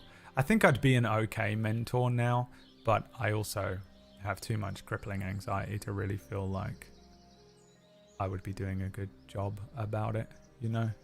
I've always been interested. I have recently been interested in taking a role like that. I wouldn't mind being some sort of fucking care type. I think I could work at a rehab. I wouldn't be able to be a doctor or anything, I'm too stupid, but you know, just a person that's there who, if there's just some teenager that is going through any number of things, I honestly think I'd be okay at just sitting there and being like, look, you're not going to believe me because I'm just an old man sat next to you, but I know what you're going through. And I would just sit and listen to them. I think I'd be okay with it. And if they were like, what do you think I should do? I think I could actually offer some pretty decent advice. First-hand shit. I wouldn't hate that kind of role. I've considered it over the last few years as well. I was like, maybe I should fucking do something like that with my life and actually seek that purpose, you know? Maybe it would actually provide me with a little bit more fucking nourishment rather than just sitting here fucking playing Marvel Rivals and bitching about my life. It's just hard though, because I'm just so fucked up as well, you know? Like, especially this year, it's just been so annoying to get anything productive done. I've barely made rent every month. That's been the wildest part of my 30s, is seeing myself in these 20-year-olds and knowing exactly what it's crazy, isn't it? But do you remember as well, like, when, because I remember being that age, and I'm saying here, like, oh, I wish someone had shown me what to do. I mean, I guess I mean someone who I trusted, but sometimes you'd just be speaking to an older person, and they'd be like, oh, you don't want to do that, and you don't want to do that. Oh, you should enjoy your life while you can, because it gets rough when you're older. And you'd always do that thing where you'd be like, oh, fuck you, man. You don't know what my life's like. You don't know nothing about me. But they were just looking at you like they knew everything. They knew everything you were thinking, everything you were doing. Yeah, some of them. There's a lot of people in this world that are dumb as shit, though, I think, who really just can't empathize very well. That's why I can't shut up about my experiences and issues, because I didn't have that growing up either. Yeah, I mean, I don't want it to, because it sounds very sort of like Jesus complexy, doesn't it? You feel like a savior. Remember that person was like, you have a savior complex, man? And I was like, I don't think I do. I think I'm just talking about my life, and some people associate with it, but you can't help but, I at least maybe it's paranoia. I'm just like, I'm more worried that like someone would listen to what I'm saying and be like, I don't know, take it seriously. Not that I'm not taking it seriously, but just, I would rather be cautious about what I say, and there be not like, I don't know, it not make someone worse, you know? Because it's like me on ChatGPT. I'm on ChatGPT like, which fish is the fish which is killing me? I done ate some fish last night, and it was mackerels. And I think that I woke up today and my heart rate is 1 BPM higher than yesterday. Is what fish is killing me? You know, and ChatGPT is like, here's 17 reasons why that fish is killing you. I don't want to be the paranoia extension device. I manipulated my way into my 30s, but everyone was so mad at me because I was lazy. But really, I was just so distracted and stupid, effort didn't matter. Yeah, I mean, I think a lot of people just feel like that, though. I remember watching this thing that was... I don't know what it was. I think it was a long time ago. I think it was like Joe Rogan. It might have been Joe Rogan and Bill Burr. Means this was probably a long time ago. I haven't watched a Joe Rogan thing in ages, apart from if I see like a clip or whatever. But one of them says to the other one, like, do you remember like becoming old? And you're like, no. And you think about it. You don't remember. I remember being 15 and looking at an adult and being like, man, one day I'm going to poke evolve into an adult. And I'll just like grow up one day and be an adult now. And my whole perspective on life will be different. And everything will be like, I'm going to get my taxes done. And I must head over to the school to ensure that the board have the blah, blah, blah. But that doesn't happen. I'm still 18 in my head. Until I correct myself. And I'm like, oh my fucking God, it's been 20 years. I'm old as shit. You don't ever, things just keep going. Just the next day just comes round. You don't just suddenly like grow up and you're like, oh, I know how to do my taxes. Oh, I know how to do all this stuff. You do gather that information. As you get older, you gather all of that information. But the most astonishing thing for me was that the day that I realized that I had like looked at my parents in my mind's eye when I was a kid and was like, they were 22. What? And I think like, even when I think to them like, when I think of them in my teenage years, I'm like, my mum was 30. My mum had me at like 20. That's insane. She was 34 when I was 14, I think. Something like that, right? And I'm like, okay, so she just didn't know shit. And how do I know that? Because I'm 34. And I don't know shit at all. She didn't know shit. But I thought she knew fucking everything. I thought she was the arbiter of knowledge. You know? The fucking watcher. Uatu or whatever his fucking name is. And you recognize that like adults, no one knows what they're doing. No one really knows what they're doing. Everyone's kind of winging it. And everyone is winging it at their own pace and they're doing whatever they do in their own time. And I mean, this is why I'm so impatient. You know, I always have a meme about being impatient. It's because I lost a lot of my life to things like drugs. And I have just sections of my life that are lost to trauma and drugs that are just these like redacted moments. There are 2 years of my life that I basically don't remember. I'm 36. Physically, I'm 38. Mentally, I'm 36 because I lost 2 full years. I genuinely don't have any real memory of it. I was on drugs for that entire time. And it is fucking weird. Because I just came out of it like a haze. Like I went into a fucking cryo sleep. And then woke up and was like, fuck this, I'm out. And it's strange.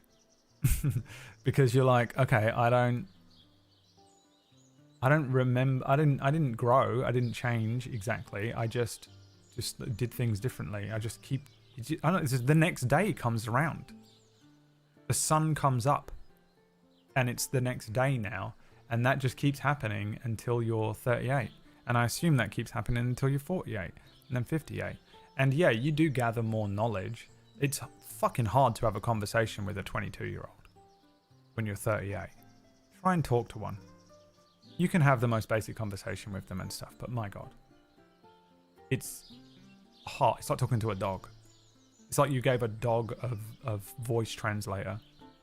And it's just like, and then I went to get my driving license, and then I went to the store and picked up some milkshakes, and you're like, oh wow, and then I think back to me at 22, and I thought I was a fucking absolute.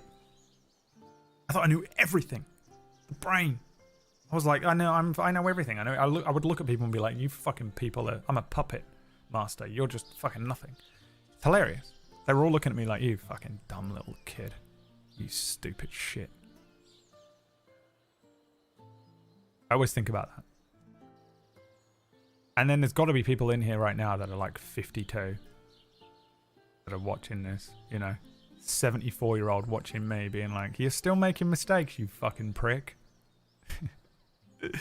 You think you've learned all this stuff? You don't know what the fuck you're talking about. It's crazy. It's crazy. Growing old is crazy. It just happens. And you're not ever an adult one day. You don't just sit there and you're like, well, I guess this is it. And you become an adult and your entire brain shifts into a new perspective. You just carry on being a 16-year-old until you're 18. But now you have some more life knowledge, but it doesn't, you're still you. And then you're looking around you and you're like, oh, fuck, man. I don't know what the fuck I'm doing. I feel like I've learned the most in the last couple of years because I've lived alone for the first time ever. I've never really lived alone. I lived in my family's house. I guess I was kind of homeless for a bit, but then I lived in an apartment with another guy. I lived in a crack den. It was my crack den. I paid half the rent, so fuck you. But it was a crack den. A crack den where you'd be like, oh, you must have paid... Did all those people pay you rent? No, they were robbing from us all the time. It's fucking horrible. Never run a crack den. Then I moved back in with my mum for a couple of years because I was like about to die. And then, well, maybe like a year, I think. Then I moved in with Emma for 10 years. And then she unfortunately was killed in that horrific air traffic accident. Let's have a moment's silence. Remember Pockles. In that horrendous air traffic accident where the plane struck the air traffic control tower that she was in.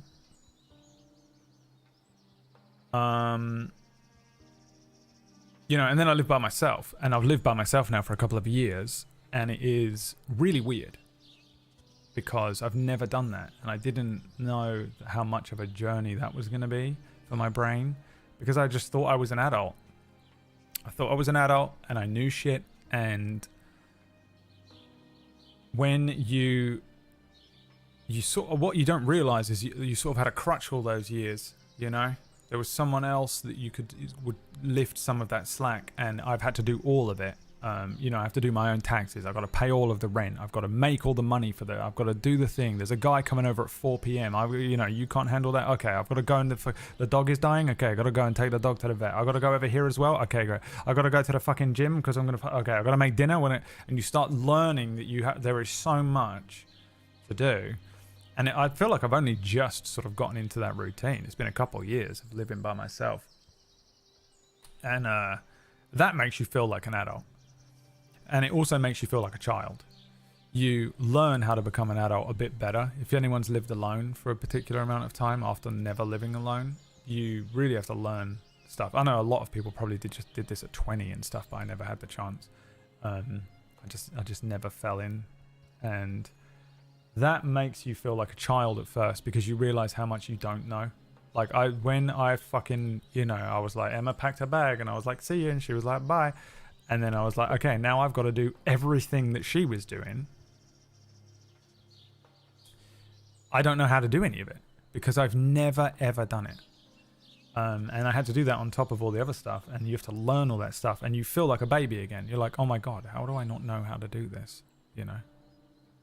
And then you learn it all and you feel like an adult again. Weird. I guess adulting is just gathering knowledge, right? We're about the same age with different experiences, but came to similar conclusions. Yeah. I think that's a lot of people, though. I think that's why when you go to therapy and they say, you know, have you noticed with every therapist that you've been with, they get a little glazy-eyed over the specifics If you're like, and then my friend Michael, who's 34, said to her that she was a bitch. Now, my other friend Melissa, they don't give a fuck about the specifics of what's happened to you. They just need to know how it affected you and how you feel. You can skip a lot of therapy by just going, this has happened and this is how I felt. Because that's the only thing that matters. It doesn't matter so much specifically what happened to you. It's how well you can cope with it, and how it made you feel, and you know whether you were like traumatized by it or whatever's going on, you know, because you might not be in there for trauma. But that's the thing. We're all kind of. It doesn't matter too much. If you're broken, you're broken. I know broken's a bad word, but if something broke you a bit, if you're injured, and if you're healing, then you're healing, and that is. It's kind of just universal, you know, unless you've got something going on that you're like schizoaffective or something. That's meds. That's different. But you know, traumas and shit, traumas and people that are doing, you know, I've noticed it over the years. I have a drug addiction recovery thing that applies to so many things that are nothing to do with that, and you just have that conversation with someone who's been through a similar experience, and you're like, okay. You came out of that with the same fucked up brain. You know?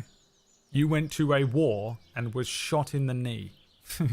I had an abusive father and a clinically insane mother. And somehow we're both fucked up in exactly the same way. You know? I think that's what it is. Always makes me think about the ship of Theseus. If you replace every single part of something over time, is the object still the same object or something new? Yeah, exactly. That was my fear, dude. And I really need to go because I'm tired and I want to go and make some food. But that day when I went into therapy and I was fresh, I had a new therapist. She was a great therapist, my best therapist I've ever had. And I went in there and she was like, we need to, you know, we're going to change everything. We're going to change everything about your personality. And I shit myself. I was like, no, you can't do that. I can't change. You know, she didn't say the words, we're going to change everything about your personality. She just said, you know, here's what we're going to approach and here's what we're going to do. And you need to, you know, we're going to make it. Whatever she said was like, my reaction was, I can't change that part of me. That's who I am. That's my entire personality. That's my system 32 that you want to delete. You know, and she was like, you won't change. You'll still be you. You're not a computer. We can't just remove a hard drive. And I just didn't believe her. I just rejected it. I was like, fuck this. No way. I'm not doing it. And like, it's true. Your personality is a cake mixture, and it's too late. You've put the flour in, the sugar, the milk, the eggs. It's all in there. You can't just get the flour back out now. It's mixed in. You know? You just have to bake the cake. And it's baked. It's baked up. You just get over that it was a shit cake. And you're still you. This is what I mean. Like, I don't have a lot of my personality traits that I had even a few years ago. Even when I was like, even during my streaming years, I think I'm a lot more mellow now. Some of you that have been in here long enough will know I am fucking chill as shit now. I was still very fuck the system, fuck it. I was like crazy and shit. And I was very crazy when I was younger. This version of me is hilarious, dude. If you showed this version of me to me at 21, it would be like unrecognizable. Neither of us would be able to recognize each other. You know, I sit here now, I've got my glasses on, and I play D&D with my friends, and I'm not drinking. I'm playing Stardew Valley in lipstick, you know? Unrecognizable. You would not fucking even, apart from the fact that I would look similar, not even the same, but I would look similar. The fucking person that I was, or at least I guess was projecting, insane difference. So yeah, maybe we are a ship of Theseus, but I think at the end of it, you're still you because you got no choice. You're always just going to be you. And you're stuck in there, man. Sometimes I can stare at myself in a mirror. I don't really look at myself in a mirror properly, and even when I do, I'm kind of not looking at me. I just will like look at my skin. But sometimes if I look in, do you ever look into your own eyes in a mirror?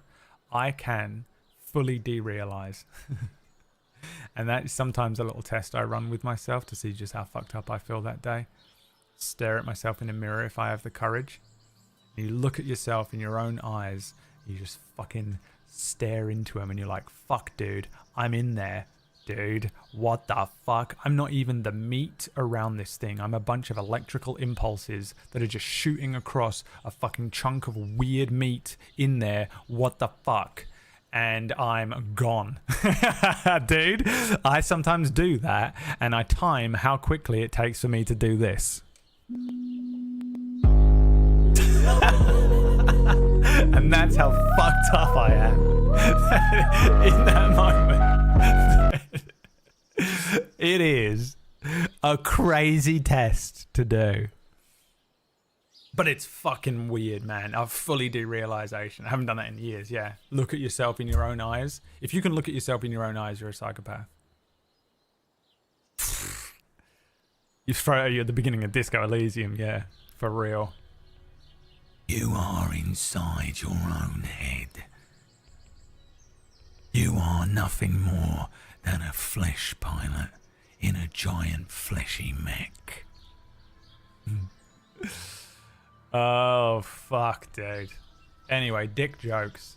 Everyone make a dick joke so that we can ground ourselves out. Everyone ground yourself out. Let's ground ourselves out. Let's listen to this. Grounding.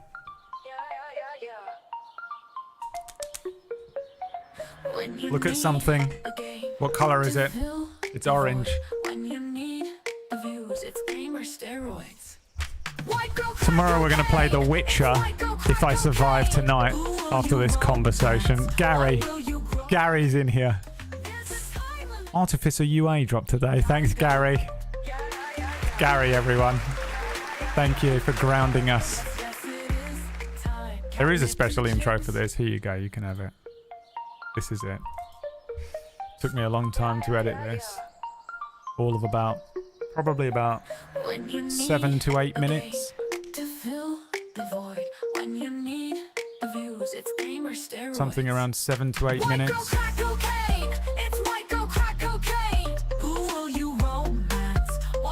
No one. We're doing asexual run again.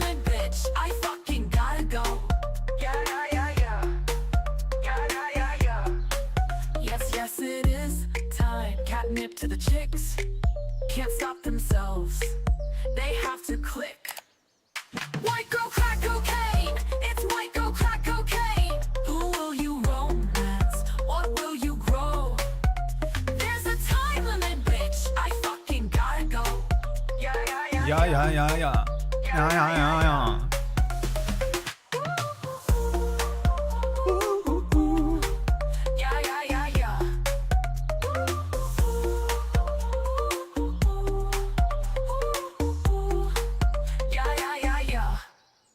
Dancing Little Witch Man tomorrow. If you want to tune in for that, we're going to be doing Dancing Little Witch Man.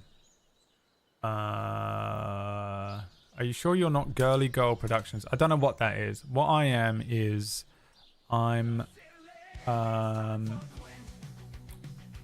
White Girl Crack Cocaine Productions. It's my new production company.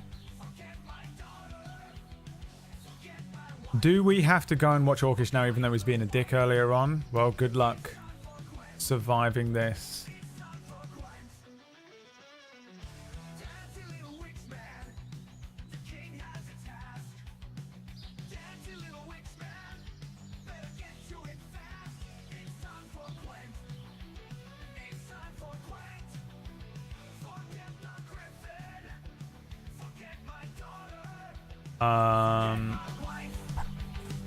We're doing a different game every week, every day this week, every week, I guess, until it's over.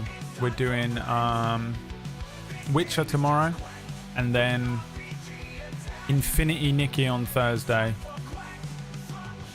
Let's go and see Yorkish. I think he's about 30 years younger than me.